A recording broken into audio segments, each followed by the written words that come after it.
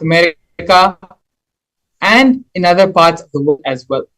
Here we can see a discourse being given on stress to de-stress in the Oklahoma Medical Baptist Center in the United States.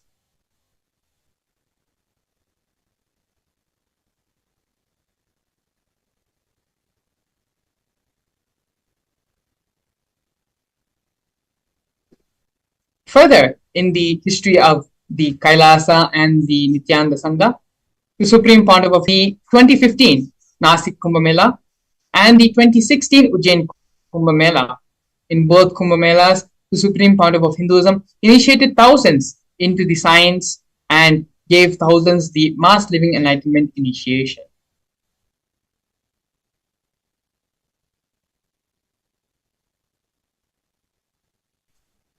Here we can see the various coronations of the Supreme Pontiff of Hinduism, being coronated as the monarch and head of various kingdoms.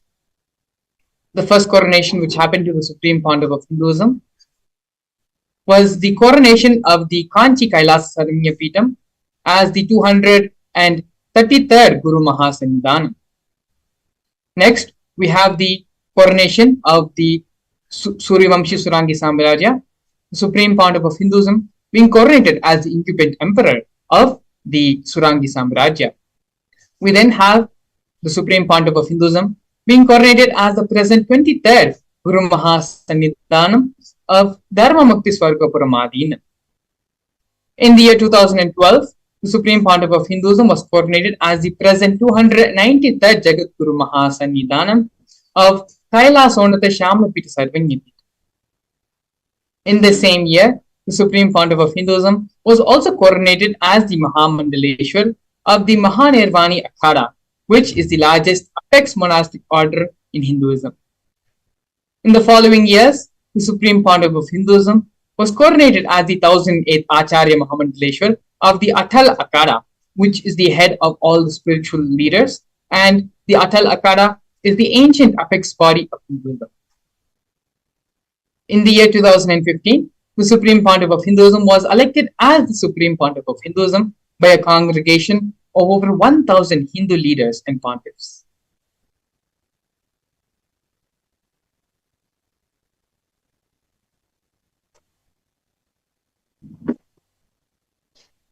The sovereign state of Sri Kailasa is a macrocosmic, ancient, Hindu enlightened civilizational nation whose vision is living enlightenment for all of humanity.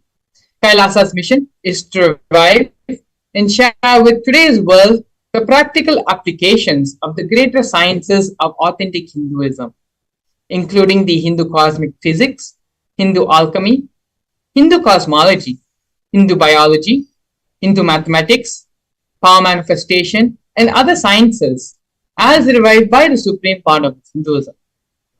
These sciences were once practiced freely in over 56 different nations across the continent, but are now facing extinction due to persecution happening over a millennium.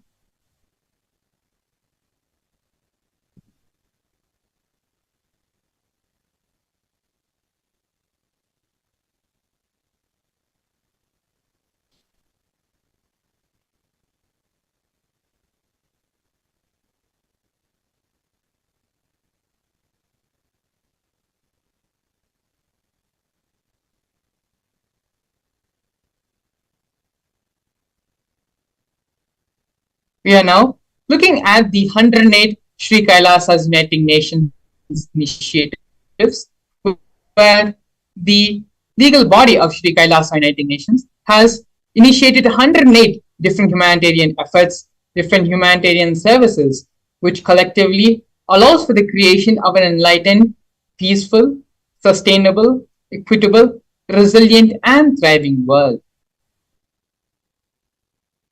One of these projects of Sri Kailasa Uniting Nations is the No Hungry Home project offered by Sri Kailasa Uniting Nations for nutritious food and a hunger-free world. Over 1 billion meals have been served over the past 27 years. Every month for the past 27 years, the Hindu ASMT community has served more than 1 billion meals in total. By performing the Annadan service, The Annadan service is the offering of free organic meals as per the tradition. As per the, as per the tradition in religious gatherings to everyone without discrimination. 10,000 meals are served daily free of cost, and up to 100,000 meals are served on festival days.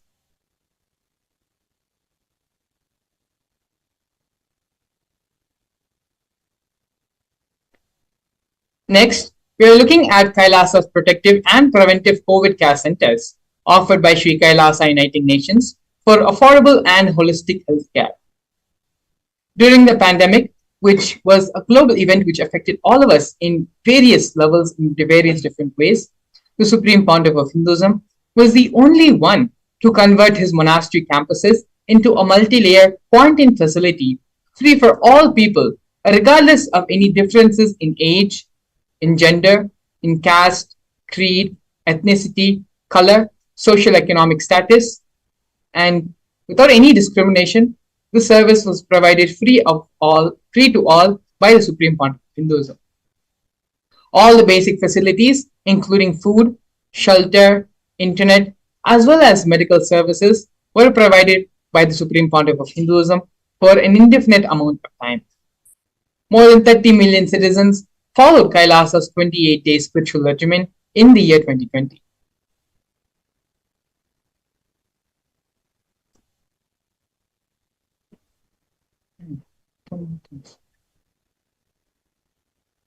Next, we're looking at the Nithyananda Hindi University and the Nithyananda Gurukul offered by Sri Kailasa Uniting Nations for education reform and development. The Nithyananda Hindi University was established by the Supreme Pontiff of Hinduism and is the world's largest Hindu university. The Nithyananda Gurukul was inaugurated by the Supreme Pontiff of Hinduism on the 2nd of October in the year 2006. The Nithyananda Gurukul is the revival of the ancient Adi Shaivite Guru-disciple education system, which is the authentic knowledge transmission system, based on enlightenment.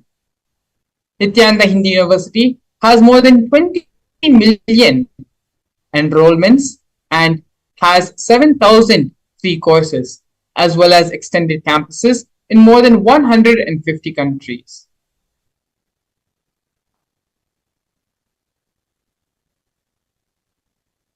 Next, we're looking at the Nithyananda Jnanalaya project and Hinduismpedia offered by Sri Kailasa Uniting Nations for the protection of Hindu scriptures.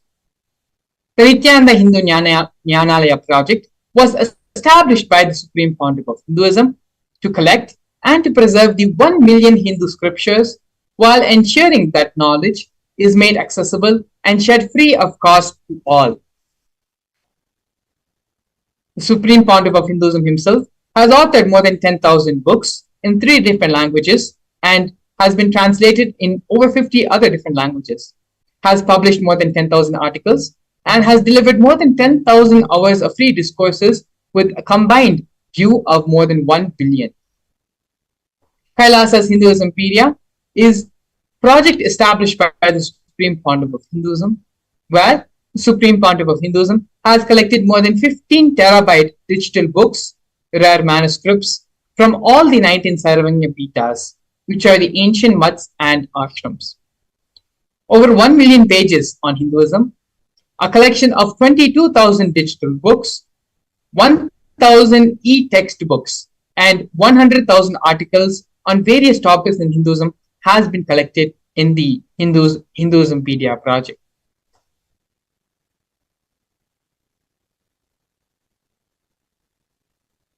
The next project which we are looking at is the Confluences for World Peace offered by Sri Kailasa Uniting Nations for global peace and religious harmony. In the year 2009, the Supreme Pontiff of Hinduism organized a month-long peace walk covering 1,000 kilometers and 1,000 villages to bring together harmony from all walks of life, to promote feeling connection and oneness among people. During the walk, health camps were conducted in villages along its path. As you can see here, photos of thousands and thousands of people coming together and doing the peace walk.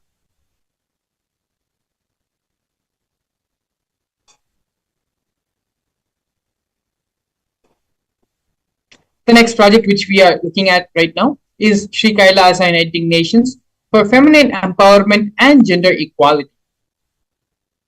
Kailasa's Yogini Sarvanya Pita established the yoga and meditation universities to empower the quality of life and emphasis on life solutions through Vedas and through the Agamas, empowering the indigenous rural women, fighting against wrongful gender stereotyping, gender-based violence, and lack of inclusive and quality learning environments. Some of these initiatives include the Kailasa's Nithyananda Lakshmi, which is a microfinancing service, Kailasa's Women Foundation and Women Empowerment Self-Help Centers, which have been launched in 108 places around the world since its initiation in 2009. Kailasa's Ankita program, which is providing foundational literacy about working on basic community services and infrastructure establishments. Kailasa's Ashreya program, providing vocational training programs to rural and indigenous women to provide equal opportunities and access to independent, self-sufficient financial environments. The Supreme Pontiff of Hinduism has revived the Vedic feminism in Kailasa, where 80% of leadership positions are occupied by women.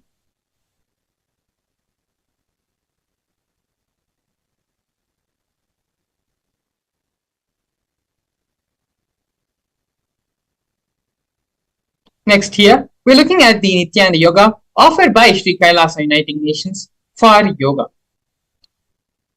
The Supreme Pontiff of Hinduism has revived 108 scientifically validated kriyas, specifically targeting the 108 major diseases and disorders such as diabetes, arthritis, blood pressure, and rheumatism.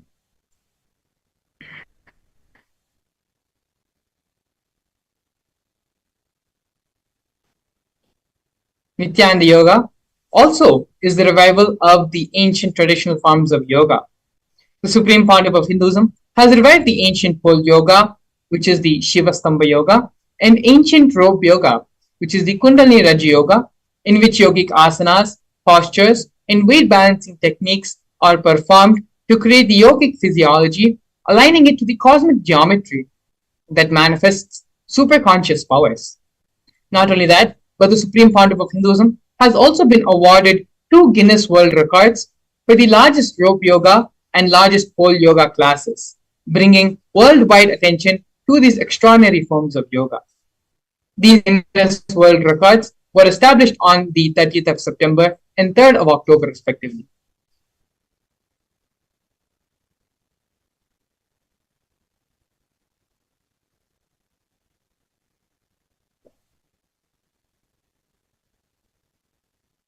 Here, we can see one of the most historic moments in the history of Sri Kailasa, where Kailasa, the first nation of Hindus, led by the Supreme Pontiff of Hinduism, Bhagavan Sri Nithyananda Paramashivam, spoke on behalf of the 2 billion global Hindu diaspora at the 14th session of the United Nations Forum on Minority Issues. A significant milestone in the history of Hindus and the sovereign state of Sri Kailasa happened on the December 2nd, 2021. His Excellency Sri Nitya Moksha Priyananda, Ambassador Extraordinary and Plenipotentiary of Kailasa, represented the persecution of Hindus at the 14th session of the United Nations Forum on Minority Issues. The theme of the forum was conflict prevention and protection of human rights of minorities. This was the first time the plight of persecuted Hindu minorities was represented in the United Nations. The systematic generational attacks on Hindu indigenous traditions were highlighted in this.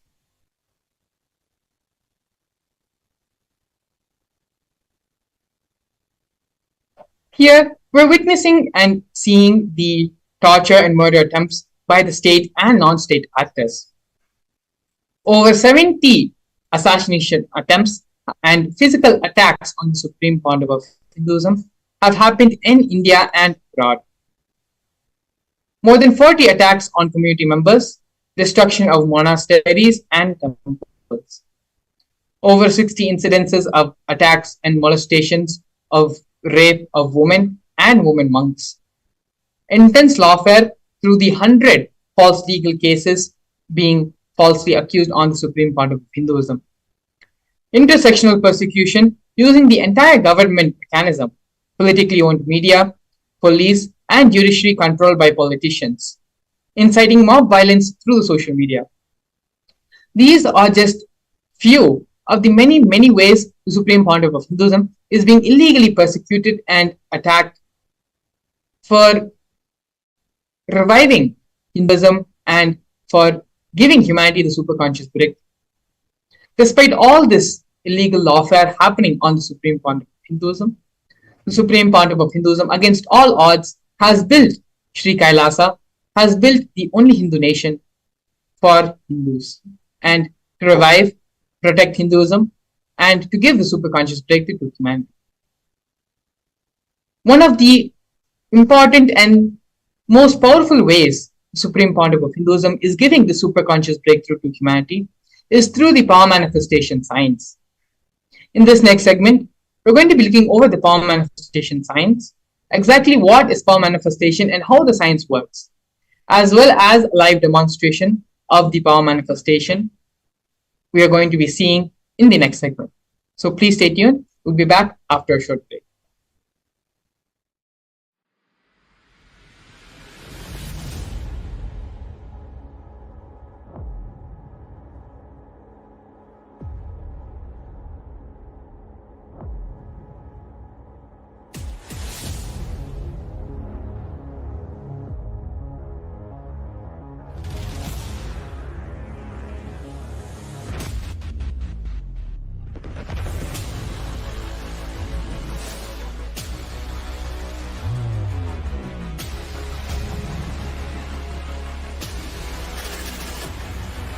You will become Paramashivam.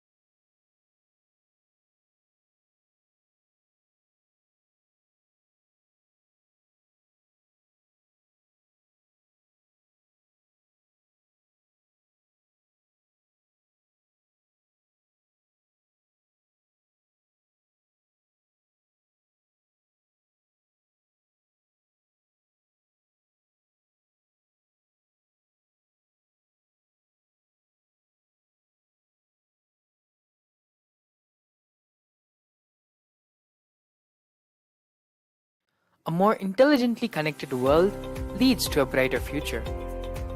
An enlightened humanity leads to a better world. During the Paramashivam program, we help people to discover their superhuman possibilities and help them to find and achieve the true purpose of their birth by giving them the techniques, practices, and methodologies from the Vedagamas, the original source scriptures of Hinduism. The Supreme Pontiff of Hinduism is reviving the ancient original Vedas and Agamas in all its glory, in a user-friendly way for the modern mind. The Supreme Pontiff of Hinduism is transforming human beings into divine beings, reviving, initiating, and replicating the 463 powers from the Agamas revealed by Paramashivam. The Supreme Pontiff of Hinduism is not just giving solutions for every problem man faces, but is making them irrelevant to their lives by transforming human beings into divine beings. Listen. Any argument presented by your mind, body, your present reality to establish you are not Paramashiva. You are not omniscient, omnipotent, omnipresent. Anything presented to prove you are not Paramashiva is illegitimate. Decide this. This is super determinism. Understand? Anything you declare as Nithyanandam, welcome everyone, all the viewers watching us live on our social media platforms, on Facebook Live, on YouTube Live, on Nithyananda TV for this beautiful and powerful session on power manifestation, manifesting the Shaktis of Paramashiva. In this session, we're going to see few various topics like what are the Shaktis, what is the difference between Shaktis and Siddhis, and how can these Shaktis help us in our life, and ultimately we're going to be seeing the beautiful demonstration of the live power manifestation of these Shaktis. So now we'll first see what are the Shaktis.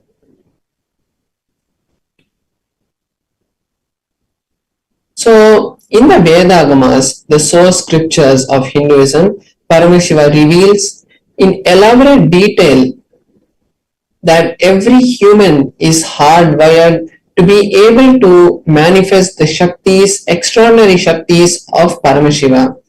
The manifesting powers are described in a systematic method and science for human beings to explore the various opportunities and powers, various possibilities that have been given in the Vedas and Agamas.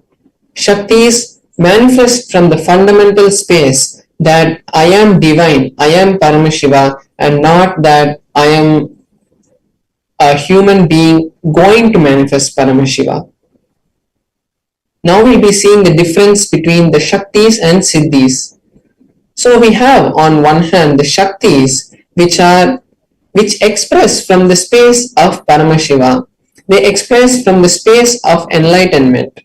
Whereas the Siddhis manifest from the space of when we do tapas, when we do the hard work on our own, and the manifestations that happen are the Siddhis.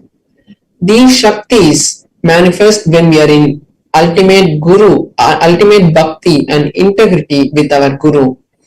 And the Shaktis is the manifest from the source of enlightenment. So when we get to the space of enlightenment, these Shaktis manifest. Whereas the Siddhis manifest only on the path of enlightenment and they are not the ultimate goal. The Shaktis are manifested from Paramashiva, and after the initiation of the Guru, any human being can manifest these Shaktis, but Siddhis are not for everyone because it takes that hard effort of that physical penance that you have to do to manifest them. And the Shaktis are permanent, whereas the Siddhis are not permanent and distract us from the path of enlightenment. Now we're going to be seeing the Pramanas. So Pramanas are the evidences for the power manifestation. So there are 4 different evidences that prove and time test and foolproof these Shaktis of Paramashiva.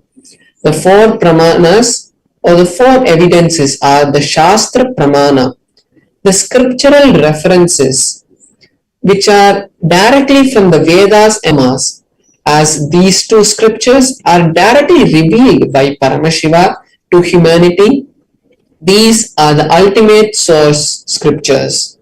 And then we have the Apta Pramanas, who are the ancient rishis, the experience of the ancient rishis and enlightened masters who were the scientists of Sanatana Dharma. Their experiences, their experiments, and their sharings to the world come to us as the Apta Pramana.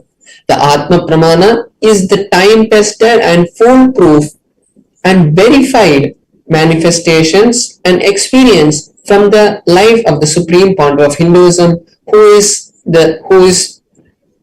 after manifesting these Shaktis verifies it with the Shastra Pramana and the Apta Pramana and then shares it to us as his personal experiences, the Atma Pramana. Then we have the Pratyaksha Pramana, which is the scientific evidences and the empirical evidences for these powers. what science has been able to derive from these manifestations. So first we'll be seeing the Shastra Pramana for the power of third eye. So before that we'll be seeing one more important point, which is who is the source of these Shaktis. As we saw earlier, Paramashiva is the source of these powers. He is the source of these Shaktis. Paramashiva is the supreme divinity, and he is omnipresent, self-effulgent, and omnipresent all around us, because from him this whole creation is created, whether it is me who is talking or it is the whole universe that is being created and being rejuvenated through the 5 actions of Paramashiva. This whole cosmos is manifested from Paramashiva.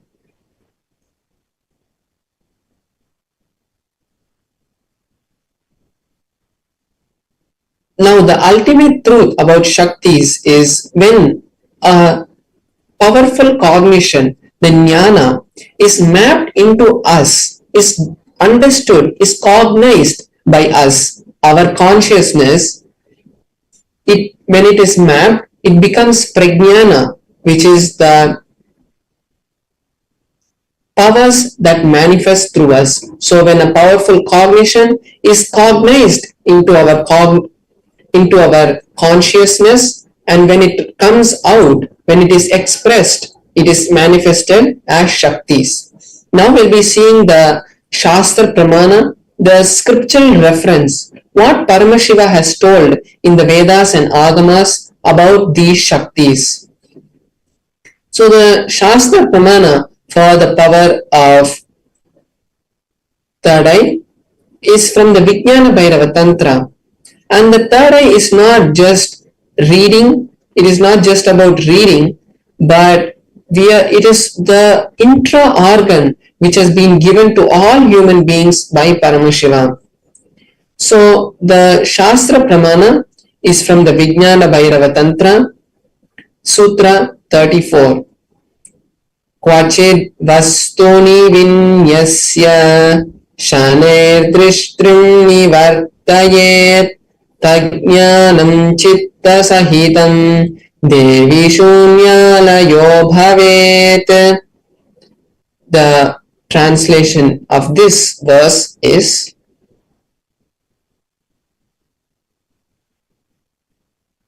by fixing the mind on the inner space within the crown center and sitting stably without any movement and having the eyes closed in succession to the third eye, by that stability of the mind and inner space through the power of the third eye, one directly sees the ultimate goal, Lakshyam, by having the vision beyond the sight that reveals any object or place, attaining the space of oneness with the source Paramashiva. So as we can see here, the beautiful explanation of the methodology of how to use the third eye to have the extraordinary powers manifest has been revealed by Paramashiva in this verse. Next, we'll be seeing the Atma, which is the experience and the happenings that have happened in our history, in the lives of various enlightened masters and incarnations. In this Apta Pramana, we'll be seeing the beautiful Pramana from the Bhagavad Gita, this historical event of the Bhagavad Gita in the Mahabharata. Bhagavan Shri Krishna is asked by Arjuna that Arjuna wants to see the cosmic form, the Vishwarupa Darshana of Krishna. But Krishna tells in the 8th verse of the 11th chapter, but you cannot see my cosmic form with these physical eyes of yours. Therefore, I grant you the divine vision of the third eye. Behold my cosmic form. So we can see in this verse how directly Bhagavan Shri Krishna is initiating Arjuna into the science and the power of third eye. And also in the same story, we can see how Sanjaya, the charioteer of a blind king who is Dhritarashtra, the father of the of the Kauravas, and the uncle of the Pandavas, who was blind, was told the whole was Inside and he outside was narrated the whole story of the Mahabharata war which was happening by experience, I was Sanjaya, able who to was see also initiated. everything Next, we can see around the me, above Atma me, Pramana, the the whole personal thing to a experience degree, of the Supreme to the Pontiff of entirety Hinduism, how he below experienced me, this everything. Pramana. In his own words, the I Supreme Pontiff of realized not Hinduism only I was says, able to the see, I first was able to experience that I was able to feel see his everything presence. around me, above me, the whole Felt 360 degrees, 10 directions and below me. the skin of Also, I realized not only I was able to Bhagwan see, was I sitting was able to in the skin feel of this and body, experience all that both to around me. carry me So this is the equally, beautiful experience from the life of the both Supreme to Pontiff of exist Hinduism. equally. Now we are going to be seeing the Pratyaksha Pramana, which is the scientific evidence of this power. So we can see how here in this picture, the Supreme Pontiff of Hinduism itself is going under the PET scan, which is the positron emission tomography, which is a method that the scientists used on the Supreme Pontiff of Hinduism to measure the activity in the brain. And when they did that, they were able to see high activity measured in the frontal lobe where the third eye is located.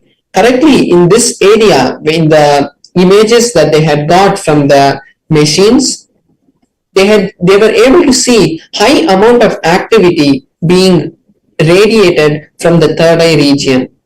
So this is a beautiful Pratyaksha Pramana, how the test was conducted on the Supreme Pontiff of Hinduism itself, and they were able to see the experience that the Supreme Pontiff of Hinduism had. Now we're going to be seeing the power of consciousness over matter, which is one of the powers from the third eye, which manifests from the space of the third eye. So first we'll be seeing the Shastra Pramana.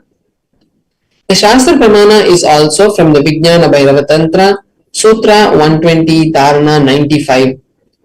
क्वचिद् वस्तुनि विन्यस्य शनैः दृष्टिं निवर्तयेत् तज्ज्ञानं चित्तसहितं देवि शून्यालयो भवेत्. Beautifully, Paramashiva says, having fixed one's eyes on a particular object, Vastu, one should slowly withdraw the sight from that object as well as slowly eliminate the knowledge of that object along with the thoughts and impressions. Then, O Devi, one abides in Shunya, the state where there is, which is the space of all inclusiveness and infinite oneness. So we can see how in this verse also Bhagavan Paramashiva is beautifully giving us a step-by-step process of how to manifest the powers. Now we will be having a live demonstration of this power and I will be manifesting this power. So what I'll be doing is I have my Atmalinga.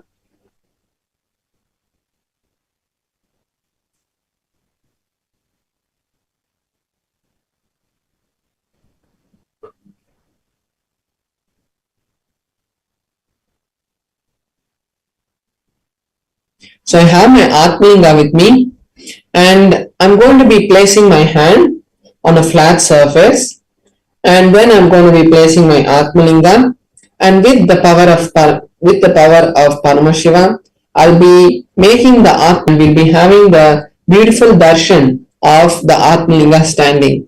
So now I'll be showing you in close up my hand so that we can make sure that the authenticity of this power is maintained. So I'll be showing you the Atmalinga in a close up and I will also be showing my hand in a close up to show that there is no strings tied and there is no any other external things that are affecting the Atmalinga.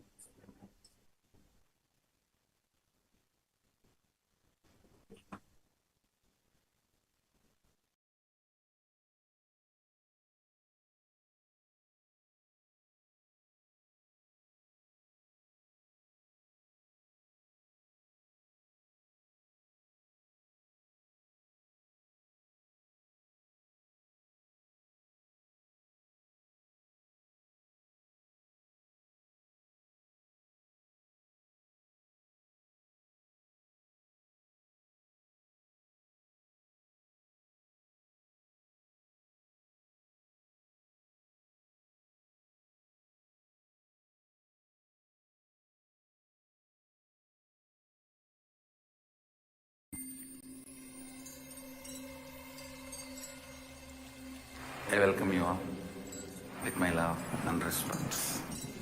Let you all open all your three eyes.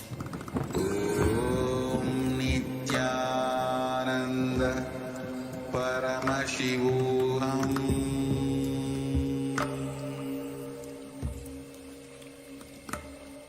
Om Nithyananda Paramashivam.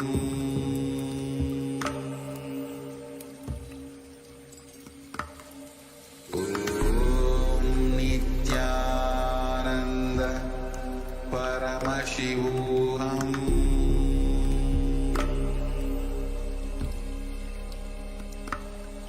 Om Nithyananda Paramashivam.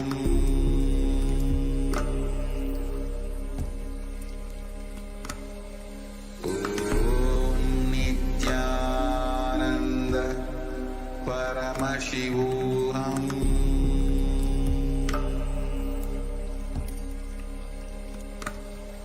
Om Nithyananda.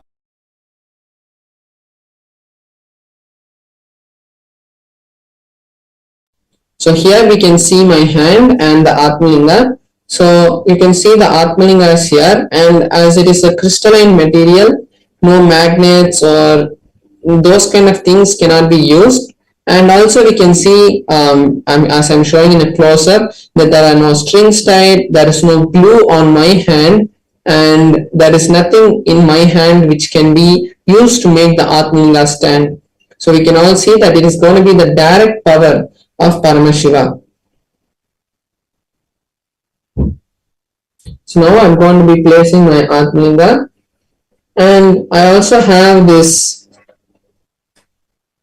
tissue paper here so that I can show you that I'm just rolling it like this, and then I'm showing you so you can see that there is no ropes that is going to be able to make the Atmalinga move, and we can see that there is no ropes anywhere.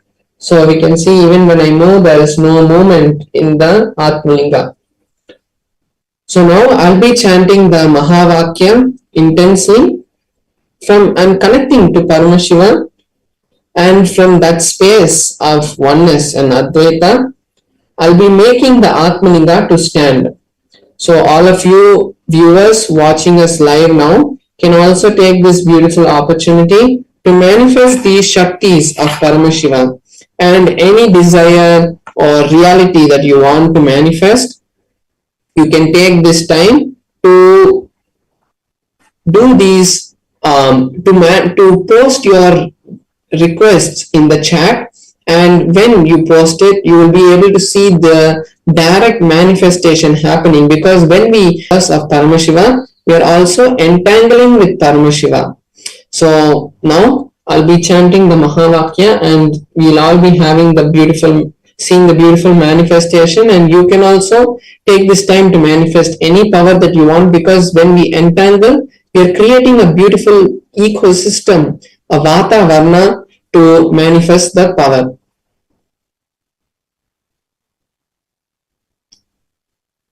So now I'm going to be chanting the Mahavakya, and all of you can also join me. Om Nithyananda Paramashivoham. Om Nithyananda Paramashivoham. Om Nithyananda Paramashivoham. Om Nithyananda Paramashivoham.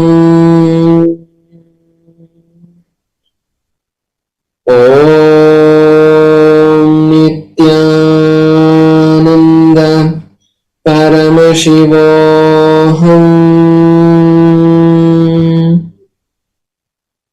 Om Nithyananda Paramashivoham.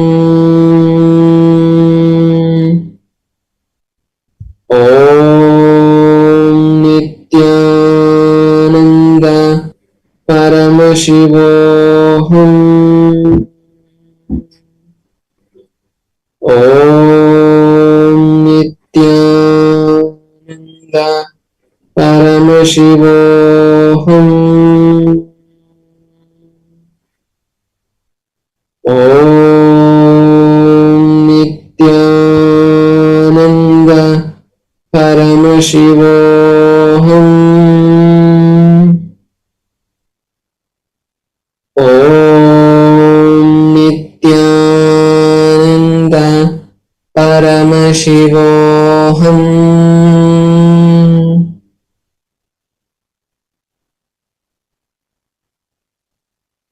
Yes, now as we have seen the beautiful manifestation, we can all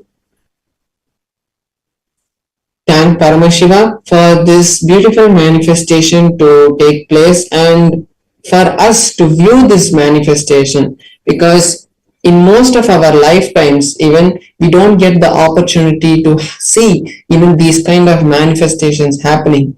And the viewers watching us now, you are the most chosen people by Paramashiva to view these kind of extraordinary powers manifest by the initiation of a living incarnation. So now let's take these few minutes for us to also manifest this power, but we are going to manifest in a real life way.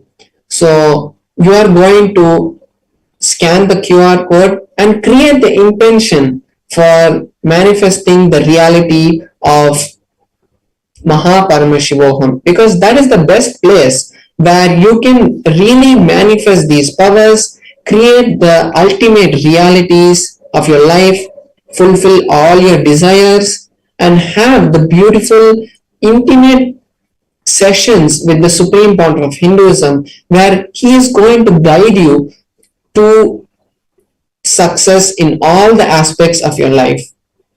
And when you are going to create the intention for these manifestations, that is the only time you are going to really create the that is the time you are really going to create the happenings into reality, the desires into reality. So I request all the viewers watching us now to take this beautiful time to scan the QR code and go to paramashivoham.org and create your reality by starting with the intention. You may think, oh, I don't have money and I have no way it's going to happen, but all of us know that when the Supreme Founder of Hinduism can make a crystal, it is the same as bringing money to you. So let's now take this beautiful time to register ourselves and manifest that reality. So now we'll be going to the next session, and in the next sessions we'll be having a direct session from the Supreme Founder of Hinduism, where he will be guiding us in various satsangs. He will be guiding us on the aspects of karma. So that is going to be what we're going to mainly learn from today's session. So we'll be right back with you after a short break. Thank you, Nithyanandam. A more intelligently connected world leads to a brighter future. An enlightened humanity leads to a better world. During the Paramashivam program, we help people to discover their superhuman possibilities and help them to find and achieve the true purpose of their birth by giving them the techniques, practices, and methodologies from the Vedagamas, the original source scriptures of Hinduism. The Supreme Pontiff of Hinduism is reviving the ancient original Vedas and Agamas in all its glory, in a user-friendly way for the modern mind. The Supreme Pontiff of Hinduism is transforming human beings into divine beings, reviving, initiating, and replicating the 463 powers from the Agamas revealed by Paramashiva. The Supreme Pontiff of Hinduism is not just giving solutions for every problem man faces, but is making them irrelevant to their lives by transforming human beings into divine beings. Listen. Any argument presented by your mind, body, your present reality to establish you are not Paramashiva. You are not omniscient, omnipotent, omnipresent. Anything presented to prove you are not Paramashiva is illegitimate. Decide this. This is super determinism. Understand? Anything you declare as illegitimate will lose power over you, will die in few days, few minutes, maybe in few weeks, whatever few days it takes. It will not have power. Understand? This is the method for sudden enlightenment. This is the method for sudden enlightenment. It happens by the Shaktipada. Here Paramashiva is sitting. Tell you all, you are Paramashiva. You are me. With Shaktipada and Shaktinipada. The Dvitiya Vijnasa Krama is an extensive and thorough yoga sequence to prepare your body to receive the experience being given by the Supreme Founder of Hinduism. Through the yoga, which is aligned as per the source scriptures laid down by Paramashiva and the Agamas, you break all the impossibility in your body and in turn break the very cognition of impossibility. The program leads you to go beyond your human frame and limiting human ideas, which prevents you from living your highest possibility. I will reach you wherever you are, whichever corner of the world you may be. I will reach you with enlightenment. Again I tell you, I am not here to prove I am God, I am here to prove you are God. Don't wait to become divine. Register now at paramashivoham.org.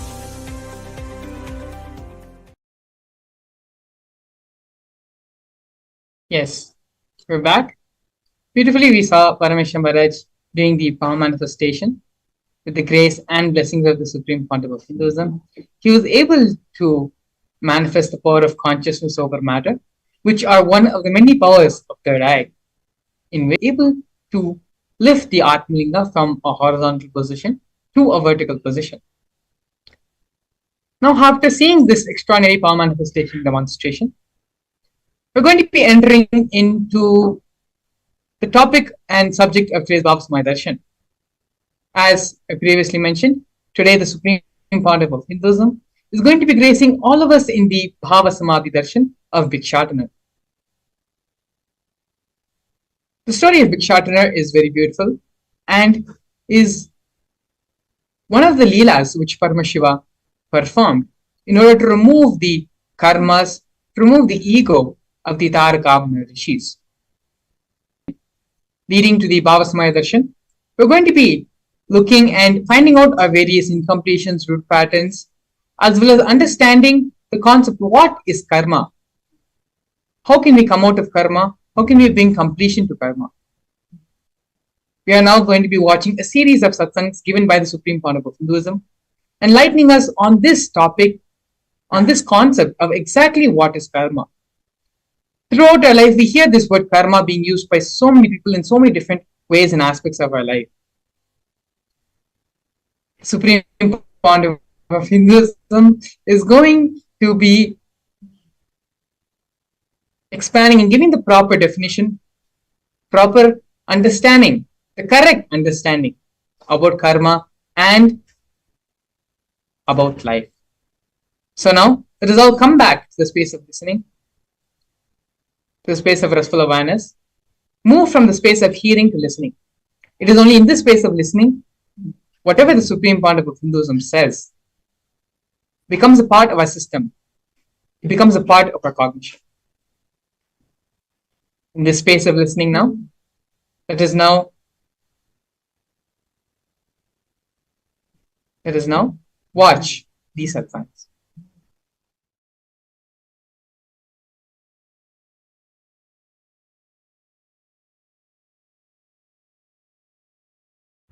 Paramashiva's direct message from Kailasa.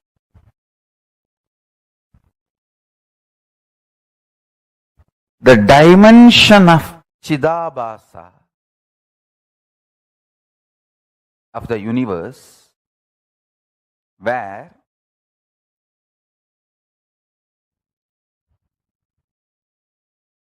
the activism of Chit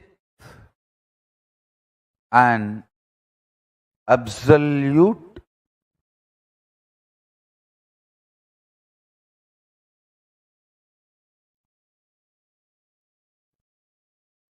pure existential reality of Chit.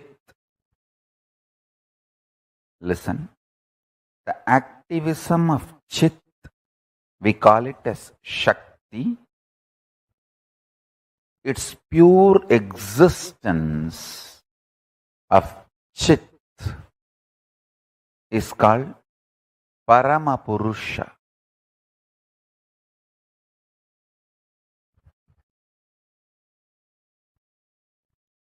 These two together, in its pure being space and intense doing space, both together,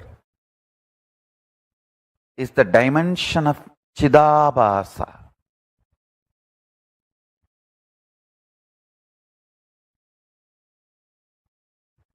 That space of Chidabhasa is the source of all these 5 dimensions of the universe: length, breadth, depth, time, space. Because modern day scientists are trying to use 2 different words, time and space, I am also using the same way, but in reality, time and space is a single sheet. One edge is called time, another edge is called space. There is no watertight compartment or clear fourth wall built between these two. As I said, for some people, that same 100-meter cloth, 70-meter will be time, 30 will be space. For some, the 30-meter will be time and 70-meter will be space. That the time, space, both are same sheet. Imagine. I can even use the word sheath. Sheath. Sheath is also apt word. Understand?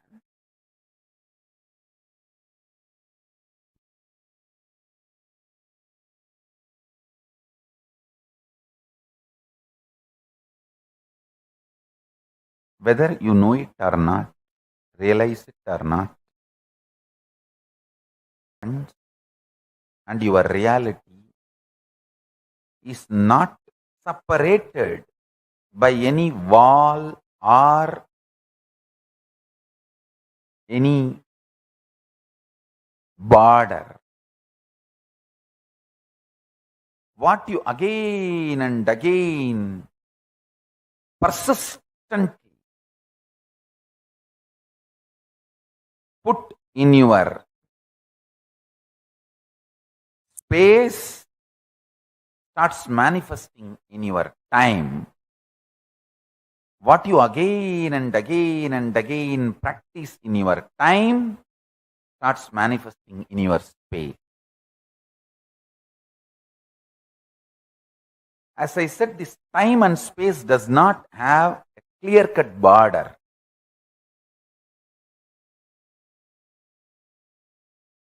For some people, in this time-space continuum, in the time-space dimension, if it's 100-meter, consider it as 100-meter long cloth. For some people, 70-meter is time and 30-meter is space. For some people, 30-meter is time, 70-meter is space. For some people, even only 2-meter is time and 98-meter is space. For some people, 98-meter is time and 2-meter is space.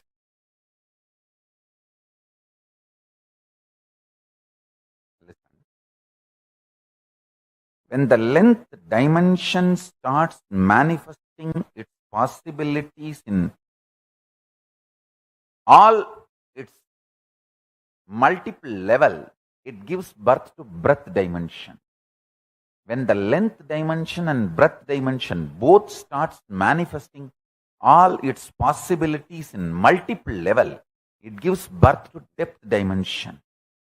When the length dimension, depth dimension, breadth dimension, all three starts giving birth to all the infinite dimensions of them in multiple levels, in all possibilities, spontaneously and simultaneously, they give birth to the dimension.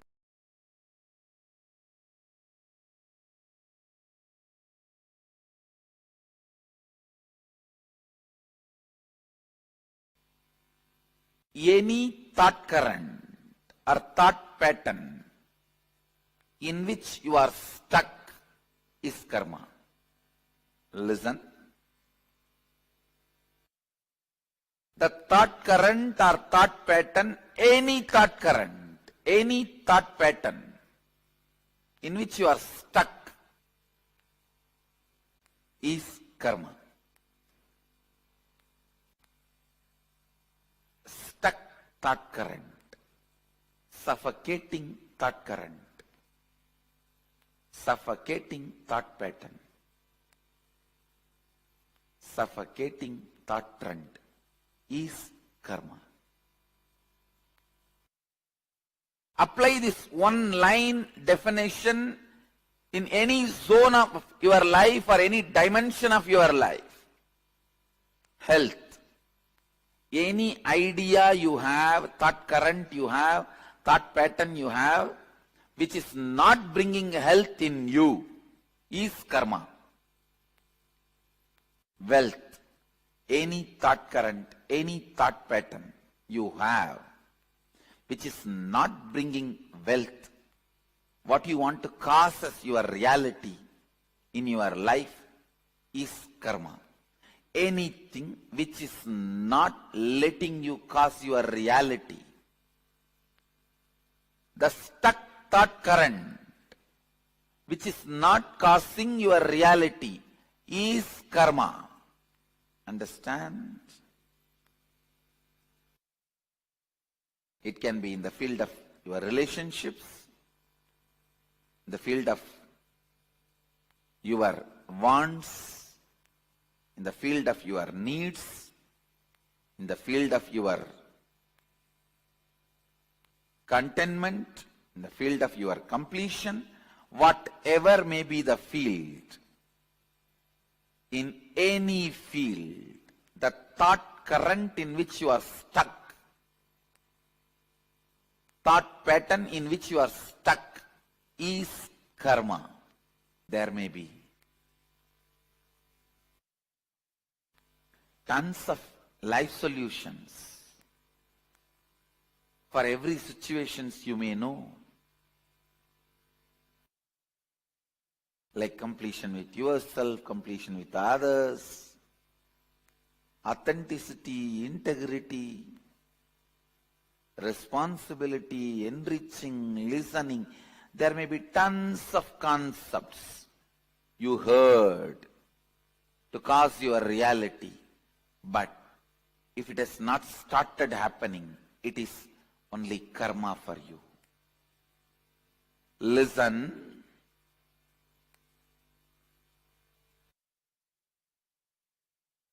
It means still somewhere your logic is not opened up. Any thought current which makes you feel stuck, suffocating, caught, is karma. Any thought current or pattern, thought pattern or lifestyle in which you are stuck, your reality is not caused, is karma. Any thought current, thought pattern gives you a breakthrough. push to the next level of your reality, which is making you cause your reality, is liberation, is completion. Please, if that thought current is not giving you breakthrough, if it is not giving you constant breakthrough, it's only karma. Please understand, including my teachings, only if it gives you breakthrough, it is completion. A thought current which can solve your problems partly, thought current which can cause your reality partly, is also karma, good karma. That's all, but karma. The thought pattern which does not cause any of your reality is karma. The thought pattern which makes you more and more suffocating day by day is bad karma. The thought pattern which causes some part of your reality is good karma. The thought pattern, thought trend which causes all the things you want as reality is completion. If you are not able to cause even one reality you want, question the whole thought current you have. Question the whole series of thought current you have.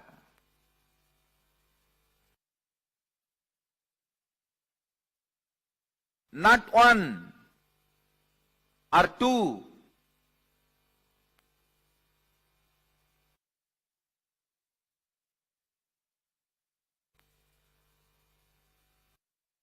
Na iti. Not this. Na iti. Not this.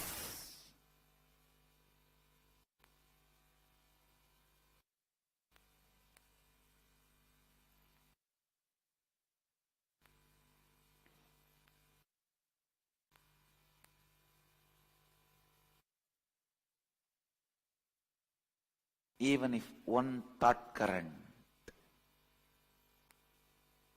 is discarded completely, you master the method of discarding thought currents.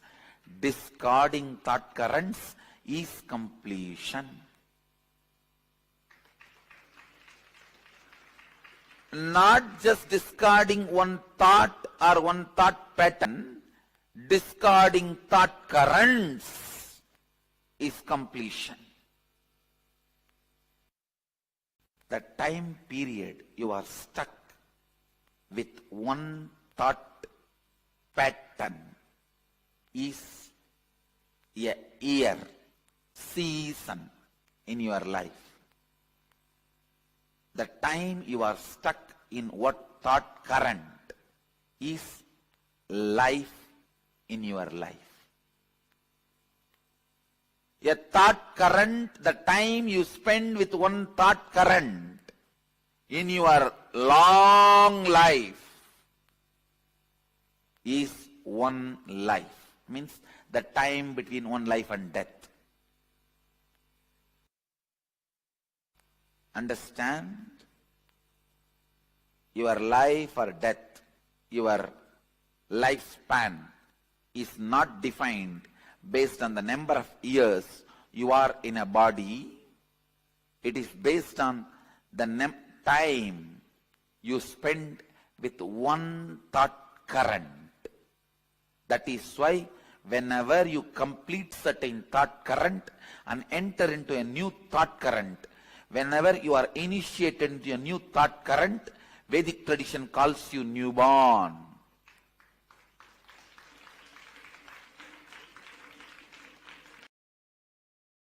Karma is not something which you committed or omitted.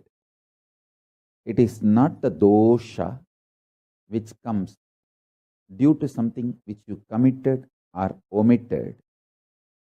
It is the blind spots, unattended blind spots, are deluded understandings about the dharma, the software based on which you function, the source code of the software based on which you function. Blind spots about that software, delusions about that software's result is karma. People plan and work for poverty, but blame poverty on karma. Hey, listen. When you postpone what you need for money, you are doing what is needed for poverty. Understand? When you are postponing what needs to be done for wealth, you are preponing what is need to be done for poverty. When you don't want to be exposing your blind spots to yourself, when you want to be in delusion, when you are postponing what you need to do for wealth, you are preponing and doing what is needed for poverty. Learn to open your eyes to the software based on which you are functioning.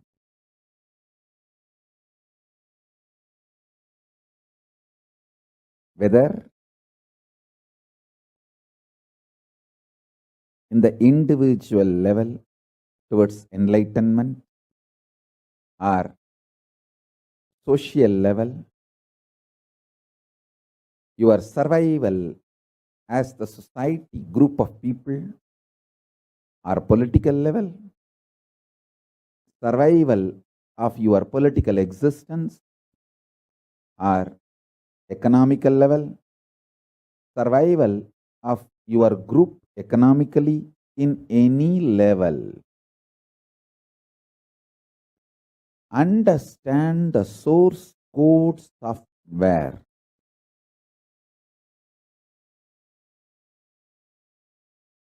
I understood the source code software of myself, my body, how the various organs of my body is coordinated, how they are all inspired, excited, what inspires them, what makes them active, alive, energetic. I have understood that source code. Because of that, even poison could not kill me. When anti-Hindu gang tried to poison me, it only disturbed my health, but it could not kill me. Before that, I woke up and did all the detoxing needed to be done. Now I am not only back with health, I have done anti-aging, the Kayakalpa process.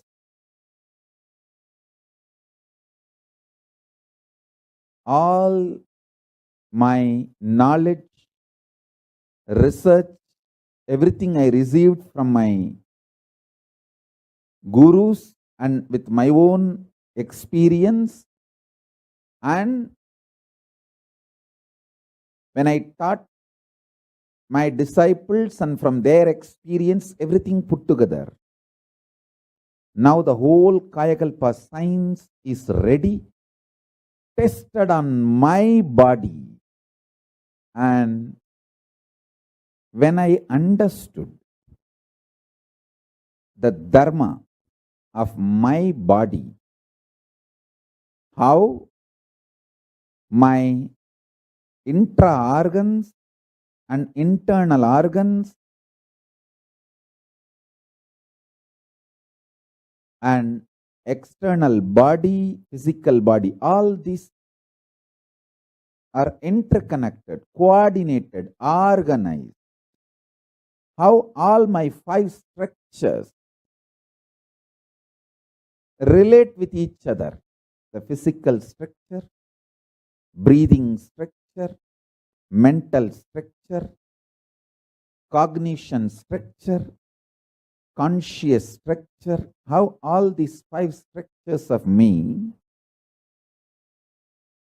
relate with each other. How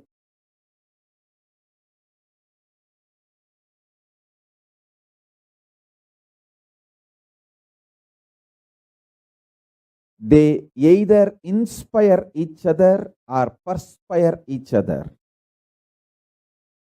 This whole coordination, what is the source code of the software of this happening? This whole thing, I understood, because I understood what is happening inside me, I can understand very clearly what is happening outside me. Once I understood the first principle of me, I just know everything. I become Sarvanya. I can know anything. Understand? I am not talking out of arrogance. I am telling you the truth as it is. I can know anything. If there is a crisis in social level or national level or international level, I can look into it and understand the whole plan, how it is going to. Little secret. It's a real secret. However, you understand, the cosmos does not record anything other than violence. Means, only if you clean, karma gets recorded. Violence, nothing is recorded as karma. For example, somebody goes and steals $2 billion from a multi-billionaire, and that fellow is loaded with trillions of dollars. He doesn't care. No time to punish him. Come on, let's earn more. He goes out. He doesn't bother. You don't get karma. And you go to a homeless guy and steal few pennies. That fellow rolls on the ground and cries. You get karma. Karma is not the quantity or quality of the action you performed. It only the amount of interference or violence you caused. That's all. Listen, I'll go to the origin of the universe. Please understand. Now, I am giving you cosmic legal opinion. I commit with you, I will be completely integrated to the original truth. Because many of you make many decisions in your life based on my legal opinion. With that responsibility, I am talking to you. When this whole universe manifested, Mahadeva, Sadashiva, made only one Sankalpa. Let me become many to celebrate me. Listen, it means the first principle is let us all coexist.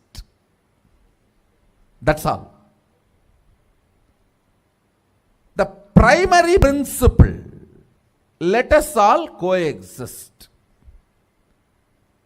Other than the violence of breaking this, let us all coexist, nothing is considered as karma.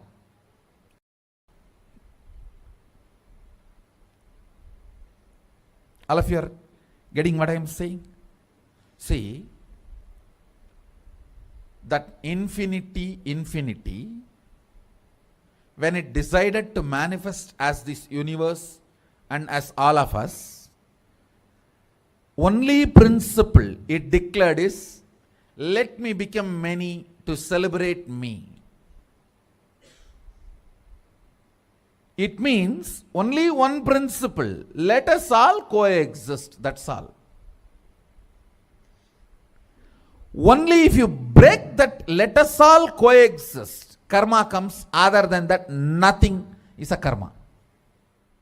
Only thing recorded as a karma is violence, nothing else. All of you are getting what I am saying? For example, as I gave the example, that you take $1 billion and that fellow does not bother from whom you take, you don't get karma. You take 1 penny and that fellow rolls on the ground and cries, you get karma. Karma is only the suffering cost, nothing else. Good karma, the celebration cost, that's all. See, Mahadeva, he becomes many. He declares, let me become many to celebrate me. So more and more celebration you cast becomes good karma. More and more pain you cast becomes bad karma. That's all. The same rule applies. You may give $1 billion to somebody and he is not happy about it. You don't get good karma. You may be giving a penny to somebody and he is just praising you and glorifying. He is just ecstatic. You get good karma. It is the experience cost matters, not the other money or quantity or quality or the work of or any of that done. All of you are getting? Because the principle in which the universe, Brahmanda, is expanded. See, the universe manifests. It becomes that multiverse. That universe becoming multiverse, the principle or the first declaration with which it explodes is, let me become many to celebrate me. So anything you add as a celebration of ourself is a good karma. Anything you add to break that fundamental principle of coexistence is bad karma, that's all. Wow. Nothing else matters. What is karma? Disturbing the natural expansion process. Supporting the natural process of expansion is good karma. Trying to disturb is bad karma, that's all.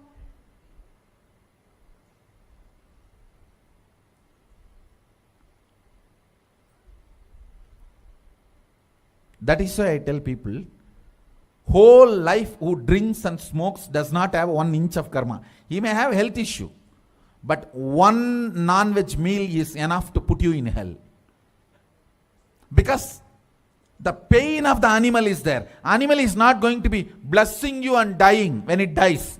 Oh loka samasta sukhino bhavantu, let everyone be blissful and happy eating my body. No.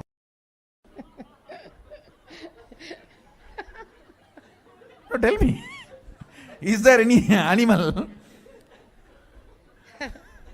See the Facebook video, how they skin the animals. Tons of Facebook videos are there. There's on Facebook page that slaughterhouse without glass doors. Sorry, glass doors, slaughterhouse, something. There's on Facebook page. I get regularly. Maybe next session when I come, I'll try to get that. They say that if we put glass windows for the slaughterhouses, whole world will become vegetarian. Because you don't know what goes on for that meat to be in your plate. Karma is cosmic logic. In simple words, if I have to define karma,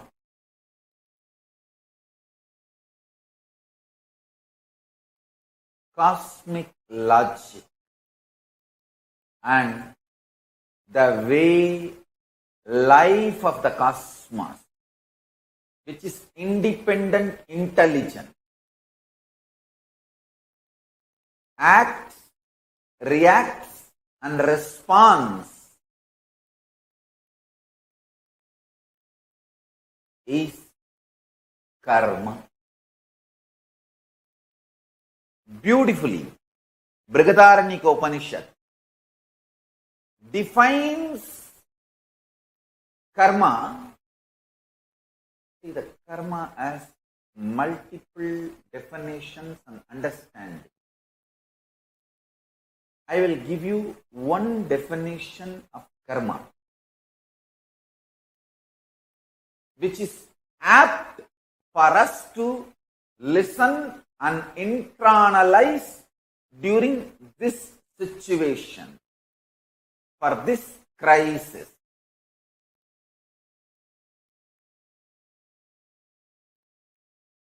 Yadakari, yadachari, tata bhavati, sadhukari, sadhur bhavati, papakari, papo bhavati, punya punyena karmana bhavati, papa papena. This is Brihadaranyaka Upanishad, 4th Adhyaya, 4th Brahmanam, 5th mantra. I'll give you the translation. As it does and acts, so it becomes. By doing good, it becomes good. And by doing evil, it becomes evil. It becomes virtuous through good acts and vicious through evil acts. I'll give you one more definition of karma, the cosmic logic, which is needed for all of us to listen and internalize during this crisis. Again, this definition is from Brihadaranyaka Upanishad, which is the source of Hindu scriptures. 3rd Adhyaya, 2nd Brahmanam, 13th mantra. Karma haiva tat prasatu punyo vai punyena karmana bhavati papa papeneti. Therefore, one indeed becomes good through good work and evil through evil work.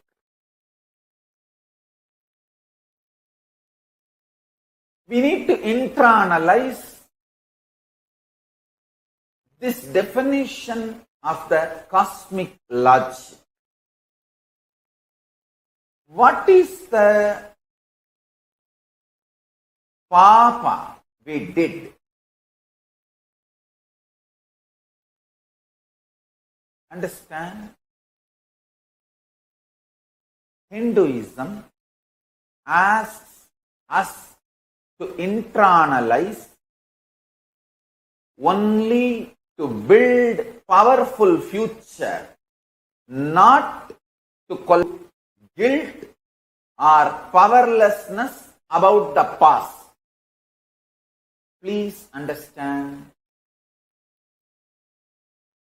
the concept of sin is used in modern day to put you in guilt, collapse you, make you powerless mentally, psychologically, emotionally weak, to be exploited.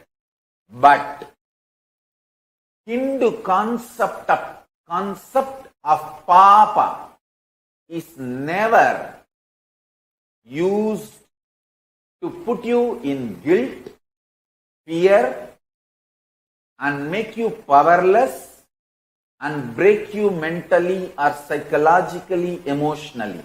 No. Be very clear. Be informed. The Hindu concept of papa, the cosmic logic, the karma, is taught to you. The secrets about cosmic logic, knowledge of the cosmic logic, karma, is revealed to you only to make you powerful and create a new future, to live powerfully and undo all the mistakes committed in the past due to delusion, ignorance. Understand? The concept of papa is completely different from the concept of, as I said, the three levels of karma. The level where you have to experience and enjoy good and the bad you did. That's the animal level. The human level, you can cancel your good by bad, or you can cancel your bad by good action. Through prayaschitta, you can free yourself from the bad happened through you. Third, neither good nor bad touches you, because you don't make any selfish decision. You make decisions only for the world, larger good of the world. Now listen, in this three level, the more you raise yourself to the higher, more important you are going to be in the life in post-corona world. Listen. Raise yourself higher and higher through your tyaga, through involving yourself with the larger good of the world.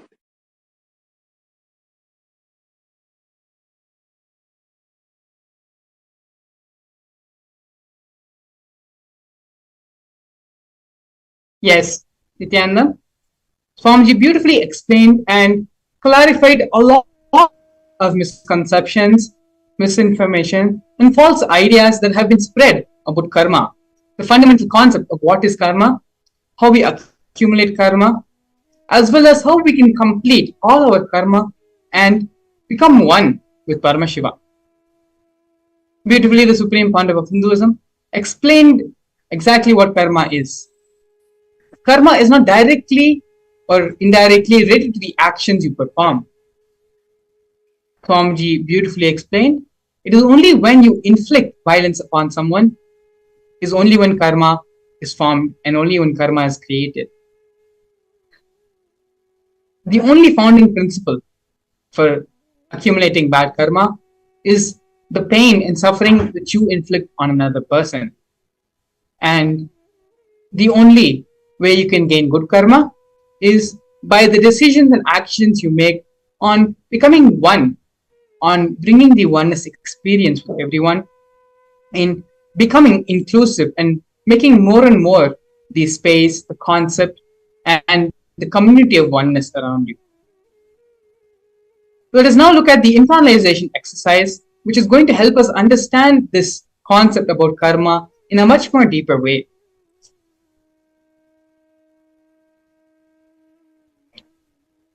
Any thought current which makes you feel stuck, suffocating, or caught is karma. Any thought current, thought pattern, which gives you breakthrough, pushes you to the next level of your reality, which is making you cause your reality, is liberation, is completion. Actually, earlier in the satsang, Swamiji also mentioned that even if it is teachings, his own powerful cognitions, which the Supreme, even if that is keeping us in even if those cognitions, those thought currents are restricting us, constricting us, not allowing us to expand or bring health or manifest our realities, even those are karmas. It is only the thought currents, the thought patterns, or the reality in which the space of completion manifests more and more in our life. It is only those which brings us good karma and which liberates us from this continuous cycle of karma.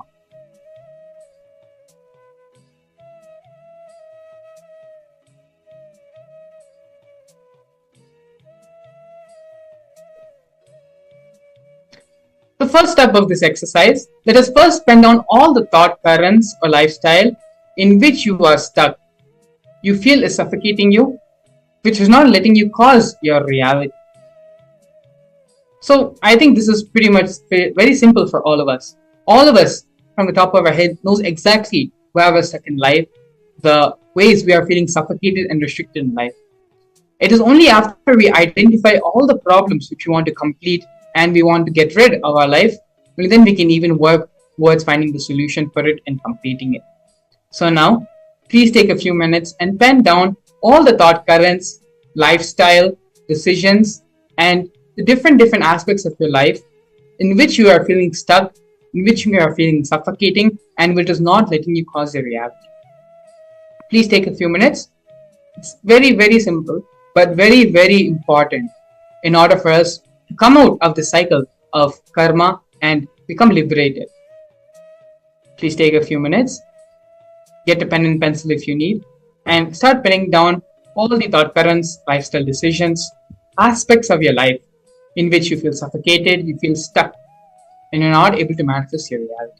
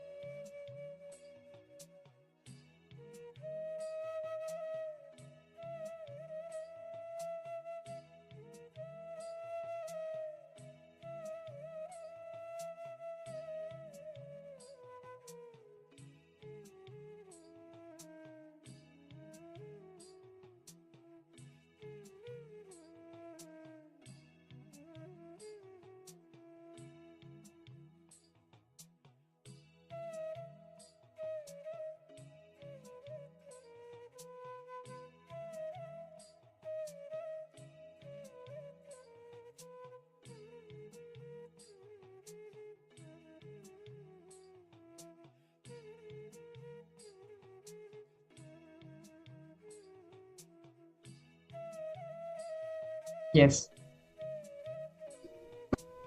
The most beautiful thing about all these exercises which we are doing before the program starts, before we have the Bhava Darshan of the Supreme Pontiff of Hinduism, is that each and every day the Supreme Pontiff of Hinduism is giving a different way, completely different direction, different methodology, so that we can manifest our reality, so that we can live the life the way we want. So this is so exciting and so inspiring, so much of bliss just even talking about it. The way you can manifest the reality which you want right now just by doing this simple exercise and having the darshan of the Supreme Pontiff. Throughout our life, from the time we were small, from the time maybe we even start cognizing and remembering ourselves, whether we realize it or not, there have been many places where we know, we feel we are stuck, we are suffocating. There's something. Swamiji is giving the answers why we feel that way in those moments. Not only is he giving us the clarity and explaining to us about our own lives, Swamiji is also teaching us how we can manifest the reality which we want. And that starts by first penning down all the things which you want to change in your life, which you want to transform in your life. Manifest the reality, the life which you want to live. So please, with utmost sincerity, all the patterns, all the thought currents, the lifestyle decisions, every way you feel stuck, you feel suffocated, you don't know what to do. Pen all those things now. Swamiji is going to be getting rid of all these incompletions in the Bhava Darshan today. Continue to pen down all the patterns, problems, everything which you want to be removed from your life.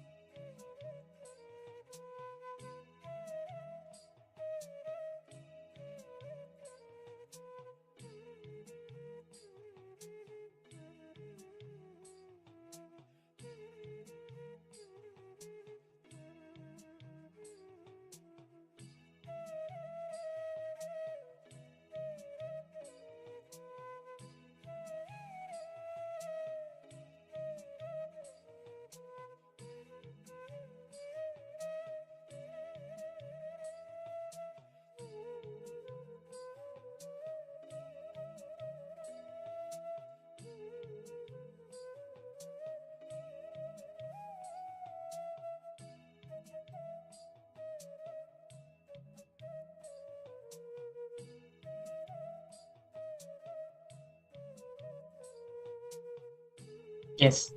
We're now going to be moving into the second step of this process.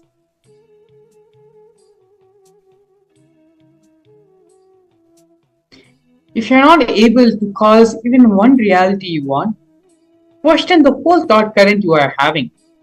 Question the whole series of thought currents you are having, not just one or two. Na iti, not this.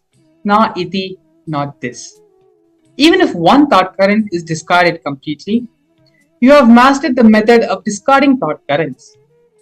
Discarding thought currents is completion.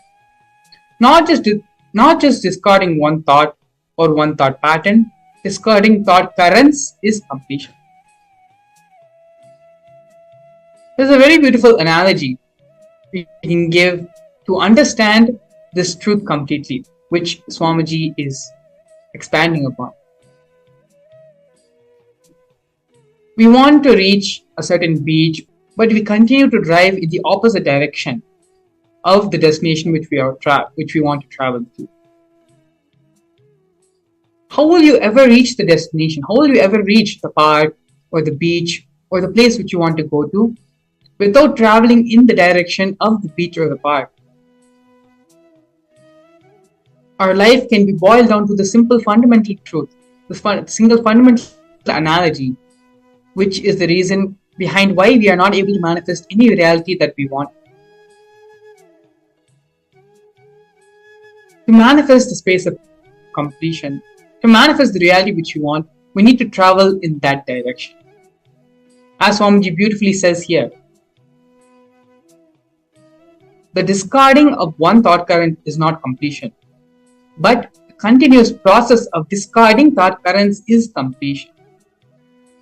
Continuously, as you are identifying and finding out all the thought currents which are not allowing you to manifest the reality which you want.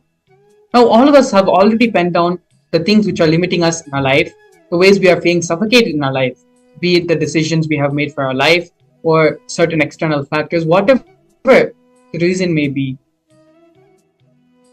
We have listed down all the things which we feel are suffocating our life and are not allowing us, preventing us from manifesting the reality which we want. Now, in the second step, Swamiji is giving the technique to complete and bring completion among all those thought currents. The deciding to discard these thought currents, for each of your suffocating thought currents, sit and do completion.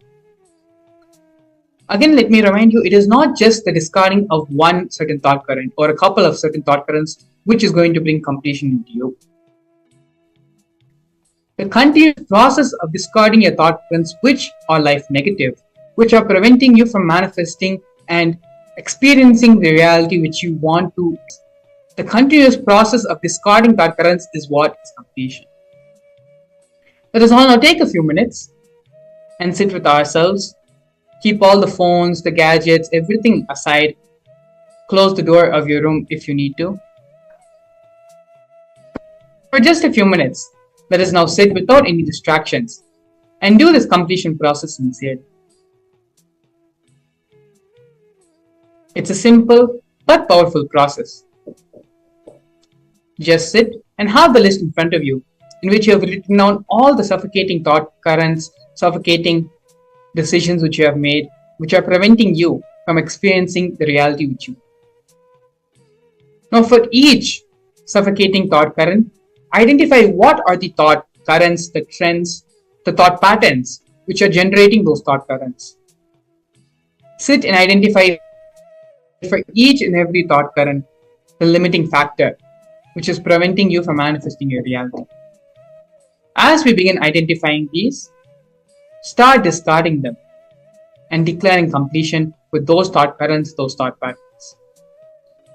Sit and do this process sincerely, and you can be guaranteed you will start seeing the results of this completion process. Not only that, once we have done this initial completion of identifying all the thought currents, the thought patterns, which are limiting us from experiencing our reality, the Supreme Pontiff of Hinduism, in a few hours, is going to be giving the Bhava Samadhi Darshan of Bhikshatana, through which the remaining thought currents, thought patterns, which are beyond us, which we are not able to see, which we are not able to identify, identify. Swamiji will do them for us. When we take the first initial 10 steps, 20 steps for the completion to start happening in us, Swamiji will go the full run, the full mile, the full 1,000 steps to ensure that only completion is there in us. So without further ado, let us now sit and start manifesting this completion in our being.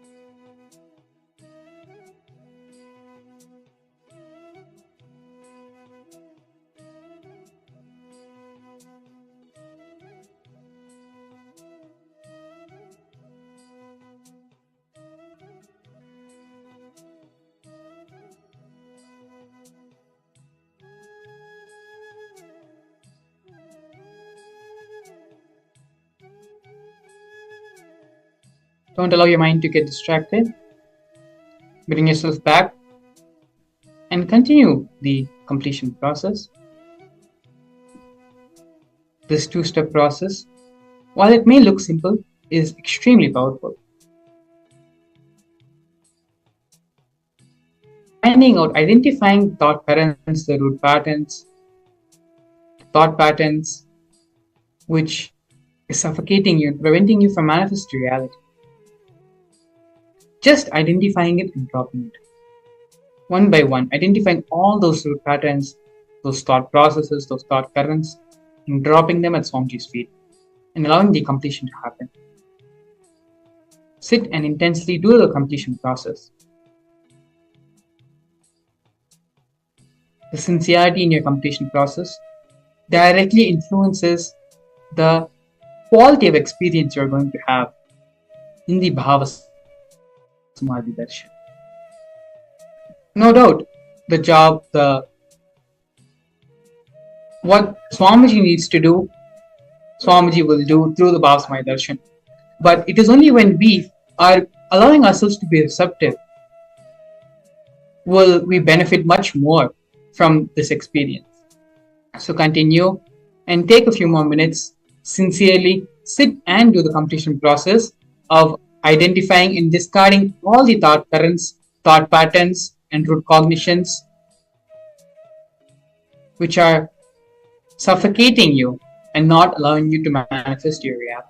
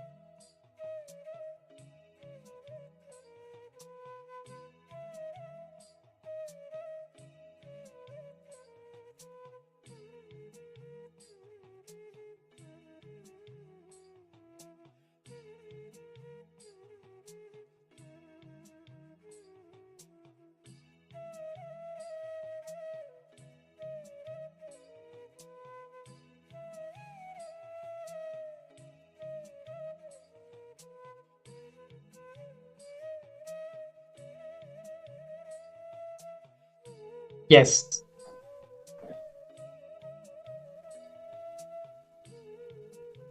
Now that we have going through the completion process and identifying and discarding all our old thought currents, all our suffocating thought currents, it is now time to move into the next step, next process, relieving and coming out of these karmic cycles. And that is having the darshan of the supreme point of Hinduism in the Bhava Samadhi darshan. We have step by step understood what is karma, the correct cognition, the correct understanding about karma, and as well as how to complete and come out of this karma cycle. Now that we have done the completion process to relieve ourselves from the karma, the next step is to having the darshan of the supreme point of Hinduism. Like how we have gone through and understood about karma and are completing for that, there are so many different aspects of our life, of the cosmos, which still needs to be understood by us, still needs to be imbibed and experienced by us. And all of this happens in the 20.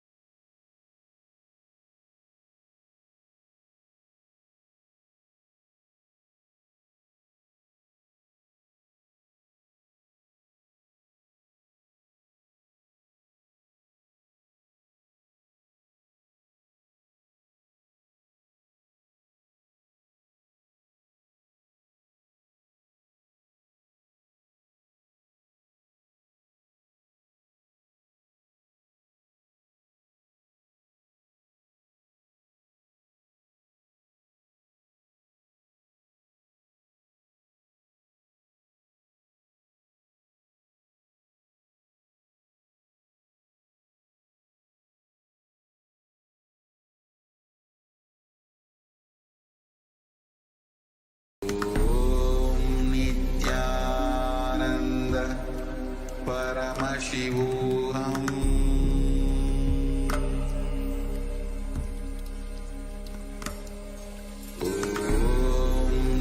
Nithyananda Paramashivam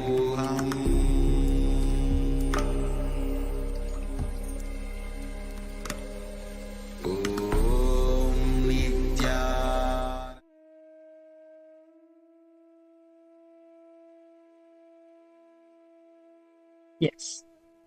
So now, please follow the link in the description, in which is running as a scroll, paramashivahom.org.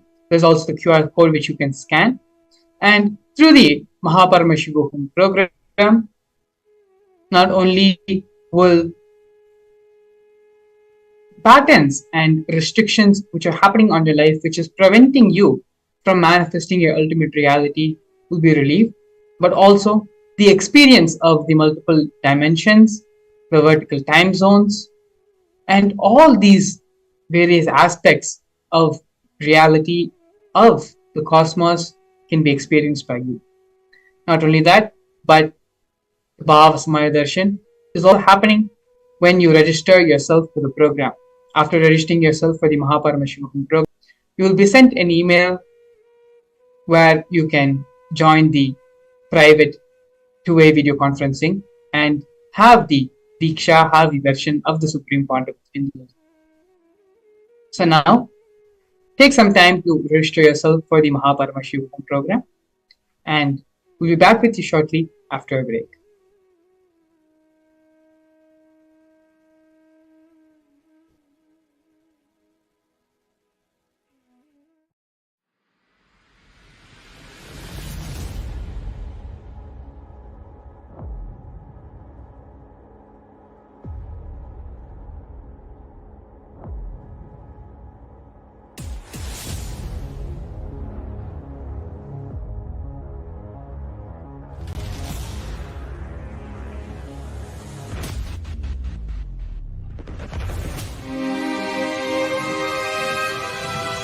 When people talk about the universe, they usually mean the vast expanse of space, billions of light years across. However, there is another universe, an unseen world that governs everything we see.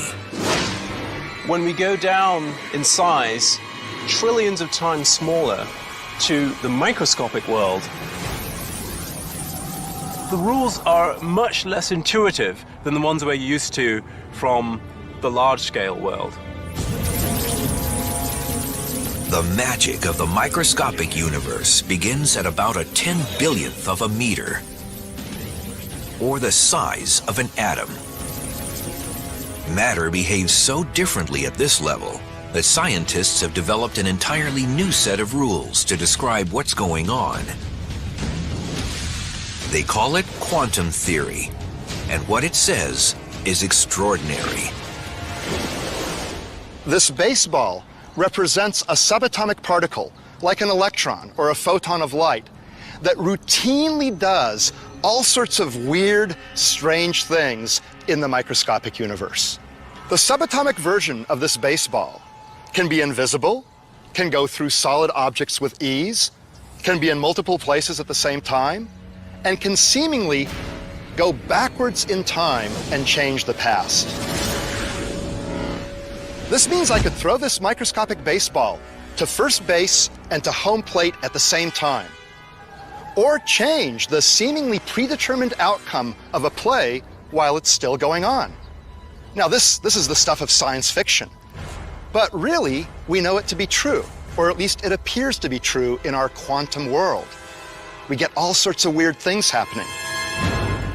If scientists can understand how these weird things work, they'll be able to put them to use in our everyday world, revolutionizing modern computing and perhaps even allowing us to communicate across the cosmos instantly.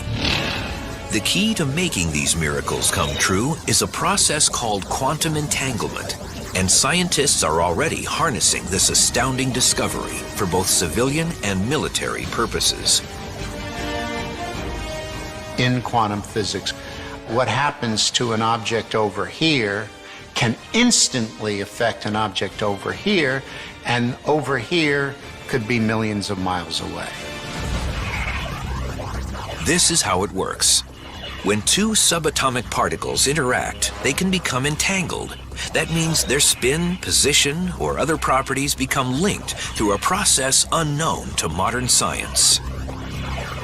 If you then make a measurement of one of the particles, then that instantaneously determines what the behavior of the other particle should be. The experiment is done, it's found that indeed the other particle's quantum state is exactly determined once you've made a measurement of the particle's quantum state. That means if a scientist observes one entangled particle and forces it to spin clockwise, the other entangled particle will immediately start spinning in the opposite direction. That seems intriguing, but it's hardly earth-shattering until you consider that the two entangled particles can be separated by billions of light years. And still, the moment you observe one particle spin, you've dictated the other particle's spin. That's weird, because it may suggest that information has traveled instantaneously, faster than the speed of light, from one particle to another.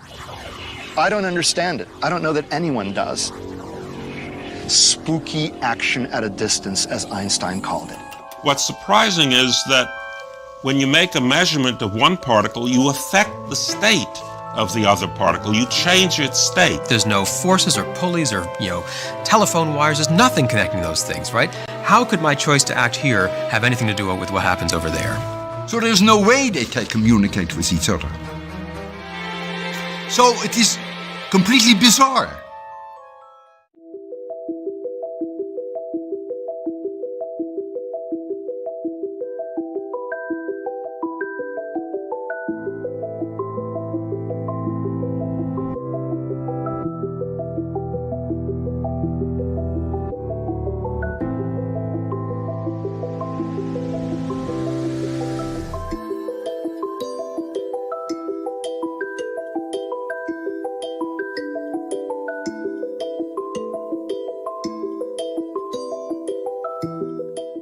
quantum physics, there is a term entanglement. Means, when one energy source entangles with another, they interfere with each other. This interference can be highly positive and transformative and harmonious. Entanglement directly affects human beings. When you come in my breathing space, this is what happens. Your mind gets entangled with my no mind. If your mind entangles with my no mind, it is entanglement, thought level. Next, if your muscle memory gets entangled with my muscle memory, that is called entrainment. If your biomemory gets entangled with my biomemory, it's called enlightenment. Entanglement can move to entrainment, then entrainment can become enlightenment. Entanglement means two persons falling in tune with same thought. Entrainment means two persons falling in tune with the same idea. Enlightenment means two persons uniting beyond ideas. Understand, when you are in entanglement with me, I give my inner space to you, which is the outer space. All I do is, for few minutes, a few seconds, I make your inner space lighter than the outer space by removing the mass, dirt. Those few seconds you are in entanglement with my inner space, purest consciousness. Once you are exposed to that, by and by your biomemory, muscle memory, inner space, everything starts enjoying that space and starts living. It becomes living enlightenment. This is the way the entanglement becomes entrainment, entrainment becomes enlightenment. Entanglement is initiation. Entanglement is the most powerful way. Entangling yourself with an enlightened being is the most easiest and powerful way to raise yourself to the higher level and get enlightened.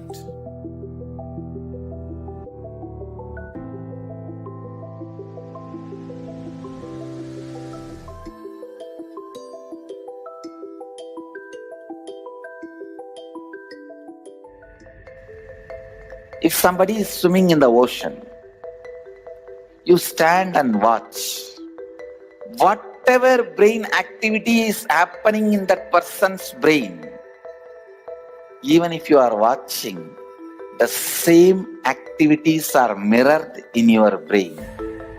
Meaning the same kind of electric and neurotic impulses are activated in your brain. Now you know why just by gazing into my eyes, you are in the space of completion. I am swimming in the ocean of consciousness in the space of completion.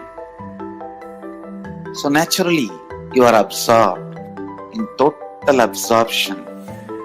Actually, total absorption, totally being absorbed happens during energization. Whether you are there or not, it's my job. I just pull you to that space during the energization so you cannot escape. It's replicating the highest neural activities inside me, experiencing and living life with the cognition, energy, and the inner space of an incarnation. You just sit and absorb. That's all.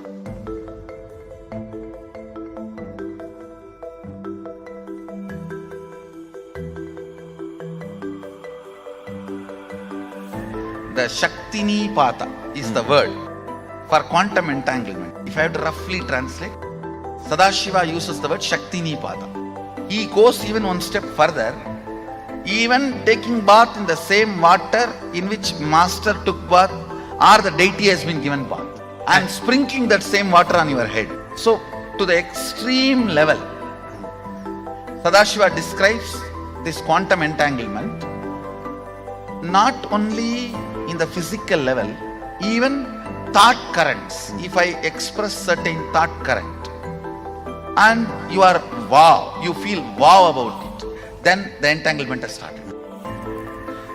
What is being told to you? What for I stand? What is the concept I share?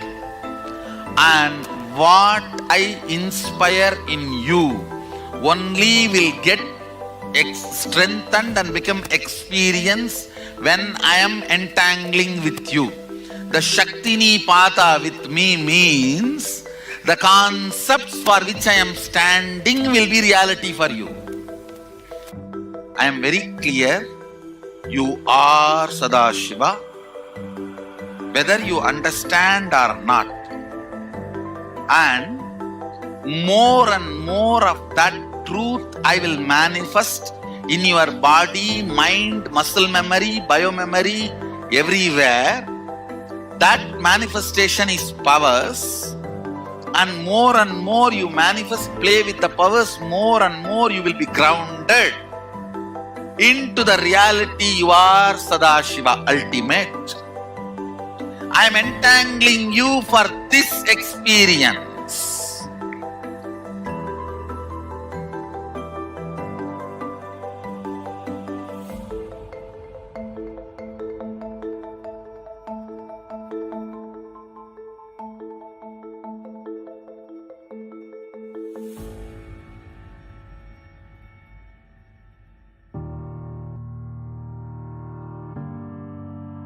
It's a pure spiritual process.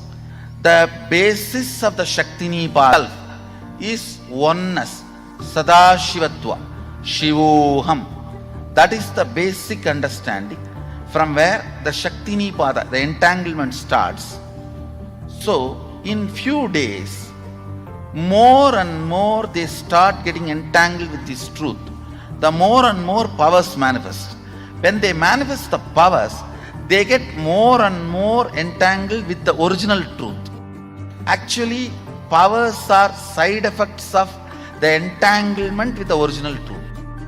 When we express, manifest, we inspire the people who are seeing to come back to this original Shivoham space which they are also carrying. When you see somebody swimming, your biomemory gets the confidence you can also swim. That neuron, mirroring neuron effect starts happening. When you see power manifestation going on, even you get entangled with the Sadashiva space of the person who is manifesting the power. It's not bound by time and space. You are teleported to that space. You are transported to that mystery. You are transported to that level, to that initiation, to that experience. The entanglement happens more between the person's core consciousness and me. The moment he decides he is seeing me, that is enough. Even if he does not see me, his decision is powerful enough for me to entangle with that person. Shaktinipada is not limited to the physics of time-space. Even the two-way video conferencing screen is just to trigger that first few minutes. They need to be triggered. That software need to open up. Just for that only, that two-way video conferencing screen. After that few minutes, you may not even need that screen. The entanglement has started happening. How I heal through healers. Each one of my healer is continuously in entanglement with me. He may be wherever he is. That is what I prove when I materialize. See, when a devotee can receive vibhuti or kumkum and materialize, same thing. the deity also receives vibhuti, kumkum and materializes. How? When somebody's kundalini is awakened, when somebody is initiated as a healer, is in entanglement with me, same way the deity is also in entanglement with me. Once the prana pratishtha is done, that deity is continuously in entanglement with that super consciousness.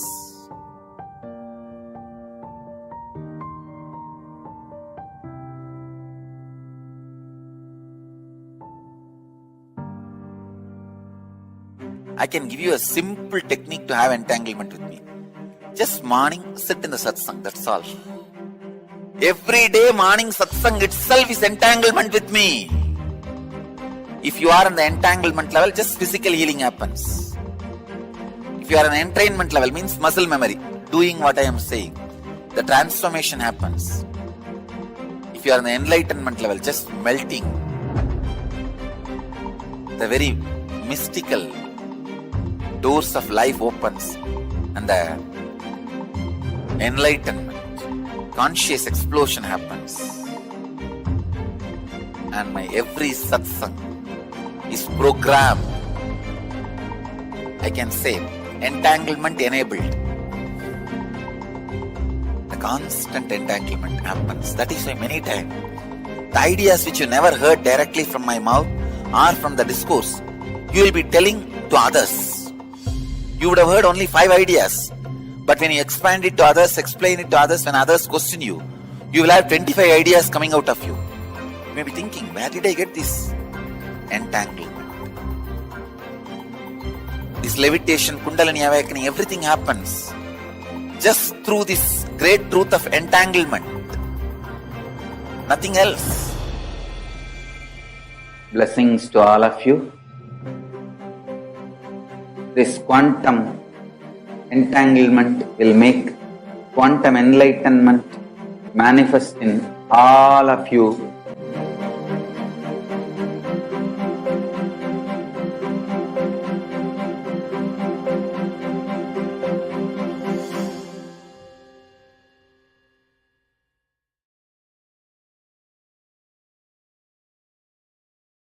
Whatever you think as your strength, like how much cash you have, how much gold you have, how much money you have in the bank, what all properties you have, your secret passwords, passcodes, your strength secrets, you will tell only to your son or your daughter to whom you are going to give your inheritance. Same way, most important powerful secrets Paramashiva has given to his son Muruga, Subramanya, in Agama called Sarvajnanottara. All the powerful secrets the father will tell only to his son. It is too secret. I am going to open that Agama and give all the essence of all those secrets. Secrets of Charyapada lifestyle, secrets of Kriyapada, secrets of Yogapada, and secrets of Jnanapada. I am not only going to teach you, I am going to give you exactly what Paramashiva gave it to Subramanya. Because Paramashiva himself is manifesting through this being now, giving you all exactly what was given to Subramanya. Nothing is required from your side. Just sit like innocent Subramanya, Muruga at the feet of Paramashiva. I assure you, whatever was given to Subramanya, the whole life will be given to you now. Not just words, teachings, not even just experience, life itself. I am talking to each one of you sitting in your room. I will make you all Subramanya.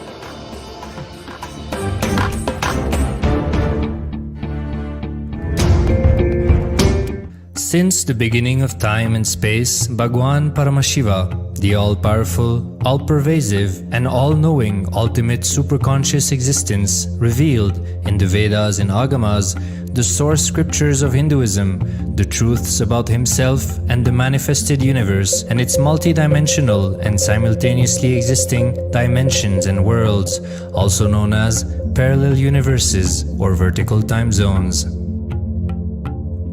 त्रुट्यादि प्रत्ययस्यार्थ कालो माया samudbhavah. The Kala Tattva, which gives rise to the knowledge of various time zones and parallel universes such as Truti and others, is originated by Ananteshwara from the impure Maya. Bhagwan Paramashiva mentions that as we experience the various higher states of consciousness, we simultaneously experience the various time zones associated with them. We get transported to the parallel universes and experience the other dimensions of our own existence, of our own personality.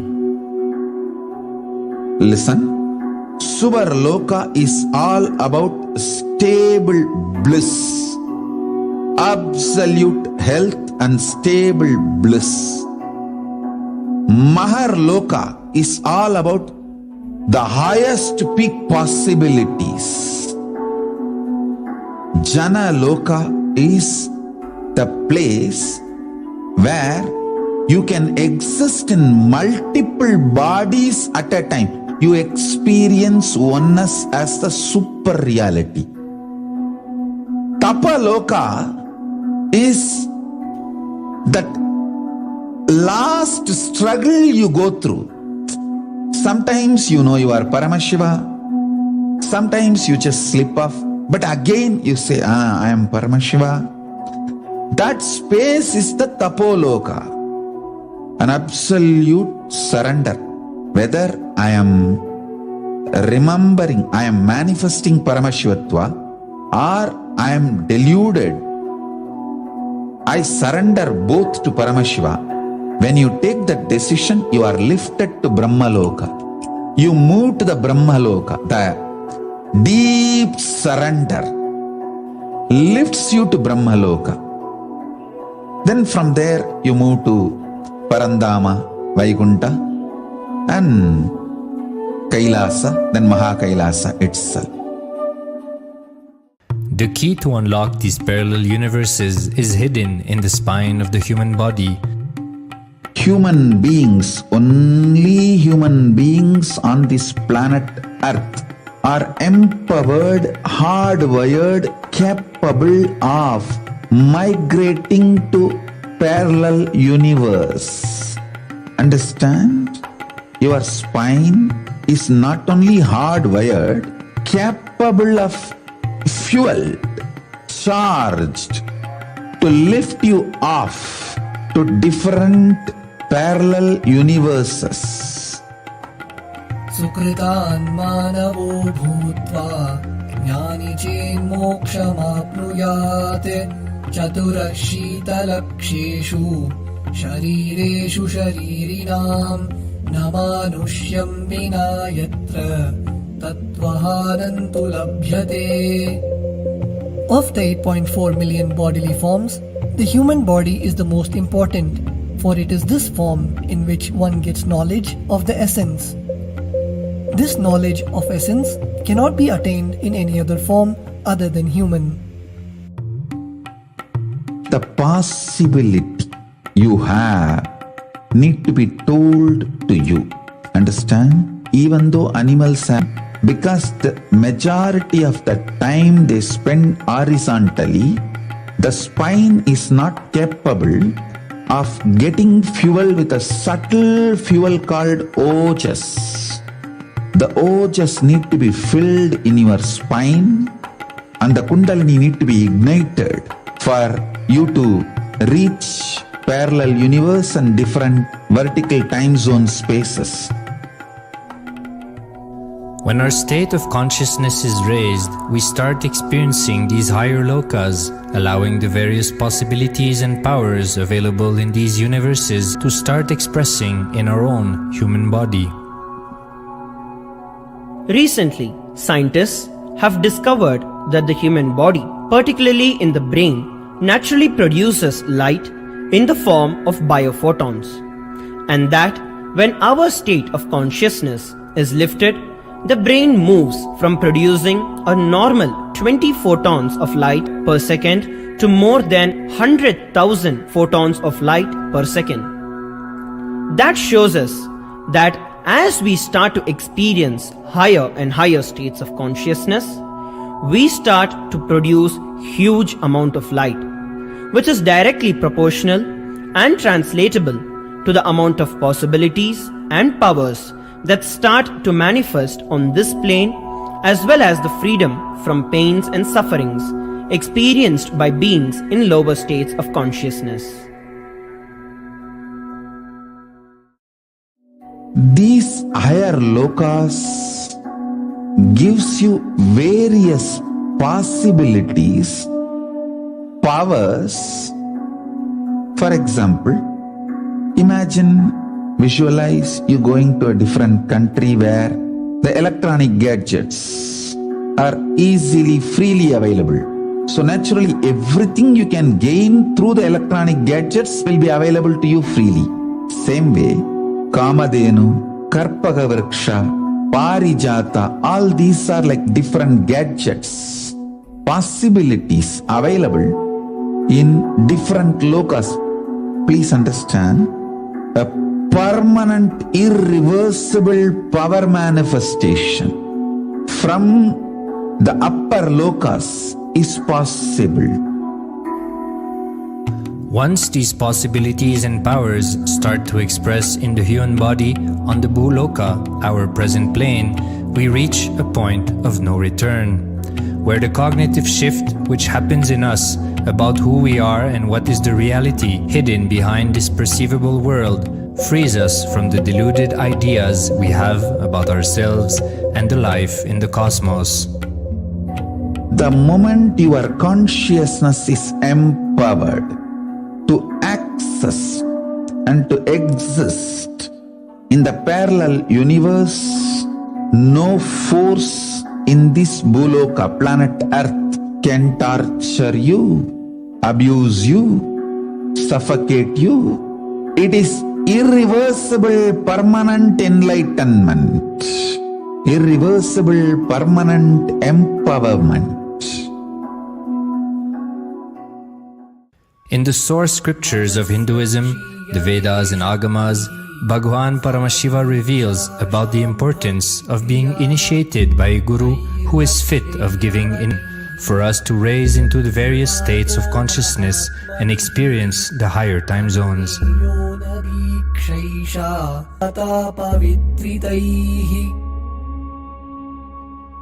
The potency of Anavamala, which veils the innate and essential nature of the soul, is set into the decaying phase by this specific activity. Such specific activity is characteristically called Diksha. The intimate communion between the Blessed One and the Blessing One is very rare and difficult to occur. The Supreme Pontiff of Hinduism, Jagat Guru Mahasannidhanam, His Divine Holiness Bhagwan Nithyananda Paramashivam, is the 1008th incarnation of Paramashiva as per Hinduism, living amidst us today. Starting out at a young age and enduring years of intense penance, he persevered with the single-pointed vision of experiencing the ultimate oneness with Paramashiva, known as Paramadvaita. He traversed the length and breadth of India, initiated by his gurus into yoga, tantra, and other Eastern metaphysical sciences. After having many profound spiritual experiences, he finally received the ultimate experience of Paramashivoham, I am Paramashiva, from his guru Arunagiri Yogeshwara, an incarnation of Paramashiva himself in the holy town of Tiruvannamalai in South India.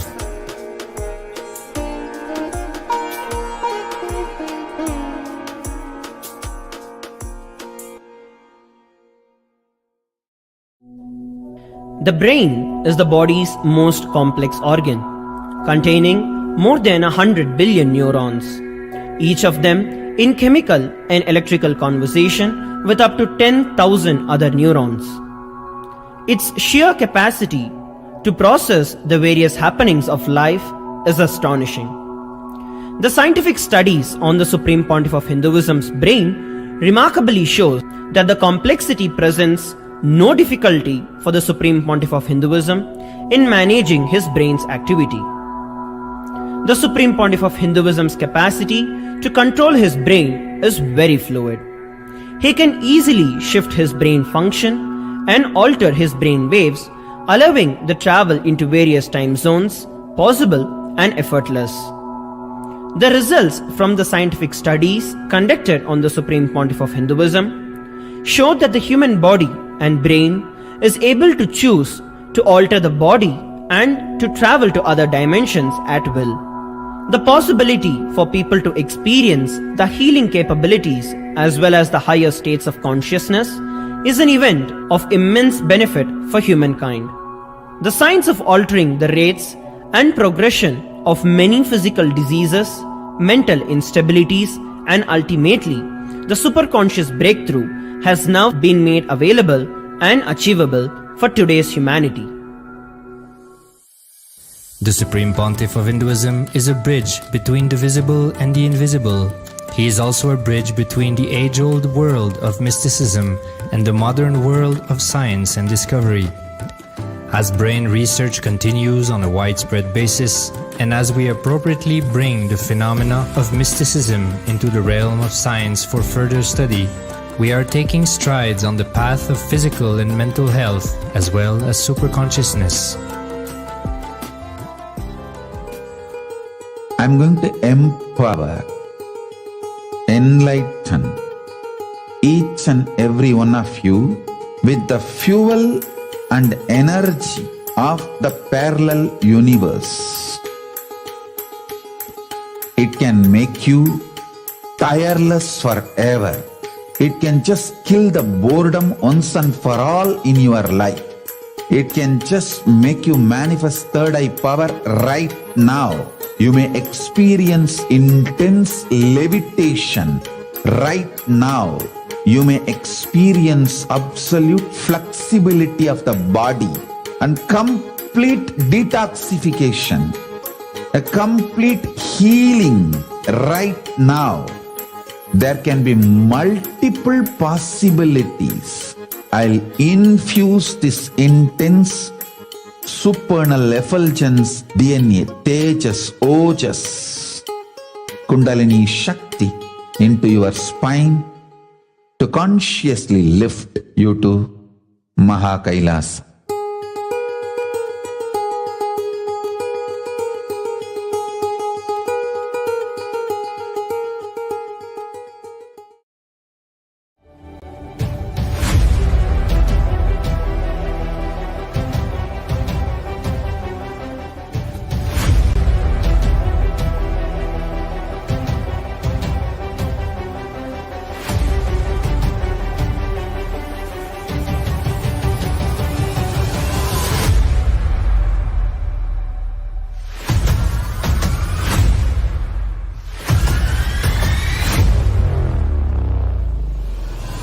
Whatever I shared till now, condensing the whole thing and reviving it as experience, starting from completion, unclutching,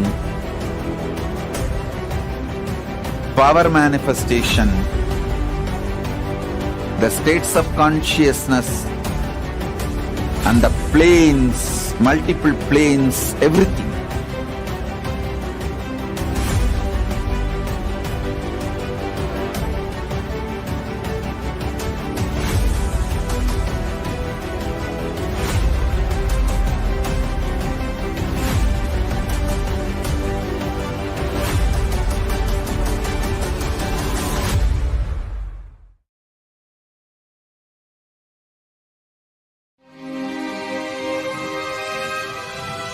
When people talk about the universe, they usually mean the vast expanse of space, billions of light years across. However,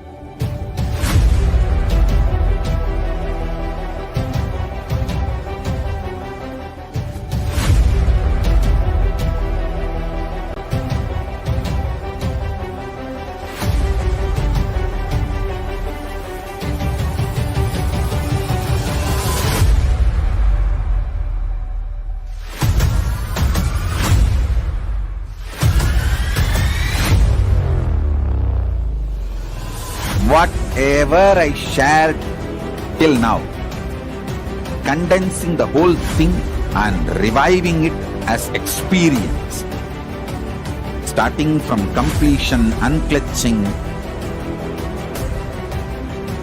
power manifestation, the states of consciousness and the planes, multiple planes, everything.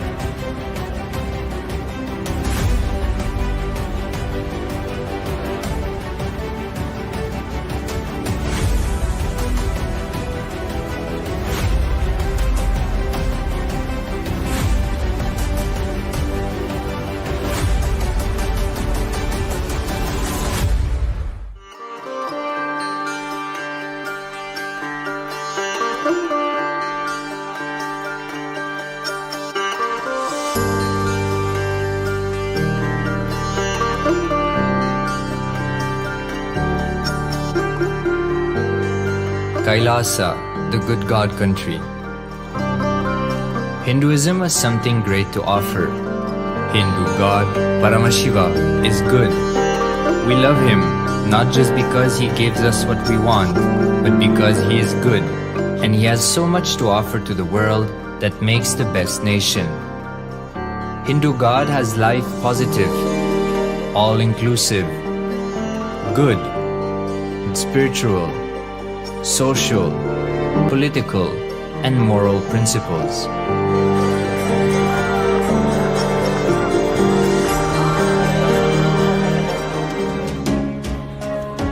Hindu principles are guaranteed solutions for all the major problems of humanity: resettlement, lawfare, impoverishment, inequality, environmental footprint, pandemic and biowar, disputes, feminist movement, women's rights, child rights, minority rights, linguistic rights, human rights.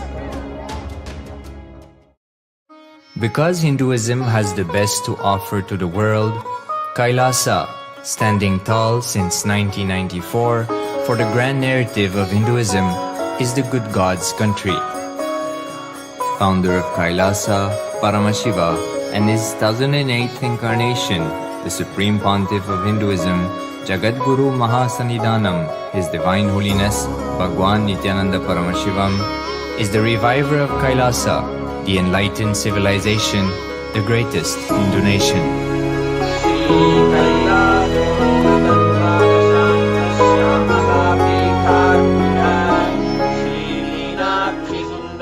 His Divine Holiness was birthed by his predecessors of enlightened masters,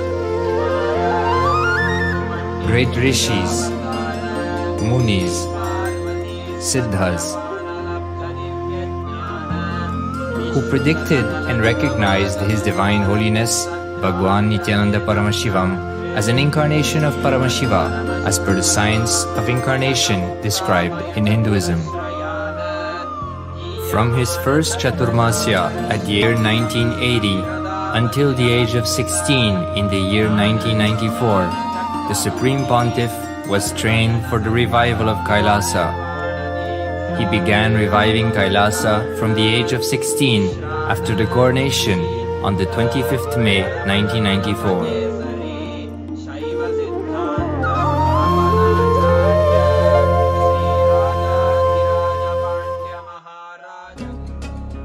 Kailasa that we see today is 26 years of sincere hard work of the reviver and Hindu diaspora all over the world.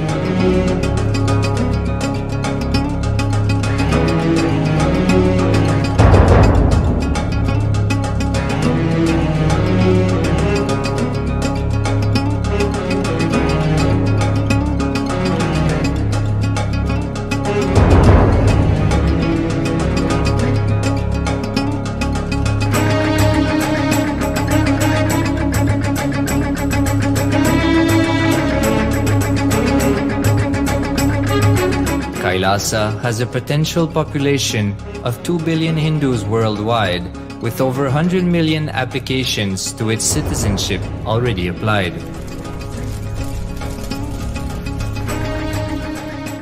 Hinduism has stood over 10,000 years as an enlightened civilization, has been a global beacon of spiritual and timeless wisdom, technology, and culture.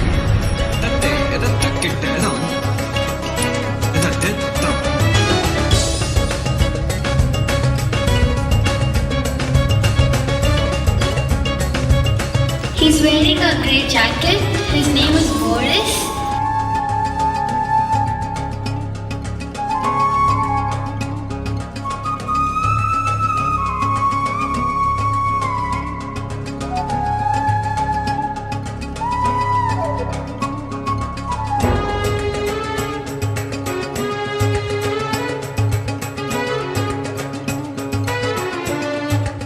The world's ancient civilization produced more than 40% of the world's GDP.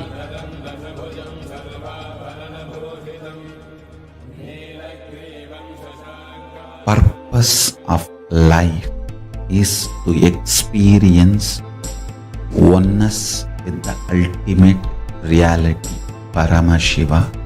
Life exists on the planet Earth for last 40 billion years, and 5 times life faced complete extinction on the planet Earth. But somewhere one DNA, one cell, living organism is thrown out of planet Earth, preserved inside a volcano rock. After millions of years comes back to Earth due to gravity or whatever reason, gets into the ocean and starts the life again. Sanatana Hindu Dharma is the conscious science to give breakthrough to your through natural selection process and to your consciousness through the conscious decision process.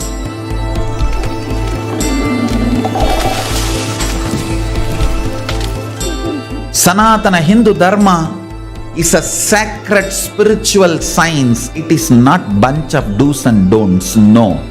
Please understand, it is the revelations of sacred truths, cosmic truths, powerful cognition. It is still alive, that science is available, time-tested, foolproof. This science of living enlightenment is the complete solution for all the problems individual or society or modern day humanity is facing. Then you will understand all the problems of the modern day humanity. Sanatana Hindu Dharma is solution. Whether the terrorism or climate change, natural calamities or man-made calamities, for all the problems facing, the only solution is science of living enlightenment, revealed by Paramashiva from the Vedagamas in the modern day through this body. I am a Hindu revivalist, not by any revolution, but by evolution and setting model communities. Understand? Kailasa is reviving the ancient Hindu enlightened civilization. Paramashiva manifested this Kailasa Mandala, the enlightenment ecosystem and the lifestyle. I am going to revive this whole enlightenment ecosystem, Kailasa, by creating a model Kailasas all over the world. I will work sincerely and revive this spiritual science, which is the core for enlightenment ecosystem, making you all manifest the state, space, powers, being, superconsciousness and Kailasa of Paramashiva, and making all of us manifest Paramashiva. In a world ravaged by war, ecological destruction, hatred and division, Kailasa stands as a bold vision of human potential, coexistence, organic living, and alignment with nature.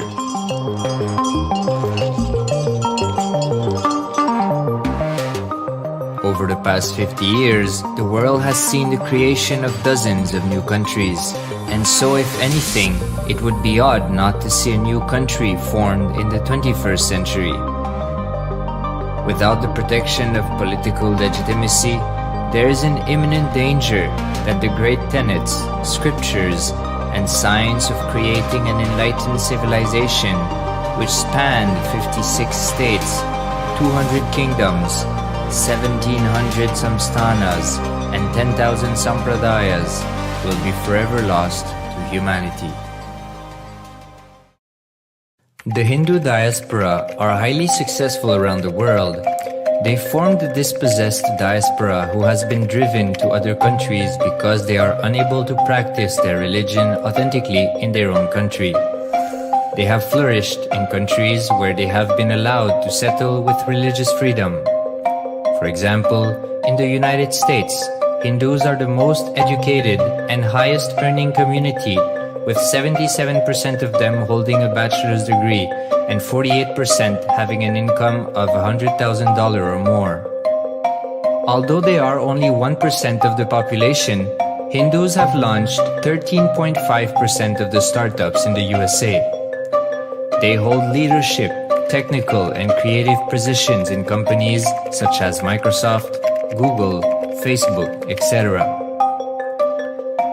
This success has been repeated around the world, in the UK, Canada, Australia, etc. In his 2015 Telegraph article says, British Indians are not just the most successful immigrant group in this country's recent history, but the most successful group of people, full stop. He continues, more extraordinary than the rise in numbers is how it has taken place so harmoniously and profitably for this country and those in it. British Indians, quite simply, are among the most industrious, accomplished and credible amongst us. The best of British, if you like. The same article says that British Hindus are barely 2% of the population, but 12% of all the doctors.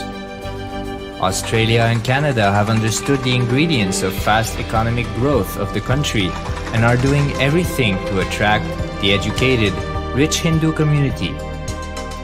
Hindus are the fastest growing migrant population in Australia. In 2017, 200% more Hindus have received invitation for Canadian Permanent Residency Program. Even now, the Hindu diaspora worldwide are the richest. No divorce, have no cases of drugs and substance abuse, lowest mental disorder, no depression. Hinduism is the only religion which neither converts nor kills. Absolutely non-violent, the elite sect of mankind.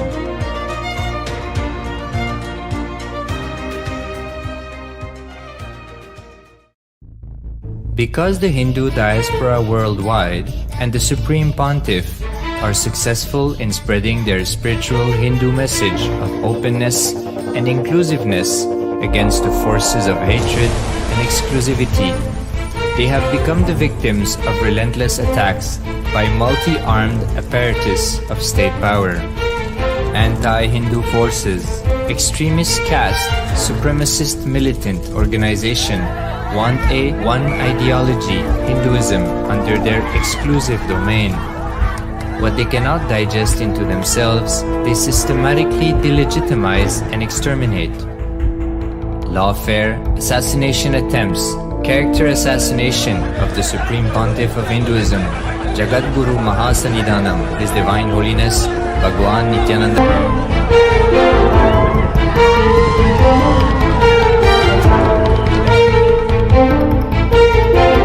Attempted assassination and assassinated Kailashans.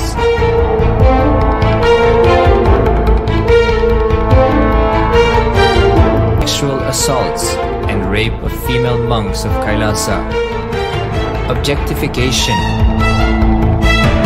character assassination,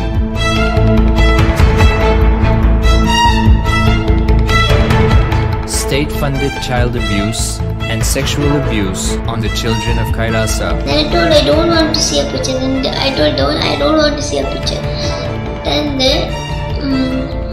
they showed me a picture. State-operated embezzlement of funds, properties and assets donated by the Hindu diaspora worldwide for the purpose of the revival of Kailasa.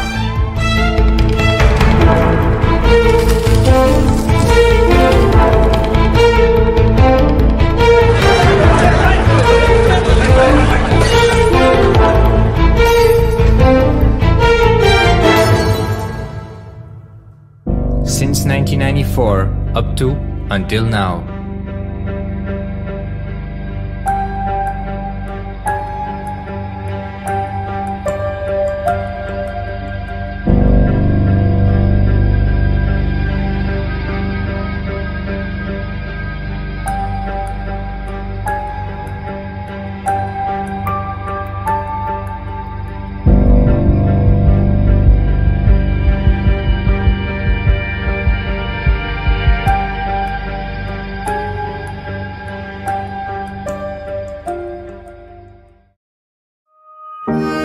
Building a nation is not a project accomplished overnight or by virtue of hope.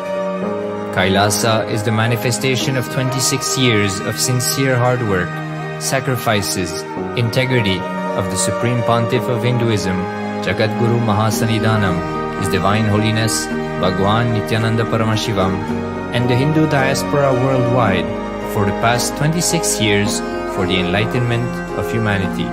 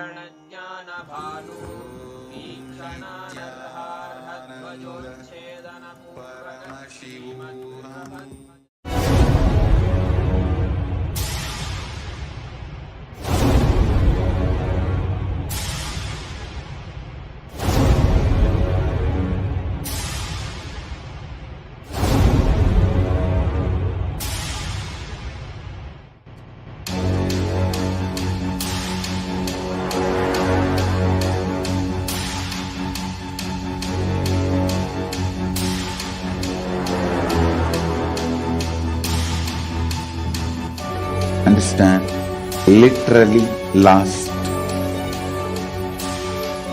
39 years from the age of 5, whatever Paramashiva manifested through teaching, speaking, writing, every way, condensing the whole thing and presenting it to you all as experientially in these 21 days through this Jnana Charya, Jnana Kriya, Jnana Yoga, Jnana Jnana is Mahaparamashivoham. Lifestyle for just Paramashiva. Rituals to be just Paramashiva. Yoga just being Paramashiva. Jnana, just Paramashiva. This Mahaparamashivoham is like literally the ultimate journey in a most safest way.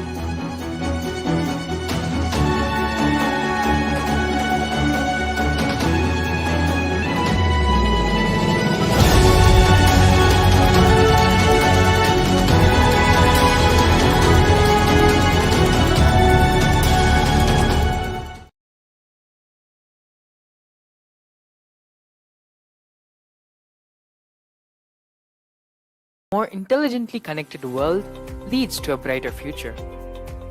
An enlightened humanity leads to a better world. During the Mahaparamashivoham program, we help people to discover their superhuman possibilities and help achieve the true purpose of their birth by giving them the techniques, practices, and methodologies from the Vedagamas, the original source scriptures of Hinduism. The Supreme Pontiff of Hinduism is reviving the ancient original Vedas and Agamas in all its glory, in a user-friendly way for the modern mind. The Supreme Pontiff of Hinduism is transforming human beings into divine beings, reviving, initiating, and replicating the 463 powers from the Agamas revealed by Paramashiva. The Supreme Pontiff of Hinduism is not just giving solutions for every problem man faces, but is making them irrelevant to their lives by transforming human beings into divine beings. Listen. Any argument presented by your mind, body, your present reality to establish you are not Paramashiva. You are not omniscient, omnipotent, omnipresent. Anything presented to prove you are not Paramashiva is illegitimate. Decide this. This is super determinism. Understand? Anything you declare as illegitimate will lose power over you, will die in few days, few minutes, maybe in few weeks, what days it takes. It will not have power over you. Understand, this is the method for sudden enlightenment. This is the method for sudden enlightenment. It happens by the Shaktipada. Here Paramashiva is sitting to tell you all, you are Paramashiva, you are me, with Shaktipada and Shaktinipada. The Dvitiya Vijnasa Krama is an extensive and thorough yoga sequence to prepare your body to receive the experience being given by the Supreme Pontiff of Hinduism. Through the yoga, which is aligned as per the source scriptures laid down by Paramashiva and the Agamas, you break all the impossibility in your body and in turn break the very cognition of impossibility. The program leads you to go beyond your human frame and limiting human ideas, which prevents you from living your highest possibility. I will reach you wherever you are, whichever corner of the world you may be. I will reach you with enlightenment. Again I tell you, I am not here to prove I am God, I am here to prove you are God. Don't wait to become divine. Register now at paramashivoham.org.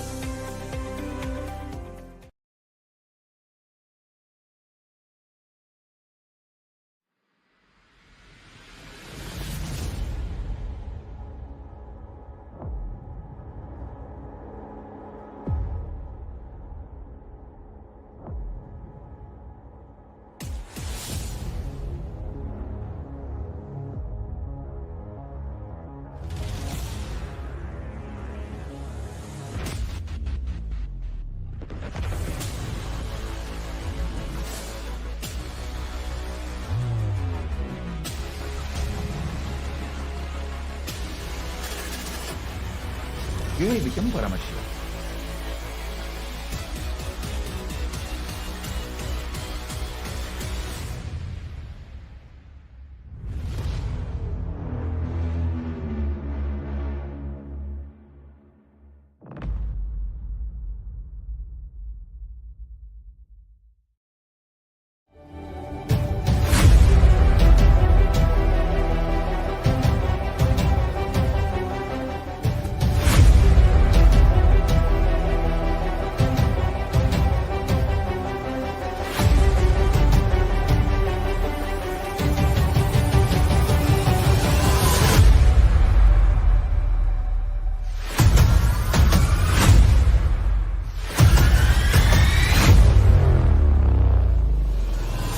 Whatever I shared till now, condensing the whole thing and reviving it as experience, starting from completion, unclutching,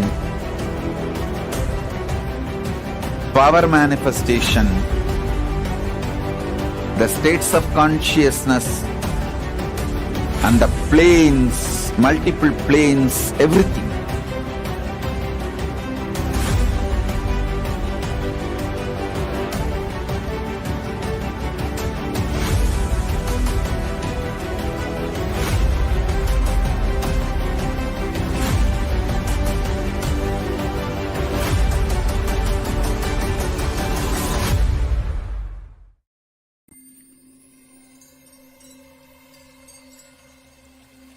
I welcome you all with my love and response. Let you all open all your three eyes. Om Nithyananda Paramashivam.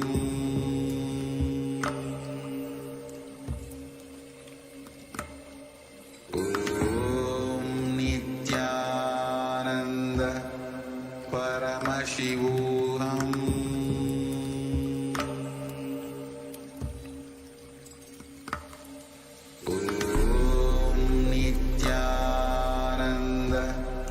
Paramashivam.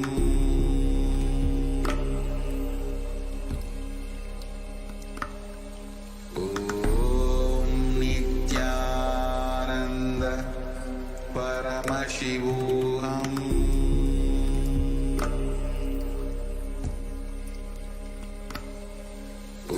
Om Nithyananda Paramashivam. Paramashivam.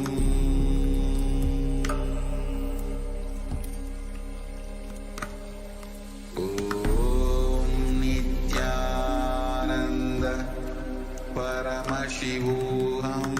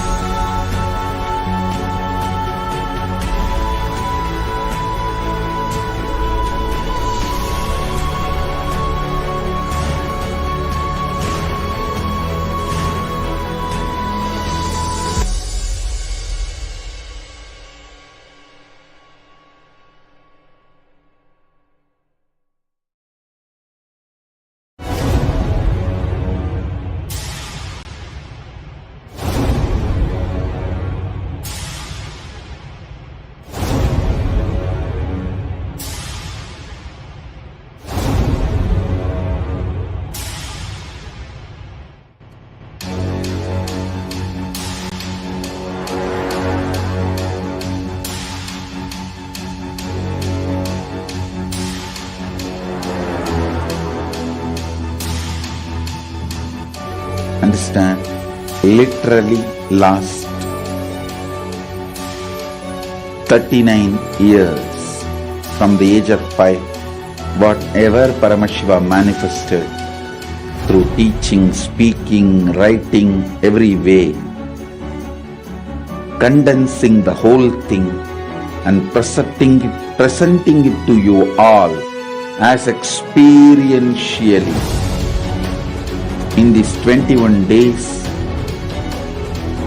through this Jnana Charya, Jnana Kriya, Jnana Yoga, Jnana Jnana is Mahaparamashivoham. Lifestyle for just Paramashiva. Rituals to be just Paramashiva. Yoga for just being Paramashiva. Jnana just Paramashiva. This Mahaparamashivoham is like literally the ultimate journey in a most safest way.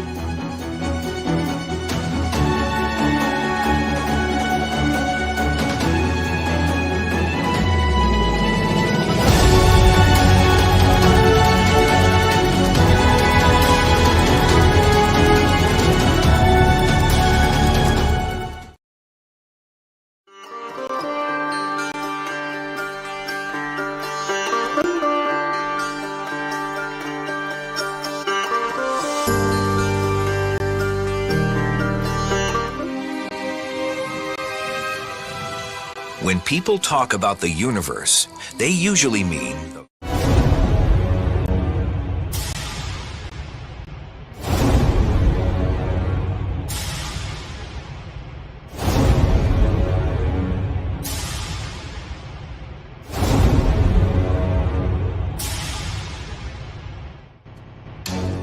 Since the beginning of time and space, Bhagwan Paramashiva, the all-powerful, all-pervasive, and all-knowing ultimate superconscious existence, revealed in the Vedas and Agamas, the source scriptures of Hinduism, the truths about himself and the manifested universe and its multidimensional and simultaneously existing dimensions and worlds, also known as parallel universes or vertical time zones. त्रुट्यादि प्रत्ययस्यार्थ कालो माया समुद्भवः. The Kala Tattva, which gives rise to the knowledge of various time zones and parallel universes such as Truti and others, is originated by Ananteshwara from the impure Maya. Bhagwan Paramashiva mentions that as we experience the various higher states of consciousness, we simply experience the various time zones associated with them. We get transported to the parallel universes and experience the other dimensions of our own existence, of our own personality. Listen, Suvarloka is all about stable bliss, absolute health and stable bliss. Maharloka is all about the highest peak possibilities. Jana Loka is the place where you can exist in multiple bodies at a time. You experience oneness as the super reality. Tapaloka is that last struggle you go through. Sometimes you know you are Paramashiva, sometimes you just slip off, but again you say, I am Paramashiva. That space is the Tapoloka, an absolute surrender. Whether I am remembering, I am manifesting Paramashivatva, or I am deluded, I surrender both to Paramashiva. When you take that decision, you are lifted to Brahmaloka. You move to the Brahmaloka. The deep surrender lifts you to Brahmaloka. Then from there, you move to Parandama, Vaikunta, and Kailasa, then Mahakailasa itself. The key to unlock these parallel universes is hidden in the spine of the human body. Human beings on this planet Earth. It's just amazingly enjoying the breathing space of the avatar. Nothing else on planet Earth like that. Power, oh my God, I was able to move the water bottle, the whole water bottle on my tablet right across. I shrunk the cart. It cannot even close the cart and the water bottle. And the increase of the height, oh my God, my partner, I increased in more than 1 inch so many times and decreased the height in so many times. The water got so hot you can literally see the steam coming out of the cup. It was so hot. There are so many power manifesting. Swamiji initiated us into 108 different power manifesting. Never I have ever experienced this kind of powerful initiation. Amazing. I took Vishu and Swamiji gave me this Atmalinga, 24 karat. I have the yantra here. This is my own personal Atmalinga given to me from Swamiji that I do Shiva Puja on every day. I have oneness with this Atmalinga. And I talk to my Atmalinga, and my Atmalinga gives me all these answers and any question I have or anything, I talk to my Atmalinga, I get my answers. And Swamiji is the only one gives these Atmalingas, so I think everyone should have their own Atmalinga because this is personalized for everyone. So you get your own Atma. This is your Atma and that's your Linga. So everyone deserves to have their own Atmalinga to do Shiva Puja daily. After MSS, my life has transformed so much. I am able to body scan, third eye reading, healing. Amazing. My healing to others are just by my third eye. I don't even have to use Atmalinga anymore. Like for example, today I had 2 people, they feel the energy and the healing instantly. And I always wanted to do remote body scanning and healing. Swamiji has blessed me with that. He told me in gold and silver. And that is exactly what I am experiencing. My healing is like in gold and silver.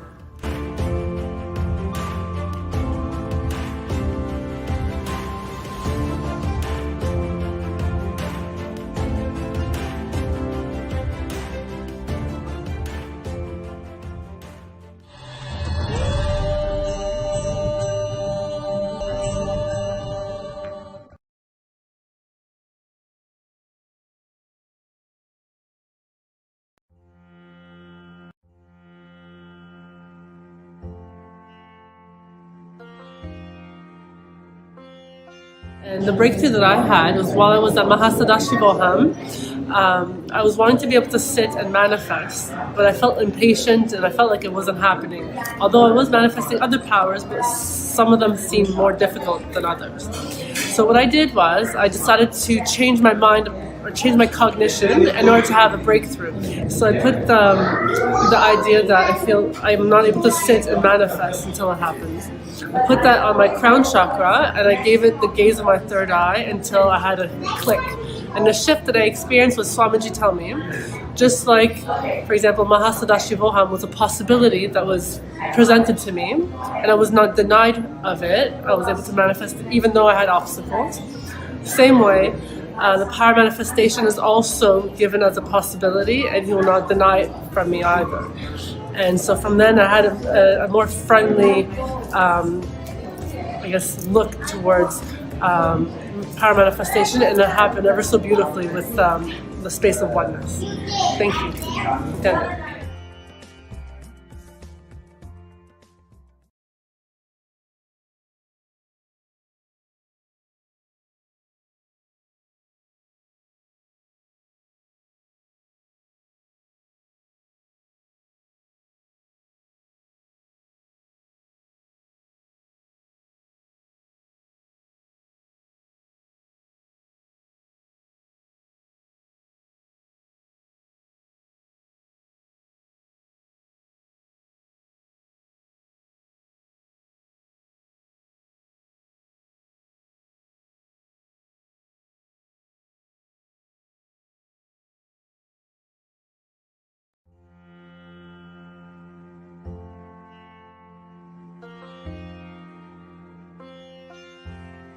So I just finished the manifesting fortune into our lives.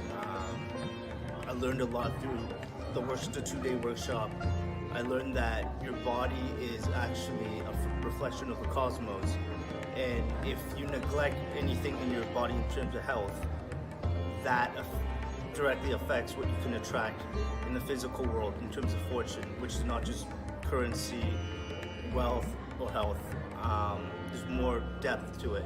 And also, the monk that showed me around the temple actually taught me a lot about Hinduism, the culture, and consciousness.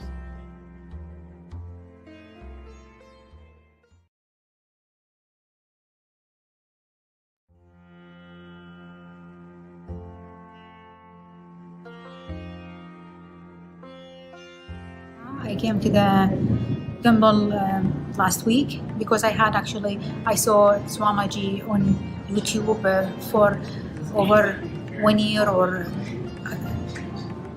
I guess actually it was more than that. And I asked him a lot of questions, and I was so happy to find out he has a temple actually in Toronto. So I searched for it. I asked to come, and they welcomed me. At the same day, I came actually to talk to one of the monks, and it was very, very, very nice experience. He opened the door for me. He explained for me who is Swamiji, what is the temple about, and how can I heal myself in order to heal others. And he recommends for me a few workshops.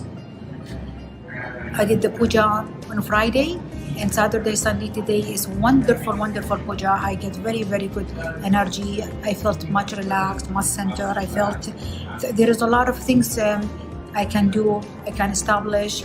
And the workshop yesterday and today, it is very, very, very helpful and informative, and opened my eyes to know who's Swamiji, I should say. And now I have a clear vision, a clear understanding. And my goal is, because I came actually here to the temple, is to do the inner awakening and Maha Sadashivam.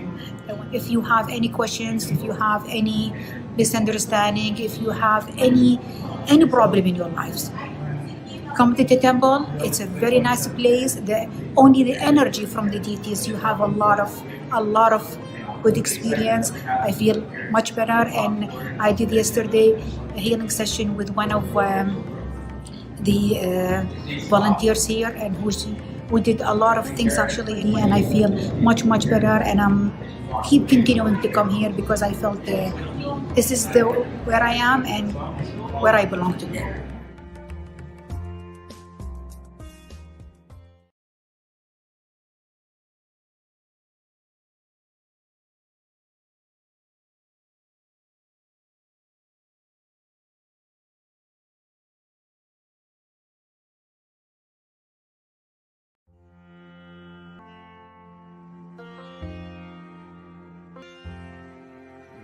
I was meditating in front of the Siddhas, and I had a great experience.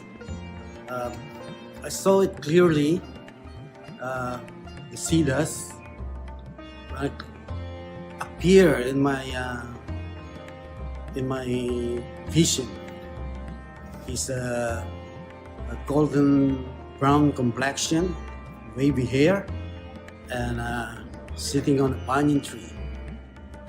And he smiles at me. I thought I wasn't here in this temple. So when I opened my eyes, I'm here in the temple. So I closed my eyes again. I saw him again. He smiles at me. So that's my experience, though. And then the next day, I meditated the Siva Lingam, and Swamiji appeared like a giant red robes, and he never talked. He doesn't talk to me, but I got the frequency, the vibrations. Well, I'm more than the Siddhas. That's just because Sadashiva. That's my experience here, and this is all the deities here are alive. I think it's the energy is live, and I can feel it every time I came here. I meditate, and sometimes I saw little molecules, prana molecules, scattered around the area, and that's all my experience. When I came out of this temple, I'm sitting on the table. I just feel blissful. So I'm just quiet. I'm very. My mind is quiet, and I feel the bliss, joy in my heart right here. And I'm. That's all I can say because it's very clear that Nithyanandaswara temple is very powerful vibrations. Of all the Hindu temple in Toronto I've been through, this is the best, and I feel it deep within my heart.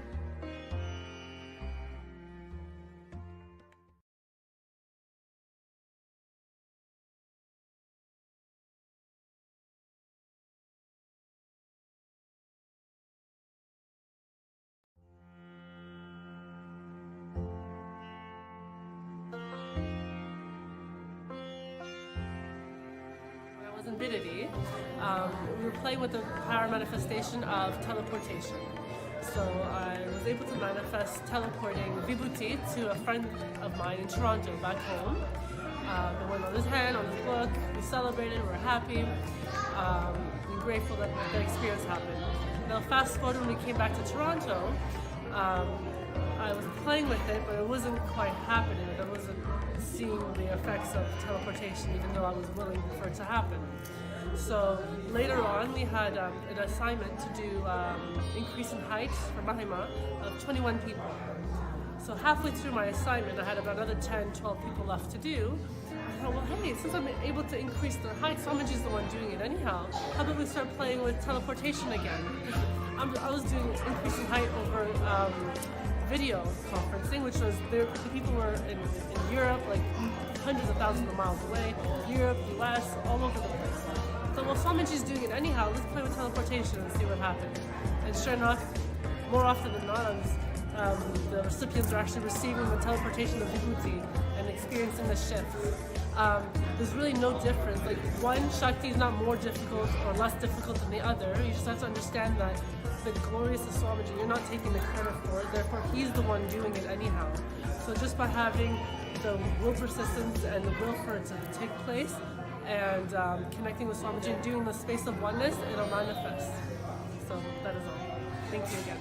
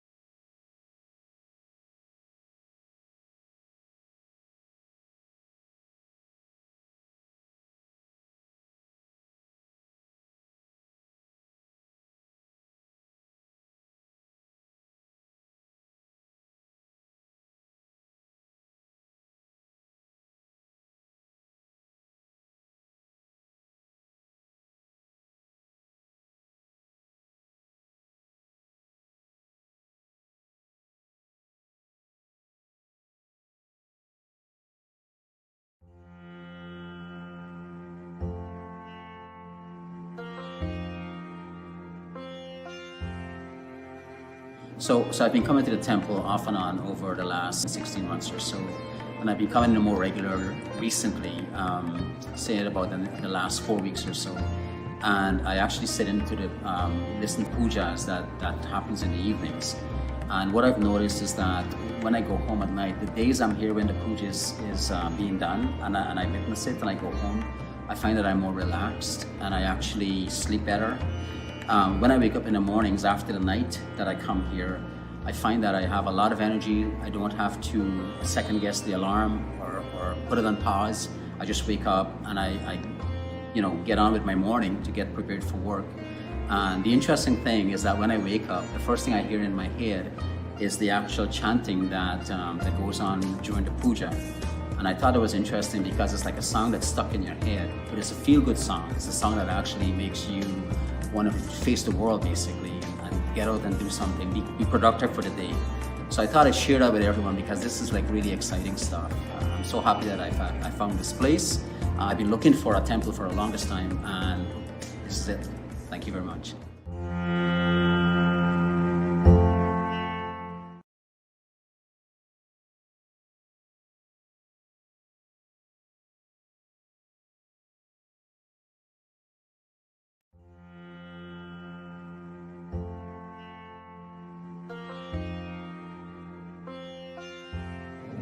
And my experience today was when Swami was doing his prayer, I was in a meditation mode.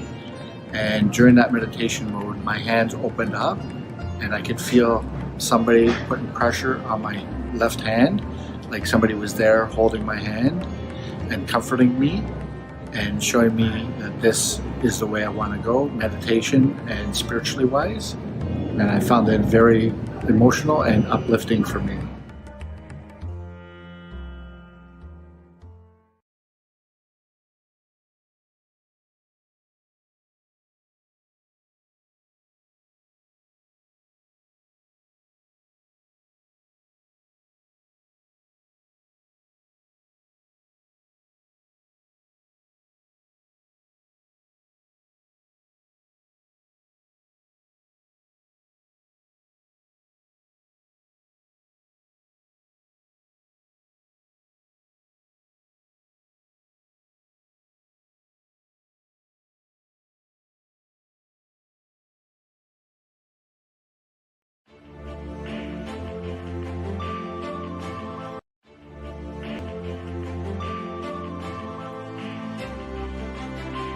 Mahasadashivoham was the best thing I ever experienced. The energy and the bliss that I experienced ever before, amazing. Swamiji, first day, we had 4 darshan. Can you imagine 4 darshan? We were in such high energy space. Amazing. Swamiji is too amazing. Aushadha is the most amazing experience. Putting the Aushadha on our body and going under that 21-foot linga in the Vairasarova, oh my God. The experience is the ecstasy, the energy, huge. I've never experienced that kind of bliss and energy. Then the water is falling. It's like just nectar of energy in the entire body.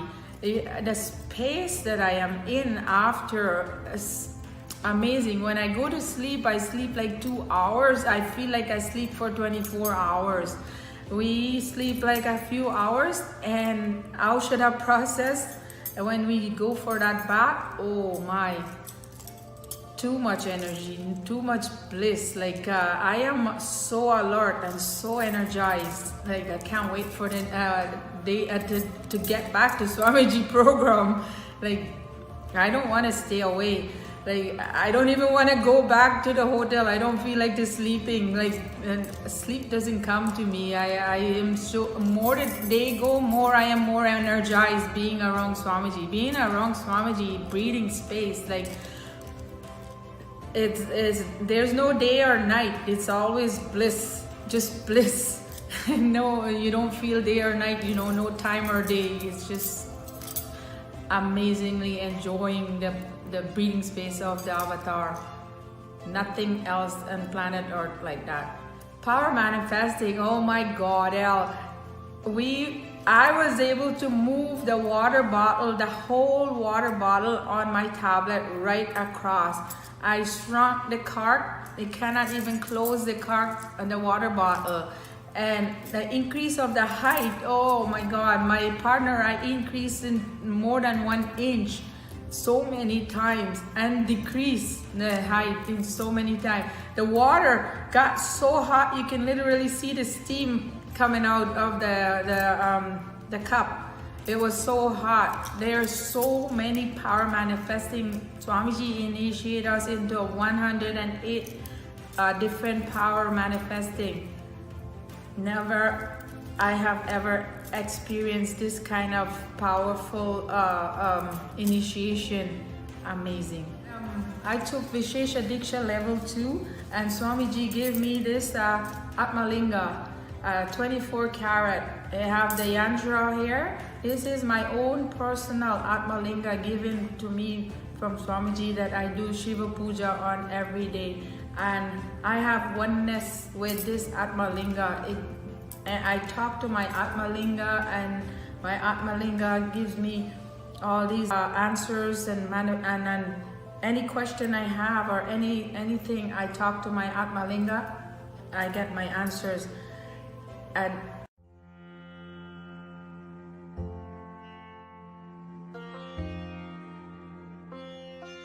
the breakthrough that I had was while I was at Mahasadashivoham. I was wanting to be able to sit and manifest, but I felt impatient and I felt like it wasn't happening. Although I was manifesting other powers, but some of them seemed more difficult than others. So what I did was I decided to change my mind or change my cognition in order to have a breakthrough. So I put the idea that I feel I'm not able to sit and manifest until it happens. I put that on my crown chakra and I gave it the gaze of my third eye until I had a click. And the shift that I experienced was Swamiji tell me, just like, for example, Mahasadashivoham was a possibility that was presented to me and I was not denied of it. I was able to manifest it even though I had obstacles. Same way, the power manifestation is also given as a possibility and he will not deny it from me either. And so from then I had a more friendly, look towards power manifestation, and it happened ever so beautifully with the space of oneness. Thank you. Nithyananda.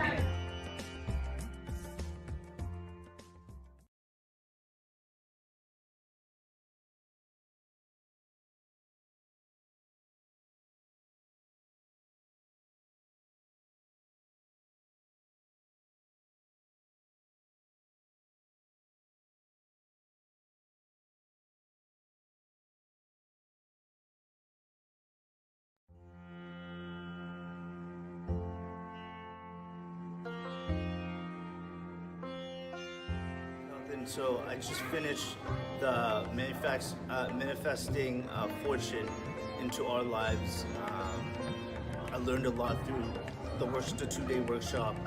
I learned that your body is actually a reflection of the cosmos, and if you neglect anything in your body in terms of health, that directly affects what you can attract in the physical world in terms of fortune, which is not just currency, wealth, or health. There's more depth to it. And also, the monk that showed me around the temple actually taught me a lot about Hinduism, the culture, and consciousness.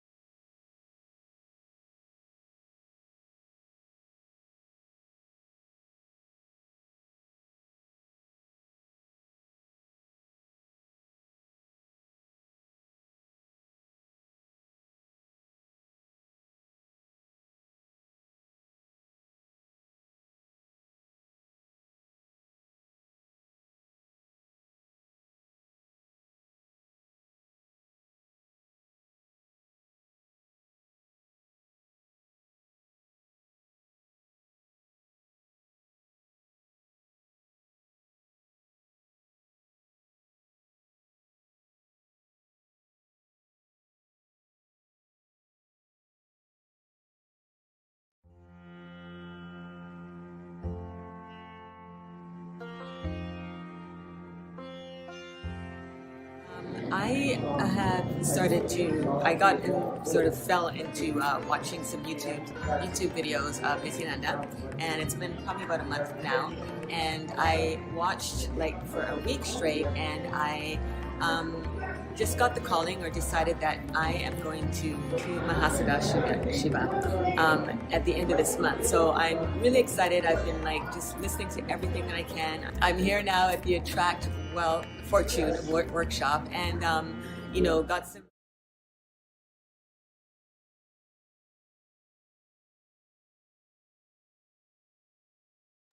Nithyananda.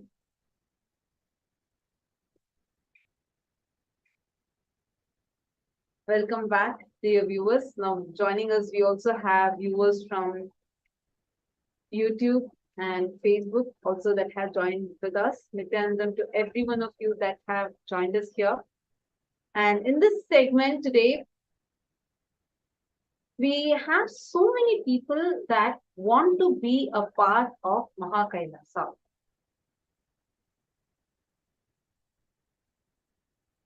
Now, for some reason, you are feeling that you're stuck, you're not able to manifest it, and you're trying some kind of an obstacle. So in this segment, anybody that wants to have a scanning done for yourself, you can reach out to us. You can post it either on Facebook or on YouTube. Please post it that you want to see the Kailashins will connect with you and get you onto the Zoom with us, where we can do the scanning for you to the third eye. Every one of you who have a strong intention to manifest Mahakailasa, at some point or the other, we all feel like, I have to become part of this happening called Mahakailasa, and I cannot afford to miss it. And you might feel like many times you're just stuck at some point without knowing how to have a breakthrough there. And you want to have a breakthrough in that place so that you can actually take the jump, take the step to become part of Mahakailasa, right? So I would like to request every one of you that are looking for having a breakthrough, that want to become part of Mahakailasa, to please let us know if you are ready and you want to be a part, but you're just stuck and you are ready to have the scan and the help with which you want to take a step. You can let us know in the chat.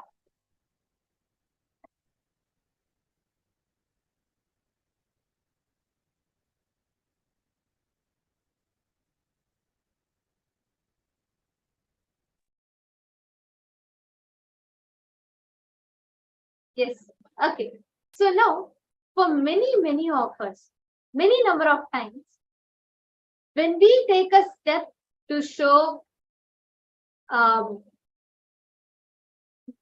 like if we take a step to express our love for divine, our love for existence showers us with all the possible gifts, everything back to us. When you take one step, Cosmos takes 10,000 steps for you. This has been a rule, literally like a law with which the cosmos functions.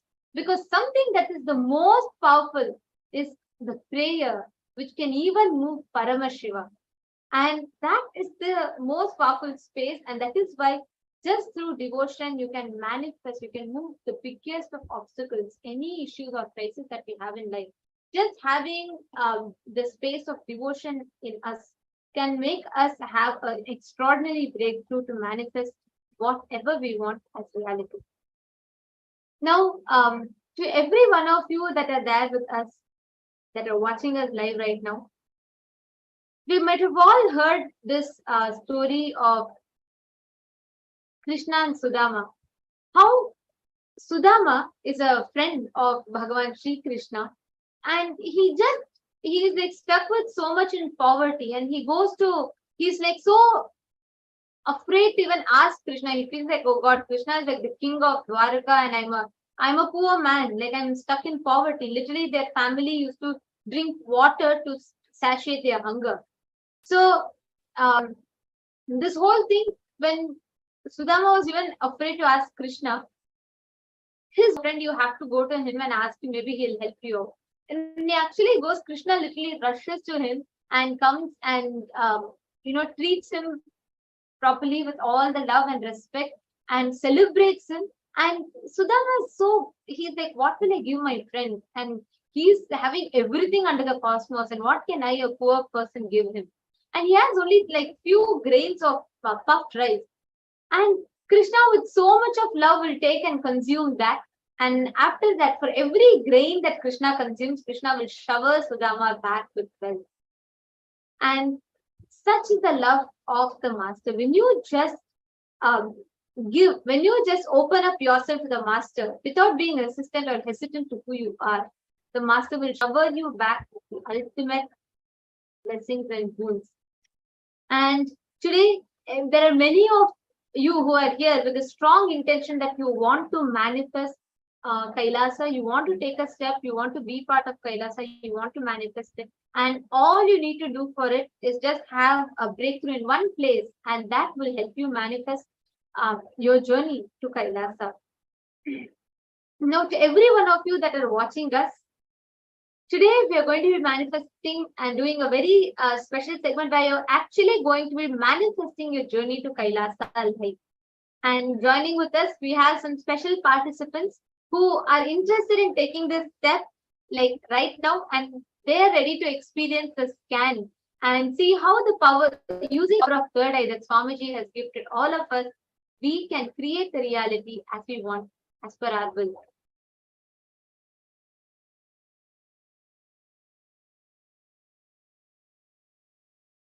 Yes, Nithyananda, Devika Rani. We have Devika Rani, and we also have more other participants that are joining with us. Nithyananda, Devika Rani, you're able to hear us, ma?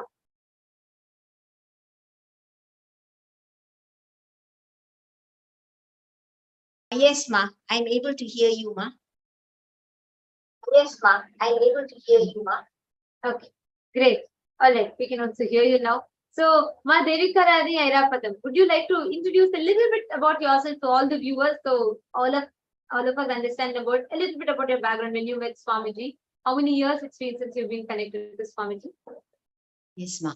I'm from Penang, Malaysia, ma, and I have been with Swamiji for a very long time, 14 years, and my life with Swamiji my life with Swamiji is a very beautiful journey, ma, because you see, all the while, nobody told us that there is such a thing as consciousness. I mean, we never really go deep into it. We are always in our body and mind, right? So Swamiji is the only one who said that you are consciousness. Your first person is consciousness. Your body mind is the second person, you see. And that really gives us so much of confidence, right? And so I'm so impressed, and he's the most beautiful thing that ever happened in my life. Yes, ma. Yes, can you hear me, ma? Beautiful, ma. What where you work? What's your background? Like, what are you working as? Oh, I'm retired, ma. I was working as a teacher. Oh, I'm retired, ma. For now, I'm working as a teacher. For now, And okay. now I'm yes, now ma. I'm At home. I'm at home. Yes, I'm retired. So you want to be And a part of Mahakailasa and yes, ma. I'm already a SJP manifester, and because you see, Swamiji is doing so much for Hinduism. It is he is in all aspects. You see, like women empowerment, Gurukul, Annadan. So I feel that that is my contribution for Kailasa. By being an SJP, I am giving back for all the gratitude that I have for Swamiji, you see. So he knows best. He's an avatar. He knows best. And I have transformed a lot. I've benefited a lot from all the programs For instance, if you look at, let's say, you see, we are raising ourselves, and I have, my transformation is so beautiful, Ma, in the sense, like, for instance, completion. See, earlier on, I was living with a lot of guilt and fear in my life, and I did not know that guilt and fear is actually not needed, right? And with this completion process, we learn that by doing the completion, we look in, we internalize, right? And when we look in, uh, when the completion is done, we actually have powerful cognitions about ourselves, about the world, about the life, right? So it is indeed so beautiful. You are told that you are Paramashiva. You are told that you are higher being. You can achieve the higher self. So so that's why, Ma, Absolutely, Ma, very really, true, Ma. Actually, there are so many. That's why, Ma, I really. Sorry, I think Yes, there's a Ma? small delay, Ma. Go ahead, go ahead. Because I hear echoes, Ma. That's why I'm wondering whether you can hear me. Can you hear me, Ma?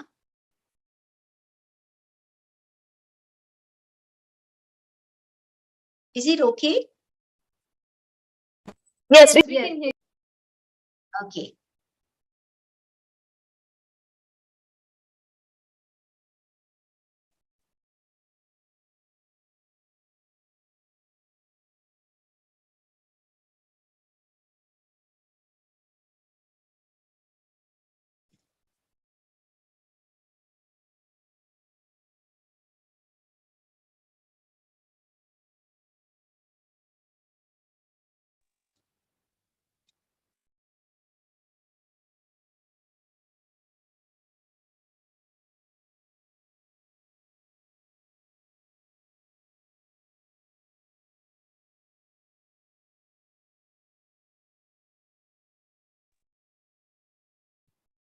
Sorry, Nithyanandam. I apologize for that technical glitch. I hope it's better for you also now, Ma. Hope you're able to hear us better. Yeah, I can hear you now. Actually, that's a beautiful thing you said, that Swamiji makes us actually realize that we are divine, that potential, that we are Paramashiva, giving us that experience that we are Paramashiva. And here you are today because you want to be part of this happening of Mahakailasa, the great mission of Swamiji on planet Earth in his advent as the avatar. So, actually, Devika Rani, just to add to what you were sharing, right? Now, what do you think as an individual? What difference is it going to make in your life to become a part of this grand mission that Swamiji is doing? We have been seeing it's been almost over 2 decades that Swamiji has been working tirelessly from the ground level. Swamiji has been working and making the better life as a possibility for every single being that comes into his breathing space, and giving us all life transformational experiences. Giving us, if for example, let's take an instance, whether it is the revival of temples that Swamiji is doing, where you actually see Swamiji going and physically he himself is being a part of the Karaseva, renovating the temple, whether it is the ancient, thousands of years old Madurai Meenakshi temple that Swamiji had worked on renovating it and reviving the ecosystem back, or be it the temples that Swamiji is building across the globe, be it in the US, Singapore, in India, and many places like this. Now, as an individual, when you see that you are becoming a part of this mission, what is it that is making a difference in your life or in your personal life? Yeah, in my personal life, you see, Ma, because from me, the knowledge that I got from Swamiji, it is something. The vision is very big, Ma. If I was who I was before, if I had not met Swamiji, I would have been I will be living in a lot of mind-based kind of life. Meaning to say, I will be in arguments, I will be still justifying myself, I will be, the usual worldly kind of things. It is not that I'm saying that is right or wrong, but now my vision is bigger. I see things from a different aspect, so I don't have much suffering. You see, I understand that everybody is my reflection. I understand the space of Advaita. You see, this knowledge is very, very helpful to us because it takes away a lot of pain and suffering. We don't have to go through suffering and pain. It's not like those days when when I got into so much of unnecessary, unwanted thoughts and little things give us a lot of agitation, you see. But with Swamiji's kind of teaching, the vision and his broad knowledge, he's an avatar, you see. It's like, and all the Bhava Samadhi Darshans and all, it has such an effect on us that now we look at things like how he sees things, meaning to say, we don't go into this suffering mode. We know how to handle life in a beautiful manner. And people also, like my family members and all, they normally come back to me for help. They come back to ask me, some of my cousins and all that, how to handle their problems, although they are not in this Sangha or anything, but they know that I can help them. You see, so I have become I can help people, you see, because I get to see things from a bigger vision, bigger angle, from the higher self, I can say, because of all the darshans and initiations and programs, and these Zoom sessions are, it's a gift from God. It's a blessing, Thank you so much. Even the Thank you Sangha for is sharing this beautifully.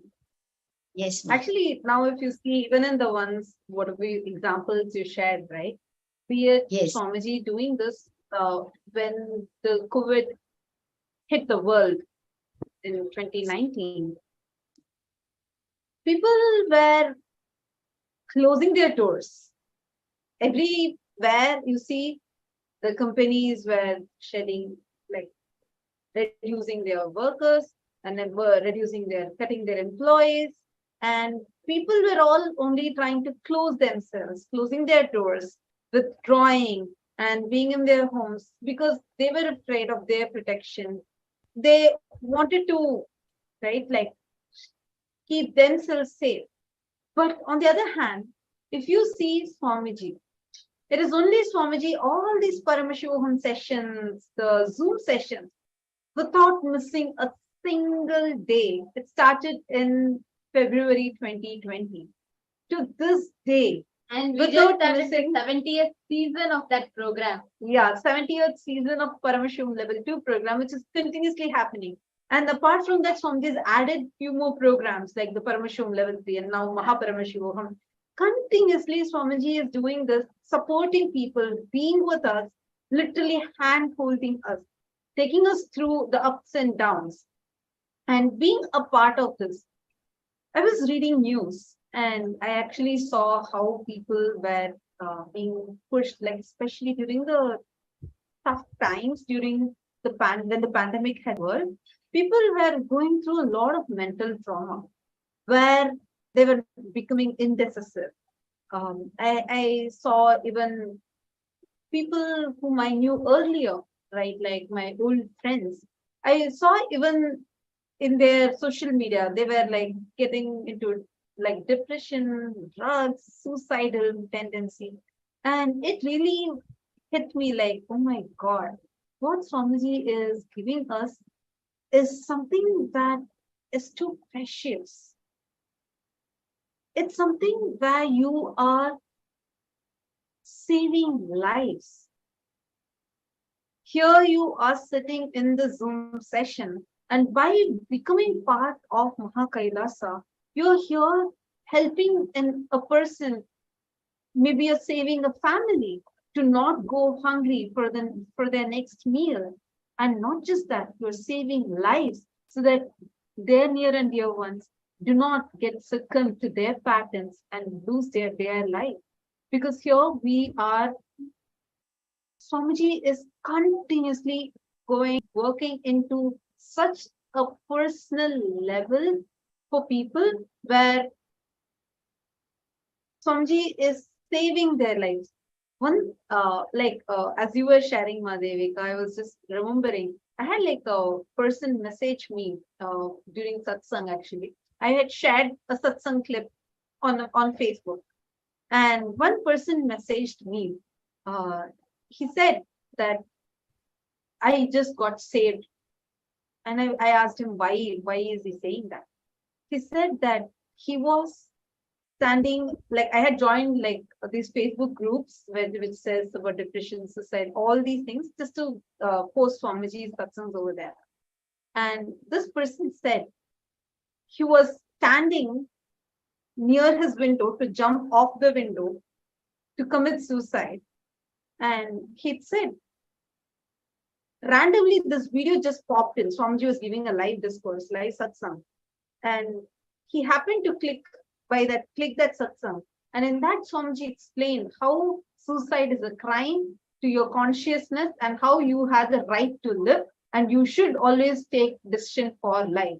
And that one satsang saved his life from jumping off, and he instead stepped back and took time to rebuild himself, and his life got transformed. He got more deeply connected to Swamiji.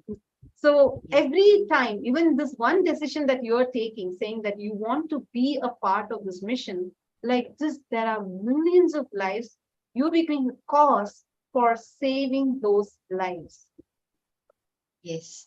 I truly agree. See, during when we were those 2 years when the COVID was there, we were all in the house, you see, and that was the time well spent, the Zoom sessions and all the Bhava Samadhi Darshans.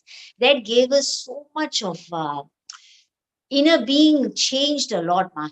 And I think that there's nowhere anybody had given more. I mean, really, ma, it was really the best times because Swamiji was coming almost every day, giving us the darshans, giving us so much of confidence, and that's when I felt that, oh my God, I should also do something. I mean, I cannot, I will try my best. I will start off with something, right? And I think that is the best decision that I made. If you ask me now, I think that is the best decision because I feel now that by contributing, this will go on for life. This will go on, and especially the younger generation will benefit a lot. It's too good, ma. The sessions are very good, ma. The all these sessions that all of you are doing, and our Bhagavan helping is really, ma, it is very beautiful. I know who I was and I know who I have become now. It's a total transformation, and I can feel the peace within, which money cannot buy. Money cannot buy, ma. It is, I truly feel the peace within now. And I've been searching for this for Janmas. And now I truly feel, especially when Swamiji had given the, at one time Swamiji was giving the Tatastu, he was like blessing, calling out our names. And he did call out my name, and I asked him for peace of mind, and I got it. I have it. Every word that Swamiji gives is truly, it has a deep, it's truly a deep blessing for us, ma. And I can say now, I have peace within. Even though it's not that I don't have chaos, or it's not that I everything is correct in my life. No, but everything is as it is, but I can still be at peace with myself, which I never had before. Life Very goes on, beautiful, ma'am. but we look at things from a different aspect. We feel different now. And I mean, talking about myself, this is true for me. And I am amazed with myself. I'm really amazed with myself because it is not about the transformation is how to explain. I don't know how to explain unless one goes through it, then one knows about it. Yes, ma. Beautiful, ma. Actually, very true. And also, now that each of you here today are with the intention that you want to manifest Sarvagnya Pita, you want to become part of the happening of Mahakailasa. So let me come back to that question. So today, now, are you ready for you having like you beautifully shared this beautiful mission of Paramashiva coming down as Swamiji and making it happen for humanity? Are you ready to have the breakthrough like right now to become part of Sarvagnya Pita, to become part of this mission and to take the jump? Yeah, ma, if I can manifest, of course I will. I yeah. I will not say anything because I'm yet to manifest. I've already come in, right? So I will manifest because once you come in, Swamiji is your like it is like this. Now, once you come in, Swamiji is the one who is taking over me, right? So he will do it for me. Yes. So but the thing is to come in is first we must come in. First we must put in our will has to be there. We must make an effort, right? Very true. Okay. Yes. So now that you are here and you have the will, Swamiji beautifully tells Kailasa can only be manifested. It doesn't work with, we trying to arrange money, time, resources, nothing. It only can be manifested. It cannot happen with our logical analysis of something or us logically trying to get to it. Correct? Yes. So now, having said that, we are going to be entering into a scan, and we are going to be manifesting. So all the viewers that are here, like we all shared with you, we are here to do today's segment. All the devotees that are joining us with a request to have a special scan so they can have the breakthrough in manifesting Sarvagnya Pita today. So Ma Devi Karani, are you ready for it? Yeah, I'm already here. Yes, ma. Okay, ma. So myself, Ma Nithyananda, I'll now be scanning you and I'll share with you whatever I'm seeing through the third eye, and you can let me know if you're able to relate with it, if you're able to understand it.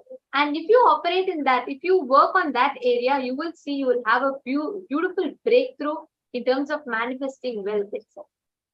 So I'll now be scanning you, ma. Yes, ma.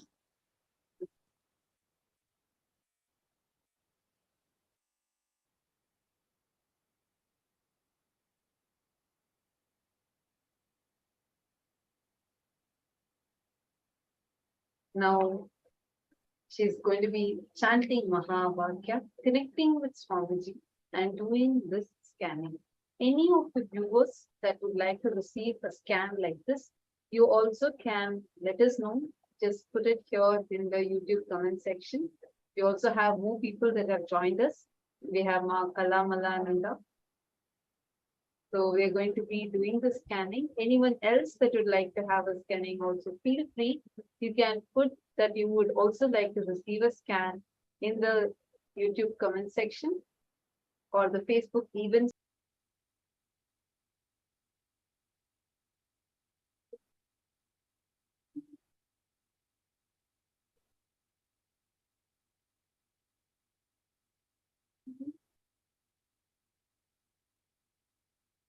Doing humanitarian work or being part of this humanitarian work, so many people would like to be a part of it. There are reasons why any individual or an organization would like to be a part of it. But what Swamiji is doing is way more than just being a humanitarian work. Swamiji is reviving the ancient, great scientific, most advanced lifestyle of Sanatana Hindu Dharma.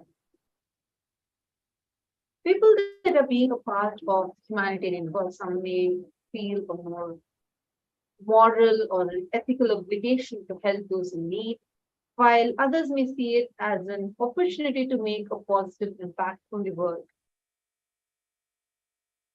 Being a part of this mission, the mission of Kailasa, is you deciding to give a positive breakthrough and experience the superconscious breakthrough even within yourself.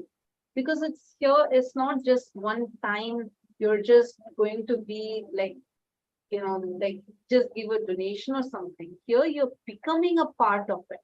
You are becoming part of this grand revival. What does that actually mean? Today you're sitting here and next meal, you can go to your home and you can have your next meal. But there are people that are hungry in the world. There are people, there are kids that are literally dying because of hunger in the world. Swamiji is attending to each one of these, doing a great work, attending one, doing continuous annadans, serving food, billions of free meals are served and continuing. And apart from that, Swamiji is also empowering people, giving them the signs of completion, signs of wealth manifestation, and transforming their lives individually. Yes, Marita. So, Ma Devika Rani, I'd like to share what I saw. Ma. So, the first thing that I saw is in your life, there's been relationship issues, which has had quite an impact on your financial stability in life, in your financial independence in life.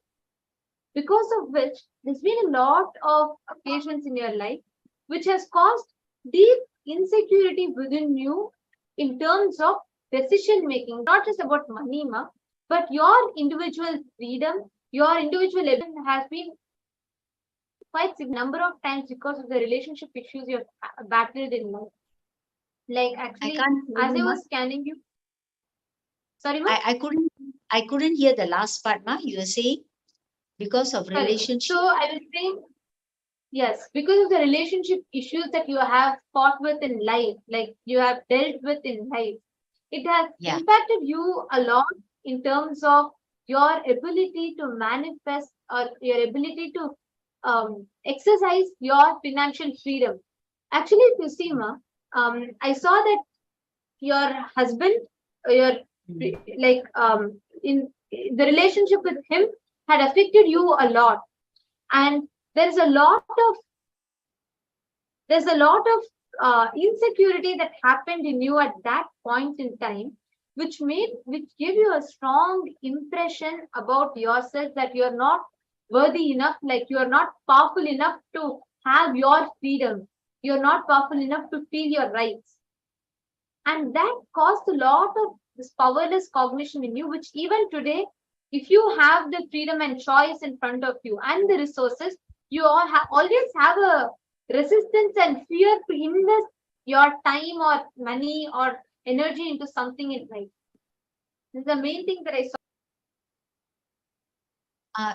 Yeah, ma, what you said is right, ma, because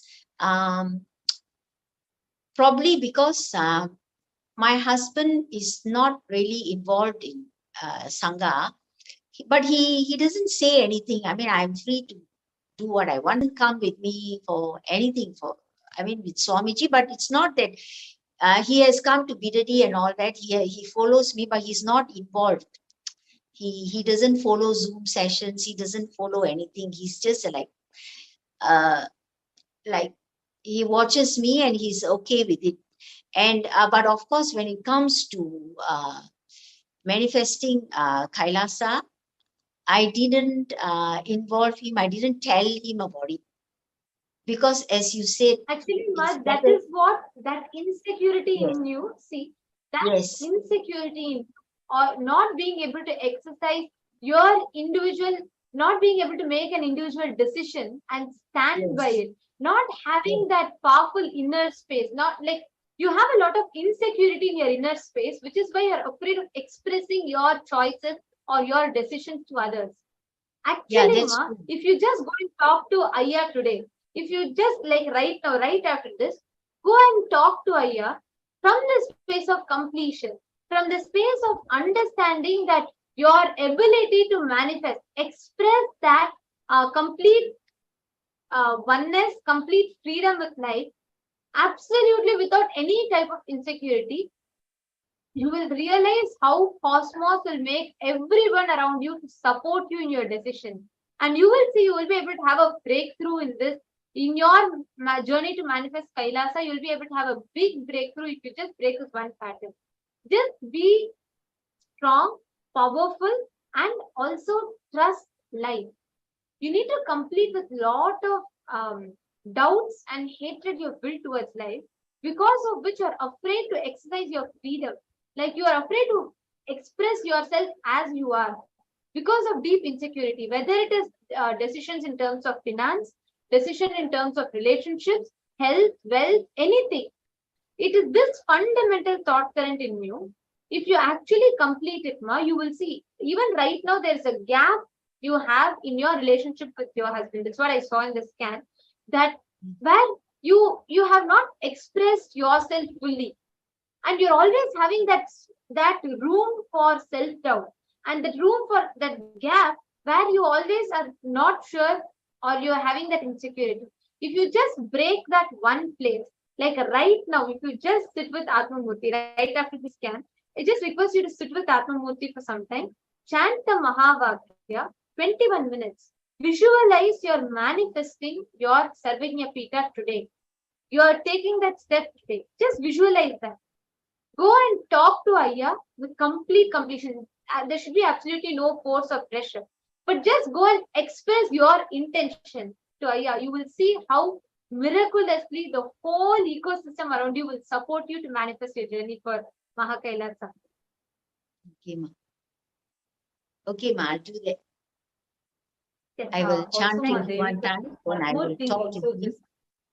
Sure. Yes, Ma. But it's very early in the morning now. Maybe later when he wakes up, then I'll tell him, Ma. Here, sure. Or do the Mahavakya chanting right away. You do the Mahavakya chanting right away. You will see how powerful your inner space will be. Something will just remove it from you. All the doubts and insecurities that you have. I'll do that, Ma. Am I supposed to do it now or after the Zoom? After the session, Ma? Right after the scan, you can do. Okay. And we will let you know, Ma. Thank you so much now for joining with us. Thank you. Thank you, Ma. Thank you, Ma Devika Rani. And it was really nice to have you and listen to you. And hope this scan helps you manifest. Yes, thank you very much. Right from, thank you, Ma. Thank you so much. Yes. Nithyananda.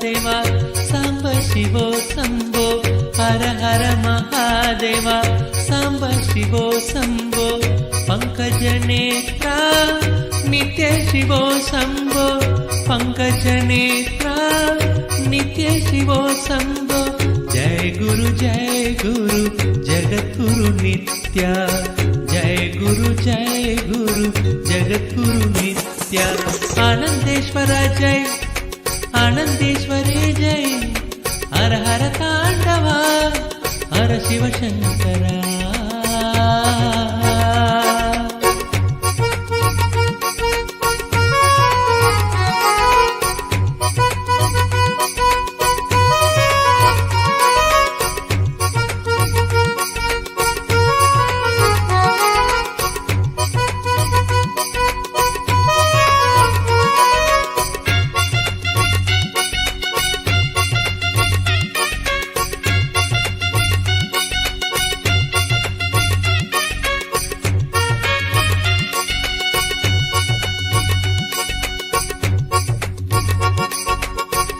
Gokul बाला है नंदलाला नित्य कुमारा नवनीत चोरा गोकुल बाला है नंदलाला नित्य कुमारा नवनीत चोरा नित्य कुमारा नवनीत चोरा जय गुरुनादा नित्य गुरुनादा जय गुरुनादा नित्य गुरुनादा मुकुंद मुरारे नित्य गोविंद मुकुंद मुरारे नित्य गोविंद डम डम डम डम डमर बोले शंकर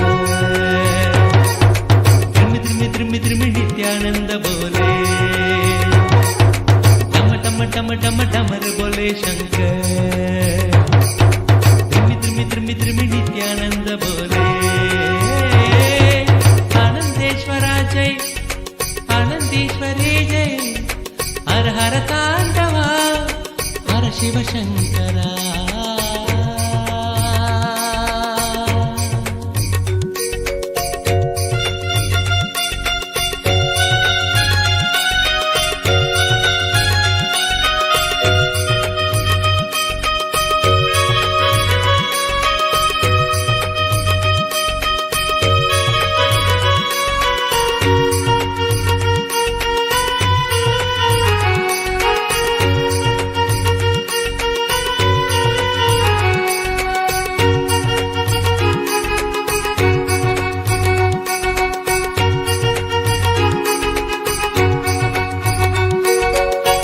देवी भवानी जय आनंदेश्वरी भगवती भारती भवभयहरिणी भगवती भारती भवभयहरिणी माता नित्येश्वरी मंगलहरिणी माता नित्येश्वरी मंगलहरिणी नित्य नित्येश्वरी दुर्गा भवानी नित्य नित्येश्वरी दुर्गा भवानी टम टम टम टम टमर बोले शंकर द्रिमि द्रिमि द्रिमि नित्यानंद बोले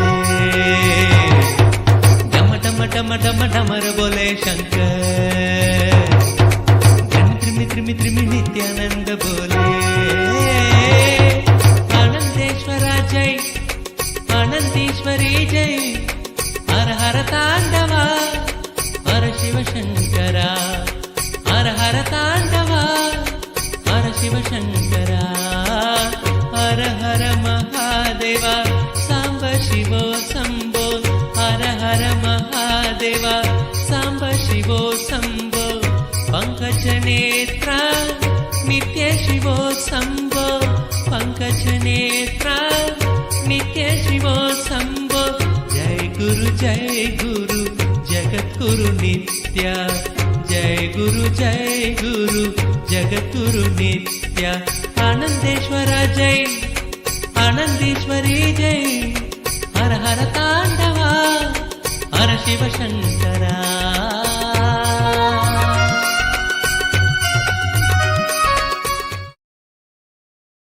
Yes, Nithyanandam, welcome back, dear viewers. Now, the next person that we have with us is Ma Nitya Kalamala Ananta. So we are having people that are joining us who are requesting for a scan to be done for them, and so that they also can be a part of Mahakailasa. Yes, Nithyananda, Mayate Kalamalananda. Nice to have you here. Thank you. So which place are you from? Right now, I'm in Sedona, Arizona, America. Nice. Sedona. Okay. So, and how many years you've been connected to Swamiji? It's been for, I would say maybe over 10 years, but I had a break. So after 7 years, I was gone. I left Swamiji, and certain things happen in life, in personal. And then I wanted to come back to life and recover from those events. And I was searching for 2-3 years, and then I have decided that I can't wait anymore. So somebody have reached out from the lay temple, and in the moment I have signed up for the program in December last year, and I have invited my a partner who gladly joined as well. And we had beautiful times before as well. Before I brought children, I brought family to India many times.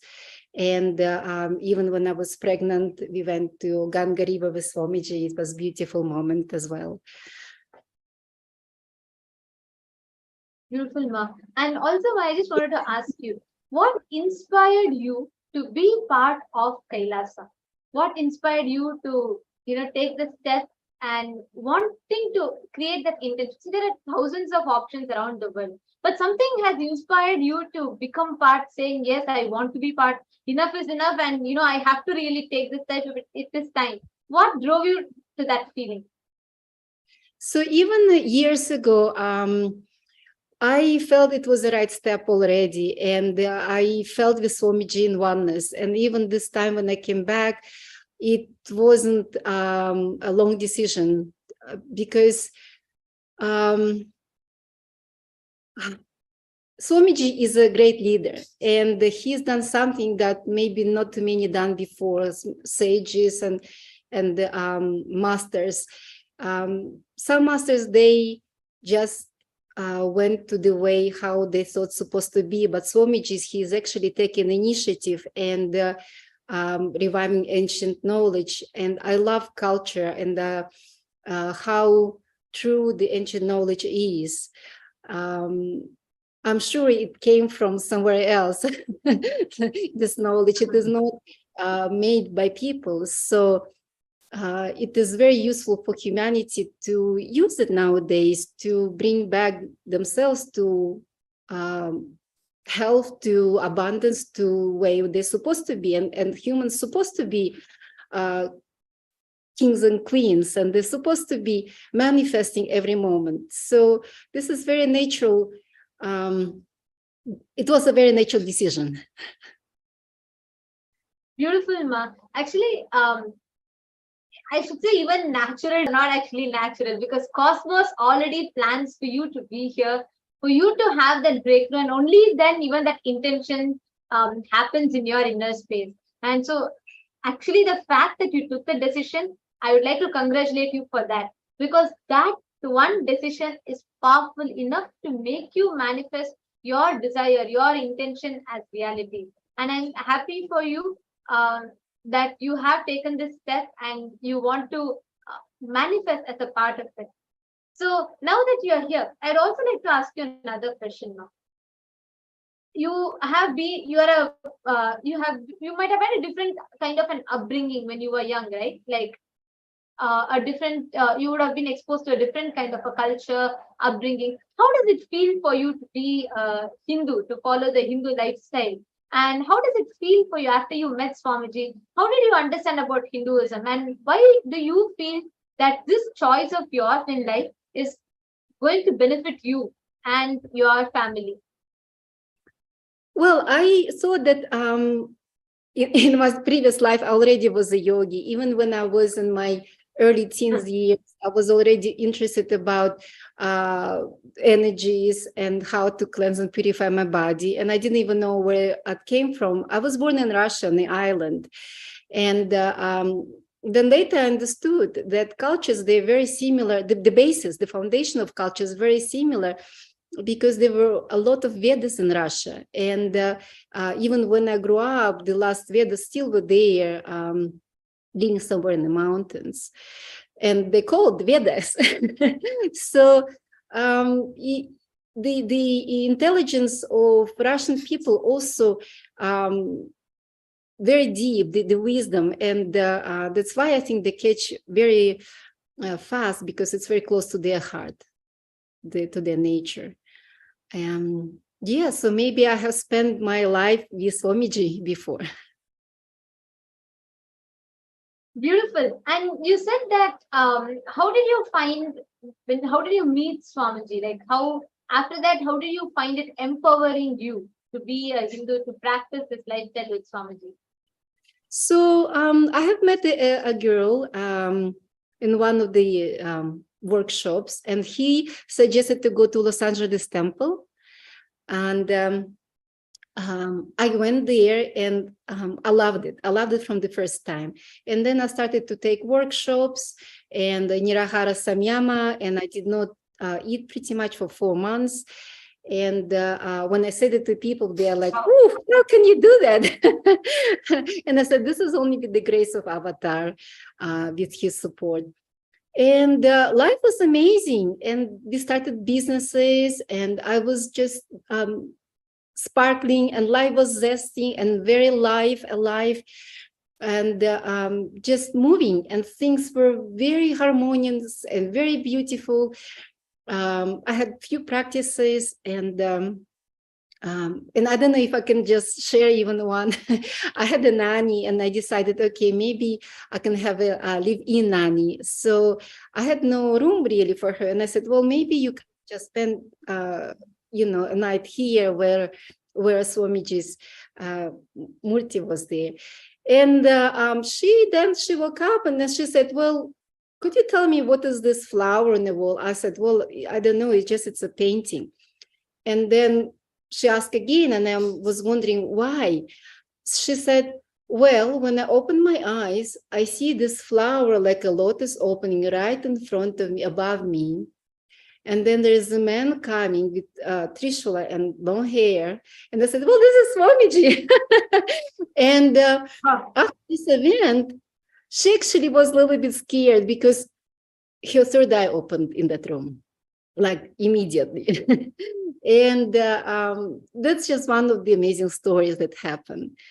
So that's why I, with that hesitation, came back this time, because I came back. I feel like I came back to life. And I think that I feel like I can do things and move forward now. Now that being as JP manifester, I feel the Swamiji is working through me as well. He's moving me, and if there's some desire and to create a business, he just like pushes me. Okay, you do it, and he puts me in a different stores. Like, here you're supposed to be, and how come I'm here? But I know that he is like saying, okay, you have to get this and that. So, and I just signed up for the program on this Sunday, to manifest a business online and private business, and create 6 figures number a month. So I have just it, and today is my second day to be in the program, and it's really great. Nice, Ma, wonderful. And yes, now that you're here and you have, like you beautifully put it, the decision is natural and already it is done. Swamiji happened and he will take care of it. So yes, now that you are here with this intention and decision, I would like to now get to the part of scanning and seeing. So you are here saying you want to manifest and you want to have a scan to have that breakthrough. Is that right? Yes. Yes? Okay, great. Okay. So glad that you're here, and I'd like to congratulate you for your decision. And now let's get to the part of scanning. And I'm just going to connect to Swamiji, and let us see what Swamiji reveals for you to have that breakthrough right now, today. Like Swamiji tells, for all of us, breakthrough is possible. It is just that one moment away, just one step away. But unfortunately, because of our blind spots, we will not be able to many times identify what it is, where we are missing, what step do we take. That is why the power of third eye helps. Swamiji, from the space of oneness, when you tune into that connection with Swamiji, Swamiji himself will reveal and show you where exactly you can have that shift. And that is what we are going to be doing live with Ma Nitya Kalamalananda. She's here from Sedona joining with us. And all the viewers, stay tuned. And I'm now going to be scanning Ma Nitya Kalamalananda through the third eye.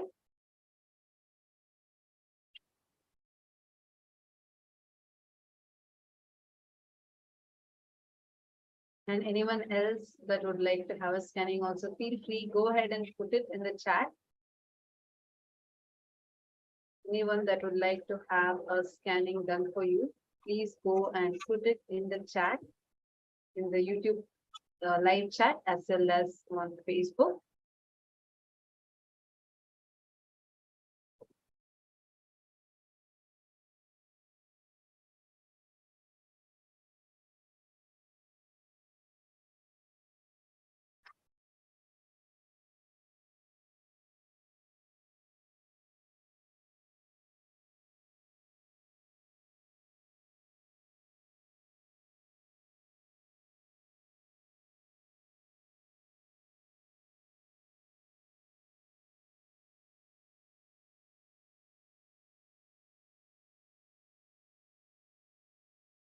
Ma Kalamalananda, I also just scanned. One thing I was able to see is that your mother's side, there has been like a genetic issue where they have faced with, like, I think your mother's mother and your mother also, they, because of their situations, there is like, they went through a deep traumatic experience inside them, which left them mentally. And so that's one thing that I was able to, I think if you would have known in your childhood, your mother would have been somebody that I'm seeing as who had worked a lot, like she does hard work, and she always has a trauma that she suppresses inside her, where you might have noticed it in terms of her relationship with others, like anybody that she relates with. She usually carries that heaviness, which impacted her a lot. And like she wouldn't trust people easily. She had that problem that people are not able to understand her. People are not going well with her. And there was this traumatic experience that she had faced. And same way with your, it's like something that's getting carried over, that I'm seeing your mother's mother and your mother have faced, which also impacted it, which impacts even you, that I'm seeing through the genetic connection. I see that you have a very deep relationship with your mother, and that a trauma that she had gone through is also impacting you inside you. That's one thing that I can see. Like you found around your age of, like even around the age of 8, that's when your mother started talking to you. She would share her experiences, like what all problems and struggles she has been through. And seeing that even those things have also made you feel like you are not able to trust life. there is one deep, it's like a thorn that's sitting inside you, which makes you feel like, you're not able to trust life. Many incidents in your life where you start experiencing or going through a kind of like a trauma inside you. When you feel that some things are happening outside you, which is impacting you the same way it happened to your mother or someone that's very dear to you. So this is one thing that I am able to see, Mala. Yes. So would you like to say something about it? Is there anything that you would like to share about it? Well, I would like to know how. I would like to know how I can resolve it. I'm always looking for, solution. It did happen maybe around this age. It was with my stepmother. My mother actually died when I was, I don't know, around 5, 6. I don't even remember her. But it did happen, that incident with my stepmother, when I told her something and she told it to father, and then he just beat me up. So I stopped trusting. It's a very, I could see that you had this experience like around your age of 8, I'm seeing 7 or 8, where you felt this extreme loneliness, a kind of sudden feeling of like very deep lonely feeling that I'm seeing, that child that went through that suffering. It was a lot of suffering. It was like where you were not able to trust anybody. You feel like there's nobody there for you, and that troubled child is still sitting inside you is something that I'm able to see. That Yes, it feels very familiar. Yes, thank and you. do not worry. It is, see, I first want to assure you that you are here in the right place for the right person, Swamiji. And suffering, the pain that you have gone through, because of that one experience, I would say it was at your age of 7.5 to 8. I think in the month of May, and I see that you are wearing pink colored dress, pink, yeah, yellow, I think, sorry, pink and yellow colored dress you're wearing. And I'm seeing that you're sitting and crying like anything. Like I see you like completely like shrunk and sitting and crying. I see there's a stone wall and there's like a small compound kind of a place where you're sitting. It's a corner, but near it I see like a lot of shrubs and like greenery.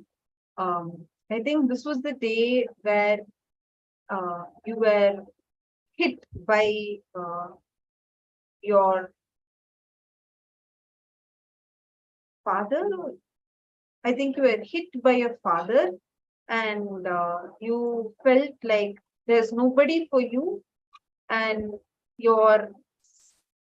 I again see your mother only. I think maybe if you're relating with your stepmother as your mother, and that's probably it why I keep seeing that.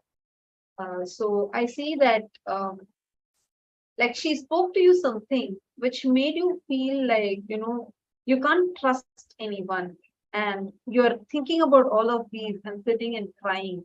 And I see this place clearly. I think you're wearing yellow and pink color dress. And it was around the month of May.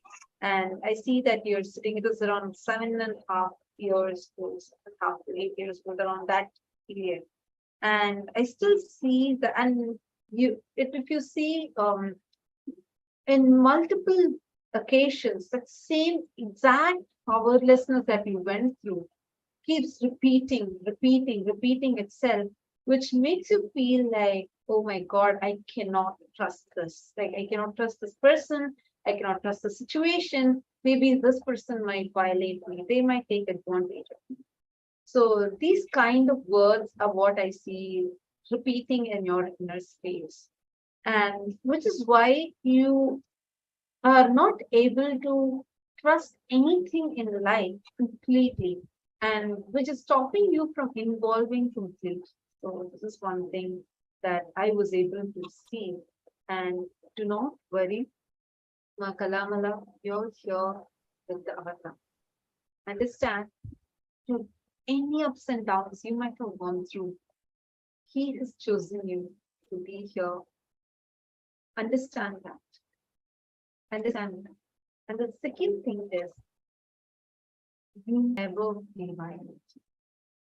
You can never be violent. Just take a moment now, look inside you.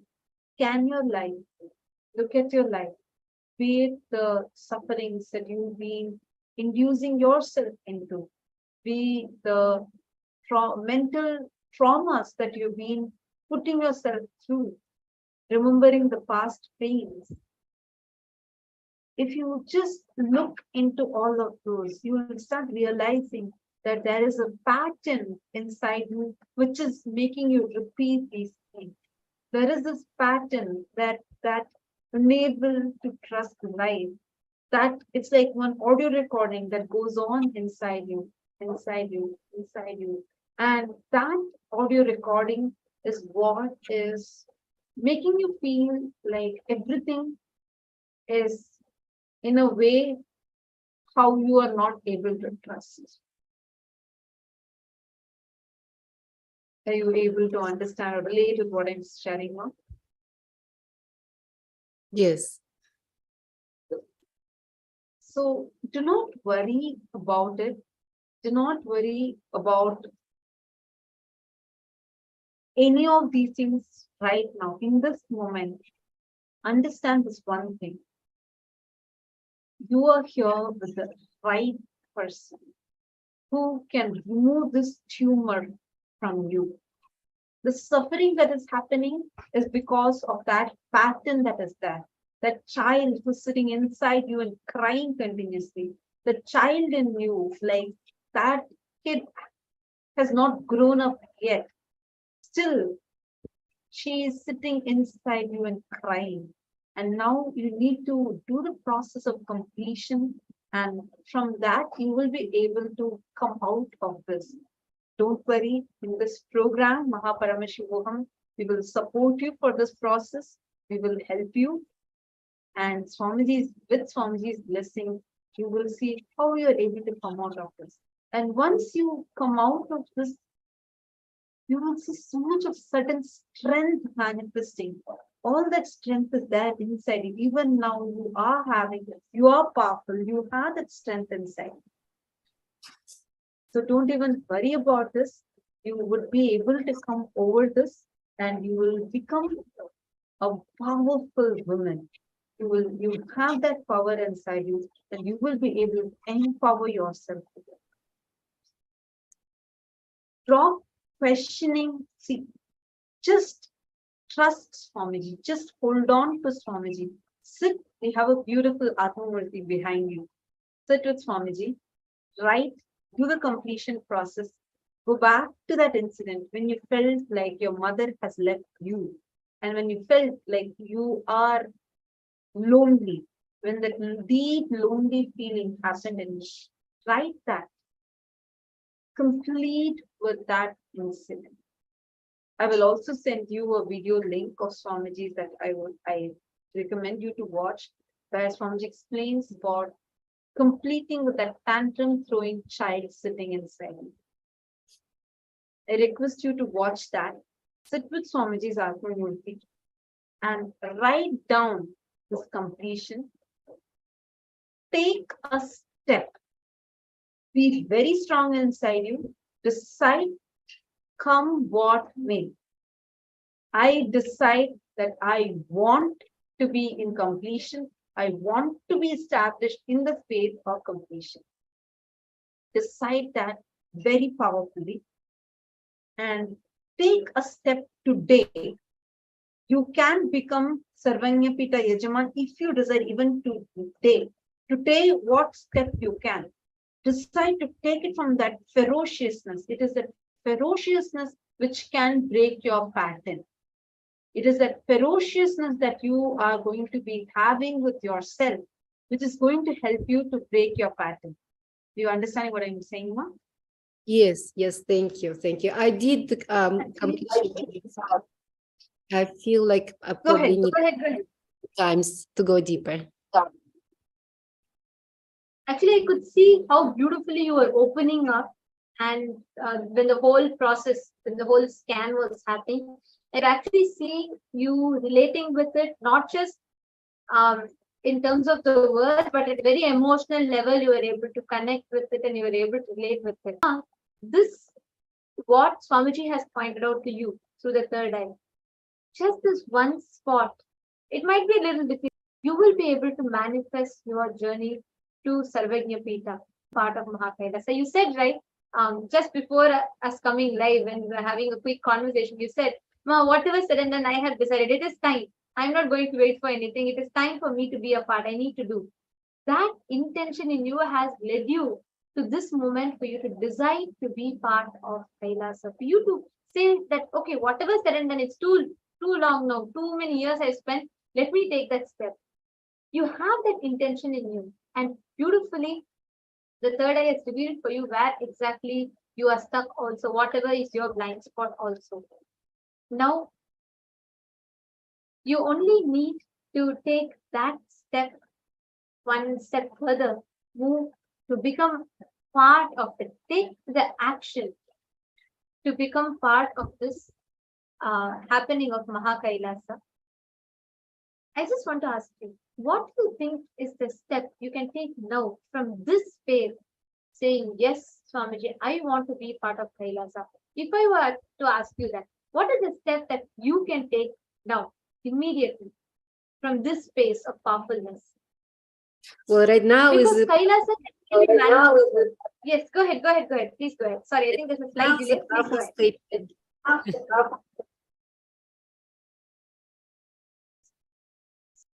ahead. And like I have already mentioned, that I did get a program to bring my partner's business on a level or multiple levels higher, and to get 6 numbers income in a few months. So that just depends on my efforts. How much efforts I put, that's what I'll get. Very beautiful. I just wanted to share with you, from this intention, right, this intense space that you have, just decide, you will see whichever effort you have put in, you will see how that will just flower back into results for you. So really, it was nice to have you here today, and really beautiful to see the sincere effort that you're taking and the powerful decision that you have in your inner space to become part. That is really great. And so just before closing, I would like to ask you if there's anything lastly that you would like to tell. Is there anything that you would like to share? No, I'm just very, very grateful for your help and for scanning. I mean, I want to say blessings or the task to all SJPs or SJKs to start right now, today. Beautiful. Yes, thank you, Ma. And thank you so much for joining. Thank you so much. Just sit with Swamiji now. Go to Swamiji, sit with Swamiji's Atmamurti right now. Do this completion process. Just decide ferociously. If you feel this pattern in you has to be completed. See, understand, once you come out of, you will suddenly have so much of trust in life. You will be able to trust life, and people will be able to trust you. It'll help you in terms of your relationships with people. It'll help you in terms of your work, in terms of your business, and every aspect, every dimension. So I recommend that you can sit and do the completion process now. Sit, finish it, watch the satsang where Swamiji talks about this tantrum throwing child, completing the tantrum throwing child inside you, and decide to take a step today. Whatever you can decide, ferociously decide it and take that step today. And that will really help you to manifest a breakthrough. So even if you want any further help, like you did your completion and you want to decide on the next step and you want any help in that, feel free to reach out to us via Facebook events. You can click the post message on the events page. Once you've finished it, then since you're also attending the program, we'll definitely be able to work with you, help you manifest. So thank you so much for joining me. Thank you. Thank you. Thank you.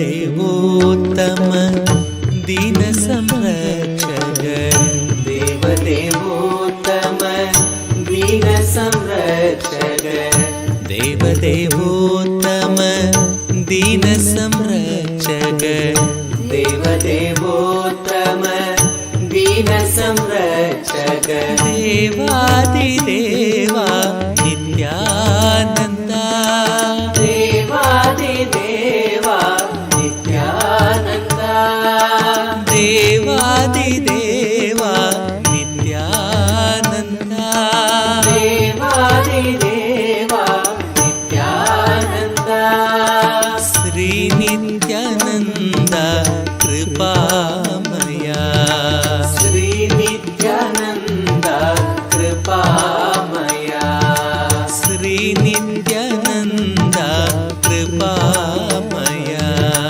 Shri Nityananda कृपामया पतितोद्धारा पापविदूरा पतितोद्धारा पापविदूरा पतितोद्धारा पापविदूरा पतितोद्धारा पापविदूरा नित्यपुरीशा Nityananda नित्यपुरी Ananda नित्यपुरीशा Nityananda नित्यपुरीशा Nityananda भस्मोद्भवकर भवभयनाशन भस्मोद्भवकर भवभयनाशन भस्मोद्भवकर भवभयनाशन भस्मोद्भवकर भवभयनाशन Shri Nityananda कृपामया Shri Nityananda कृपामया Shri Nityananda कृपामया Shri Nityananda कृपामया Shri Nityananda कृपामया Shri Nityananda कृपामया देवदेवोत्तम दीन संरक्षक देवदेवोत्तम दीन संरक्षक देवदेवोत्तम दीन संरक्षक देवदेवोत्तम दीन संरक्षक देवदेवोत्तम दीन संरक्षक देवदेवोत्तम दीन संरक्षक देवादिदेवा नित्यानन्दा देवादिदेवा नित्यानन्दा देवादिदेवा नित्यानन्दा देवादिदेवा नित्यानन्दा श्री नित्यानन्दा कृपामया श्री नित्यानन्दा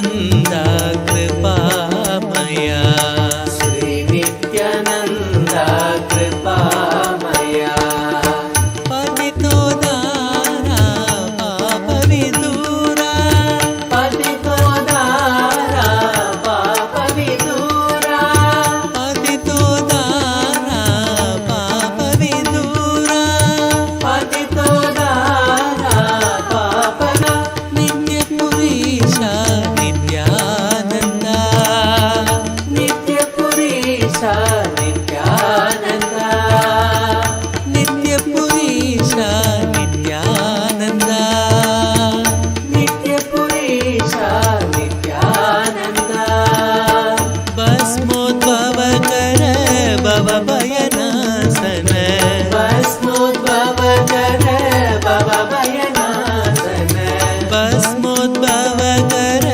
भवभयनाशन भस्मोद्भवकर भवभयनाशन श्री नित्यानन्द कृपा श्री नित्यानन्द कृपामया श्री नित्यानन्द कृपामया श्री नित्यानन्द कृपामया देवदेवोत्तम दीन संरक्षक देवदेवोत्तम दीन संरक्षक देवादिदेवा नित्या देवादिदेवा नित्यानन्द श्री नित्यानन्द कृपामया श्री नित्यानन्द कृपामया पतितोदारा पापविदूरा पतितोदारा पापविदूरा पतितोदारा पापविदूरा दारा पापविदूरा नित्यपुरीशा नित्यानन्दा नित्यपुरीशा नित्यानन्दा भस्मोद्भवकर भवभयनाशन भस्मोद्भवकर भवभयनाशन भस्मोद्भवकर भवभयनाशन भस्मोद्भवकर भवभयनाशन श्री नित्यानन्द कृपामया श्री नित्यानन्द कृपामया श्री नित्यानन्द कृपामया श्री नित्यानन्द कृपामया श्री नित्यानन्द कृपामया श्री नित्यानन्द कृपामया देवदेवोत्तम दीन संरक्षक देवदेवोत्तम दीन संरक्षक देवादिदेवा नित्यानन्दा देवादिदेवा नित्यानन्दा पतितोदारा दूरा पतितोदारा दूरा पतितोदा पापविदूरा पतितोदारा पापविदूरा स्मोद्भवकर भवभयनाशन भस्मोद्भवकर भवभयनाशन श्री नित्यानन्द कृपामया श्री नित्यानन्द कृपामया श्री नित्यानन्द कृपामया श्री नित्यानन्द कृपामया नित्यानन्द हरे नित्यानन्द नित्यानन्द हरे नित्यानन्द नित्यानन्द हरे नित्यानन्द नित्यानन्द हरे नित्यानन्द नित्यानन्द हरे नित्यानन्द नित्यानन्द हरे नित्यानन्द नित्यानन्द हरे नित्यानन्द नित्यानन्द हरे नित्यानन्द नित्यानन्द हरे नित्यानन्द नित्यानन्द हरे Nithyananda, Nithyananda, Hare Nithyananda, Nithyananda, Hare Nithyananda, Nithyananda, Hare Nithyananda, Nithyananda, Hare Nithyananda, Nithyananda, Hare Nithyananda, Nithyananda, Hare Nithyananda, Nithyananda.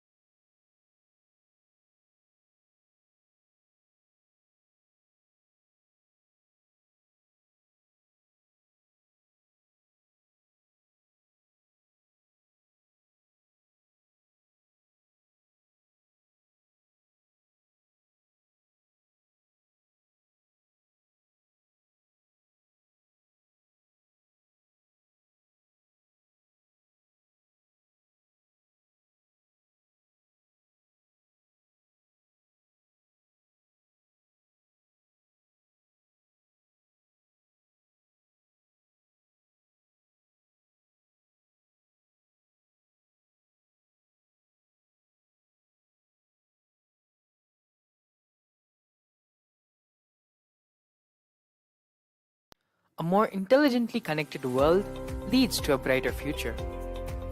An enlightened humanity leads to a better world. During the Paramashivam program, we help people to discover their superhuman possibilities and help them to find and achieve the true purpose of their birth by giving them the techniques, practices, and methodologies from the Vedagamas, the original source scriptures of Hinduism. The Supreme Pontiff of Hinduism is reviving the ancient original Vedas and Agamas in all its glory, in a user-friendly way for the modern mind. The Supreme Pontiff of Hinduism is transforming human beings into divine beings, reviving, initiating, and replicating the 463 powers from the Agamas revealed by Paramashivam.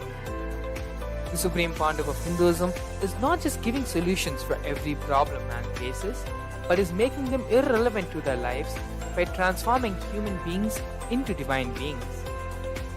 Listen. Any argument presented by your mind, body, your present reality to establish you are not Paramashivam. You are not omniscient, omnipotent, omnipresent. Anything anything presented to prove you are not Paramashiva is illegitimate. Decide this. This is super determinism. Understand? Anything you declare as illegitimate will lose power over you, will die in few days, few minutes, maybe in few weeks, whatever few days it takes. It will not have power over you. Understand? This is the method for sudden enlightenment. This is the method for sudden enlightenment. It happens by the Shaktipada. Here Paramashiva is sitting to tell you all, you are Paramashiva, you are me, with Shaktipada and Shaktinipada. The Dvitiya Vijnasa Krama is an extensive and thorough yoga sequence to prepare your body to receive the experience being given by the Supreme Founder of Hinduism. Through the yoga, which is aligned as per the source scriptures laid down by Paramashiva and the Agamas, you break all the impossibility in your body and in turn break the very cognition of impossibility. The program leads you to go beyond your human frame and limiting human ideas, which prevents you from living your highest possibility. I will reach you wherever you are, whichever corner of the world you may be. I will reach you with enlightenment. Again I tell you, I am not here to prove I am God, I am here to prove you are God. Don't wait to become divine. Register now at paramashivoham.org.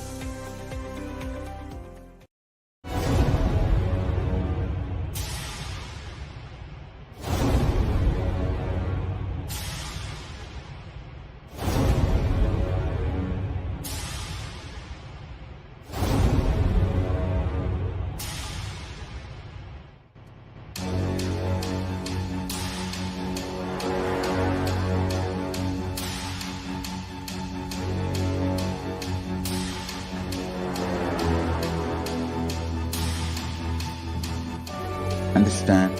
Literally last 39 years from the age of 5, whatever Paramashiva manifested through teaching, speaking, writing, every way,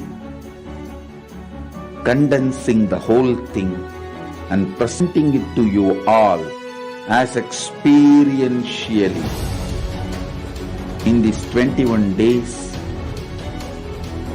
through this Jnana Charya, Jnana Kriya, Jnana Yoga, Jnana Jnana is Mahaparamashivoham. Lifestyle for rituals to be just Paramashiva. Yoga for just being Paramashiva. Jnana, just Paramashiva. This Mahaparamashivoham is like literally the ultimate journey in a most safest way.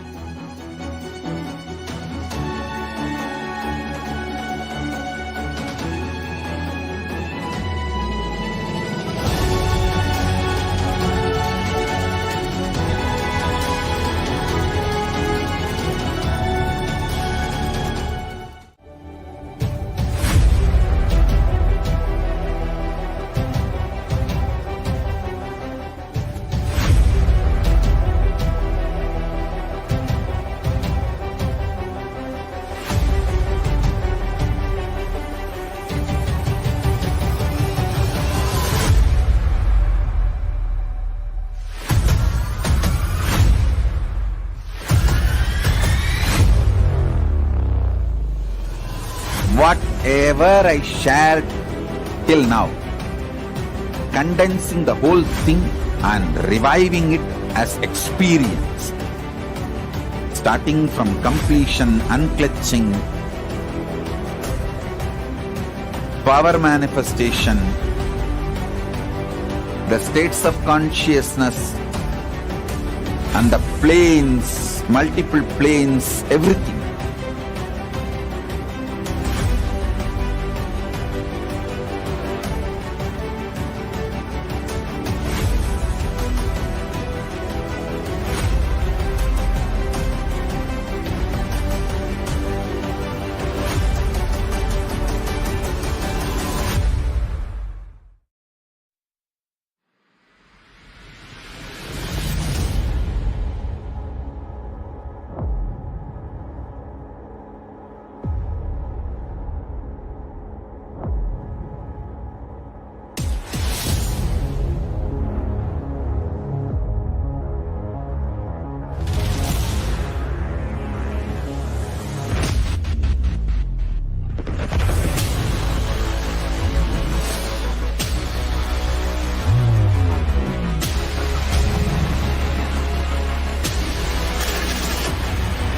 You will become Paramashivam.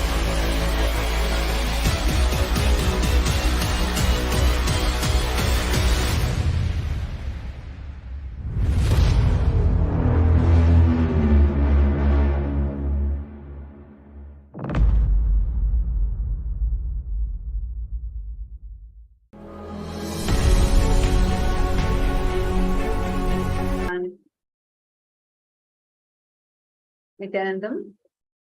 Welcome back, dear viewers. Thank you so much for being tuned in and joining us here. We have Meenakshi Narayanan, Nithyanandam Ma. Thank you for being here. Yes. Thank you for having me, Ma. Would you like to share a few words about yourself? Where are you from? And what are you doing? And how long you've been connected to Swamiji? Yes, Ma. So I'm originally from Madurai, but now I'm in Minneapolis, Minnesota, in the US. I'm a behavioral health navigator. I've Swamiji since Kalpataru I did in December 2009. It was just a one-day program, but it was a breakthrough for me for my whole life. It was a whole breakthrough for my life. So more than a decade you've been connected to Swamiji? Yes, Ma. So you're here because you want to have a breakthrough, to be somehow to make yourself as a part of Mahakailasa, becoming a Sarvanyapita Yajaman and taking your next step, right? So Yes, what Ma. is Yes, being with Swamiji for more than I think 12, 13 years now? How what inspires you to be a part of Mahakailasa? Why do you want to be a part of Mahakailasa? Swamiji just gives all the solutions for me, from the smallest thing to the biggest thing. Attending the inner awakenings and yoga and everything, my lifestyle is so different, and it's so empowering because of Swamiji. Just getting up at Brahma Muhurta, doing the yoga and the puja, and listening to if there's nothing live, some satsang of his, and getting a powerful cognition, and then following his principles. Like today was about enriching with our program, but I've been doing that at work, and the enriching is so powerful, and just small acts of enriching, how it empowers me. So following any of Swamiji's directions or principles, how it transforms me and makes me feel powerful and helps me. It's so wonderful. That's why I would love to be part of anything Swamiji does. Very nice, Ma. And being in so you said you were from Madurai, and what also inspired you to be something, just to be a part of Swamiji's mission, because how Swamiji is helping every single individual, transforming their lives and reviving this grand enlightened civilization for this modern world, for this era, and gifting humanity with some extraordinary gifts that even Hindus never knew that we had these sciences earlier, and we have lost these sciences. I see that you wear a beautiful Trinetra Tilak. Could you explain, is that a Trinetra Tilak that you have? Yes, ma. So in the, I think in Mahasadashivoham, I've manifested powers 21 times. So he gave me the Trinetra Tilak. So yeah, Which power did you I manifest, but yes, go ahead, ma. I manifest very well. I can do body scannings. I manifest things if I can visualize them. A lot of things. I just manifest and make it happen. I do change the weather and everything, but I'm stuck on SJP. I know that something just holds me back. So. Yeah, don't worry about that. But I just wanted to know, from being from US, or like with your background in India, and having a very, many people would aspire to have, like to be happy in your life, and being in this modern age, you're saying you're manifesting powers, and that's why you're having a Trinetra Tilak, because you're able to manifest the powers. How do you feel about that?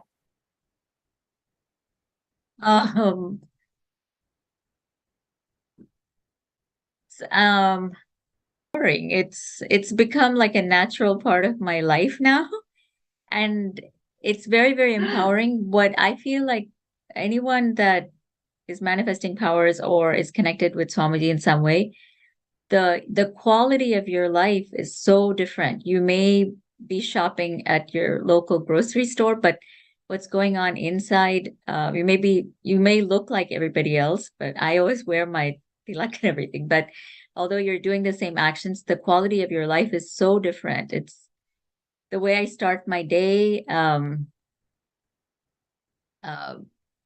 the yoga changes my cognitions, how it drops my mind, and how the puja settles me. So and then being with Swamiji, connected to Swamiji. So you do yoga also daily. That's wonderful to know. Yes. I mean, yeah. it will be nice for even the viewers to know. Because I can't like miss living yoga. in the US, in this time, during this modern period, where I know there's a lot of health awareness and people are making time for workout and things, but still living the traditional lifestyle and being empowered from within, not looking for something outside. Like you're so cool in saying that, it's a normal thing for me. I manifest powers, and that's why I wear this Trinetra Tilak proudly. Yeah, it's the whole lifestyle is very empowering. I used to drink a lot of coffee before Swamiji. I used to drink like 10 to 12 cups of coffee. And I used to eat non-veg food, but after Swamiji, I don't drink any coffee. It's just the yoga and maybe the occasion. I drink green tea because I like it, but I don't need caffeine. And my food is sattvic vegetarian. I cook it fresh every day, and I offer it to Swamiji and have it. It's an amazing, amazing lifestyle. And the more and more you're with him, the more and more of those things wake up. Probably from past lives, and it's just wonderful. It's so wonderful to be connected to Swamiji. I would want everybody to have it. And in my work, I see people all the time that they spend thousands of dollars on mental health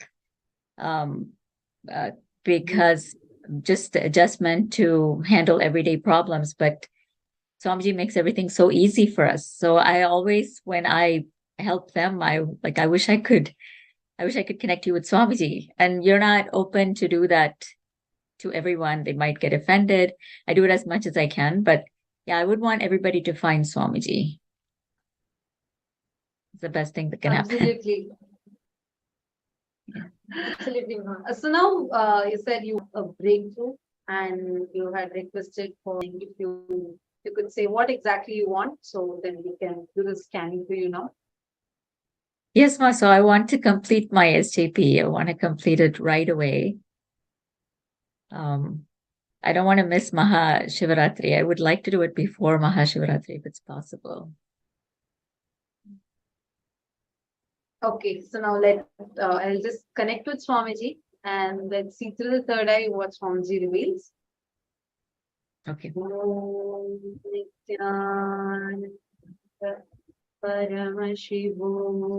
here we have Manitya Tattvapriyananda, who is now going to be scanning Ma Meenakshi, who is here with the intention to manifest her Sarvajna Pita by Mahaparamashivaratri. And Manitya Tattvapriyananda is now going to be scanning through the third eye and sharing with her. Actually, in the meanwhile, every one of you that are watching us live right now, for all of us, we all have the strong intention to manifest Mahakailasa. So many of you that are sitting here, I know many of you that are here have always said, I want to really manifest.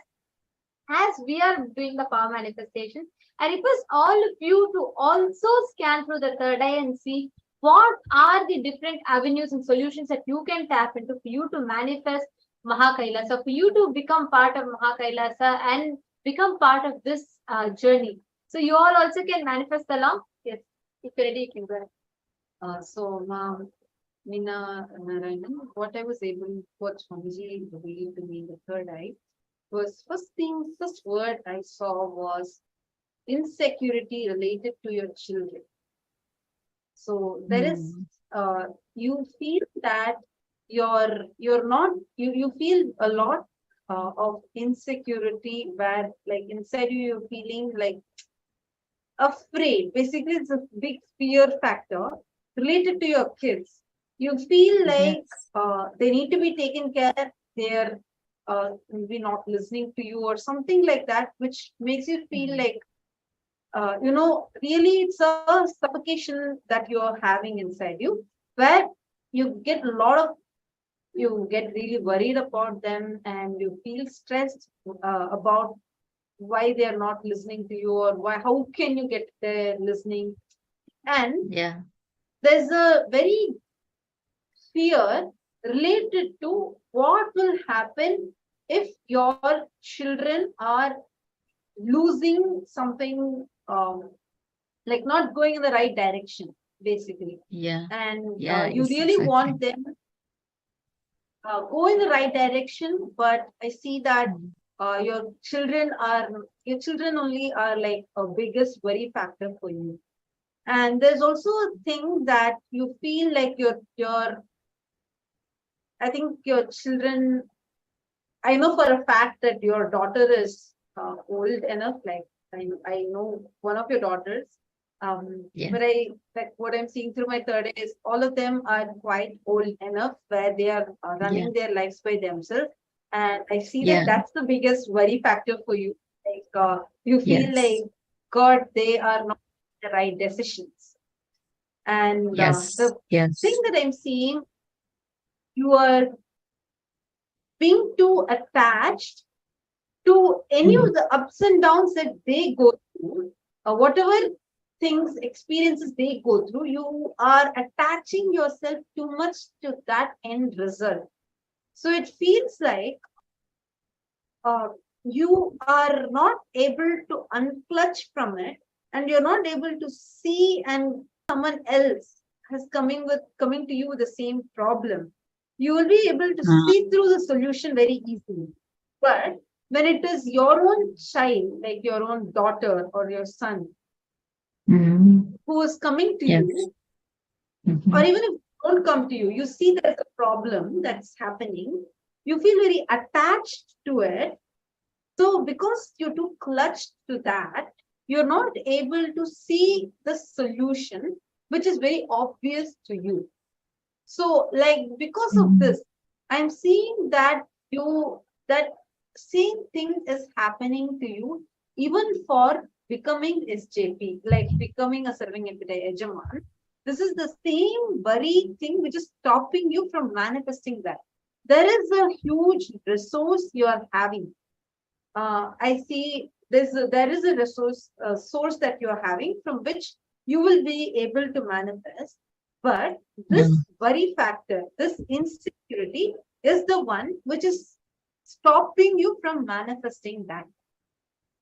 I see that, first thing, understand, Ma, your ability to see all your understandings, your experiences, the maturity that you have, the intelligence that you carry, all of these, unless you're able to talk into your child's listening, your daughter's listening, your son's listening, they are not going to be able to understand it from the context that you're coming from. Yes. If you trace back and look in, you will actually see there is an uncle of yours with whom you felt the exact same thing that you are right now facing with your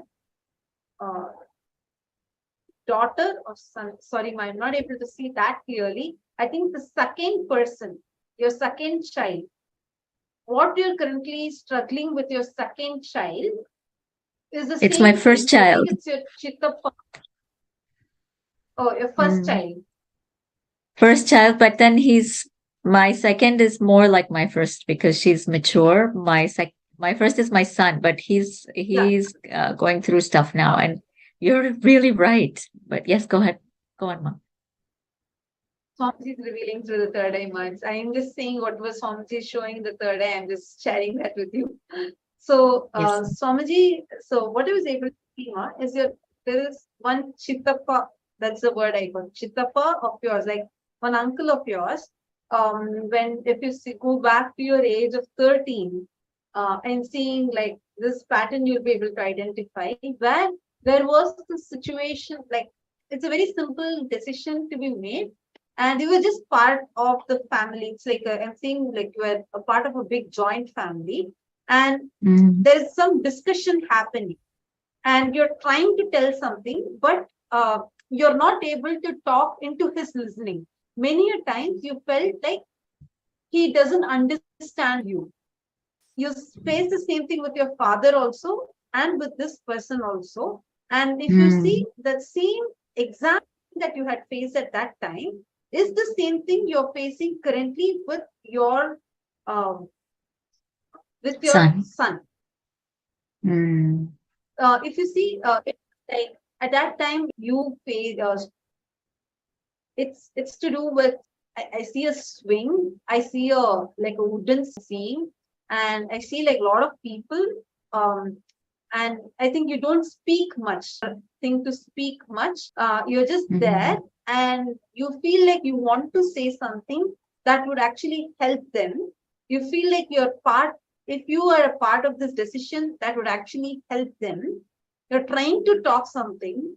I see a person with white hair, probably a grandfather or somebody who's sitting. There's a swing that I'm seeing, and you are 13 years old, and it's a very traditional looking place.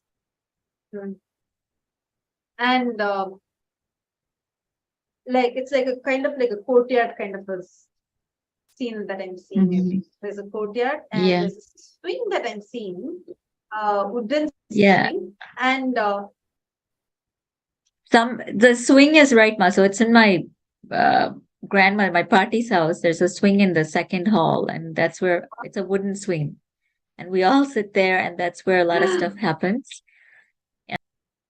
But I don't know about that'll be my mama and mama, mommy, and chitti, that kind of scene.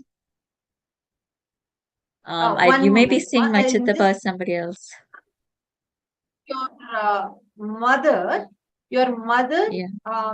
so there is something, it's a conversation happening where you feel your mother is being put down, basically, like you feel like your mother is put down, and you want to talk for her, like you want to stand up for her, you're trying to talk for her. This person is not ready to listen to you. The person is ignoring, and I see that your father, you're not able to, actually it's your father and this uncle person also, both of them, and both of them are not ready to listen to you. Like you're not able to talk into their listening. You feel extremely powerless inside you. but you go on talking and they scold you because you spoke. So that this is the situation that I'm seeing. You're seeing it over time. It's true though. Like, yeah, I couldn't speak into my father's listening. I think you're seeing one of my mamas as my chittappa. It could be chittappa in another lifetime, but I'm very attached to one of my mamas, and yeah, they do. I have felt the need to defend my mother. Yes, Ma, it's very true. I didn't know that it stemmed from that though. Yeah. So I see that kind of a thing in your young age. Actually, if you go this incident, just go back, look inside you. Your uncle and your father, that inability to talk, where you feel you're restricted and you feel like they're not ready to listen to you. Yes. Actually, this just appeared like once. I'm just describing the scene that Swamiji is showing to me in third eye. I don't know how many years ago it would be for you, right? Like, I'm just describing, like, Swamiji is just checking through that year and like showing the scene in your house and showing the place. Like, I'm seeing like as if I'm seeing a video now. That's how I'm actually seeing the third eye. So what I'm seeing is that one, and like this multiple incidents that have happened in your life, where you felt in your towards it throughout your young age, many times when you're with your family and you feel like you have to stand up for your mother. You feel something it's being unfair to your mother. And you felt you have to stand up for your mother. You're trying to talk, but they keep silencing you. You yourself silence yourself because you feel like you are not able to talk to them. This thing, you started reflecting it even after you left India, after you started your work, everything also, in many places, you started reflecting this exact thing, where if you see, you would be like in your job, if somebody, you're not able to tell something to your, let's say your manager.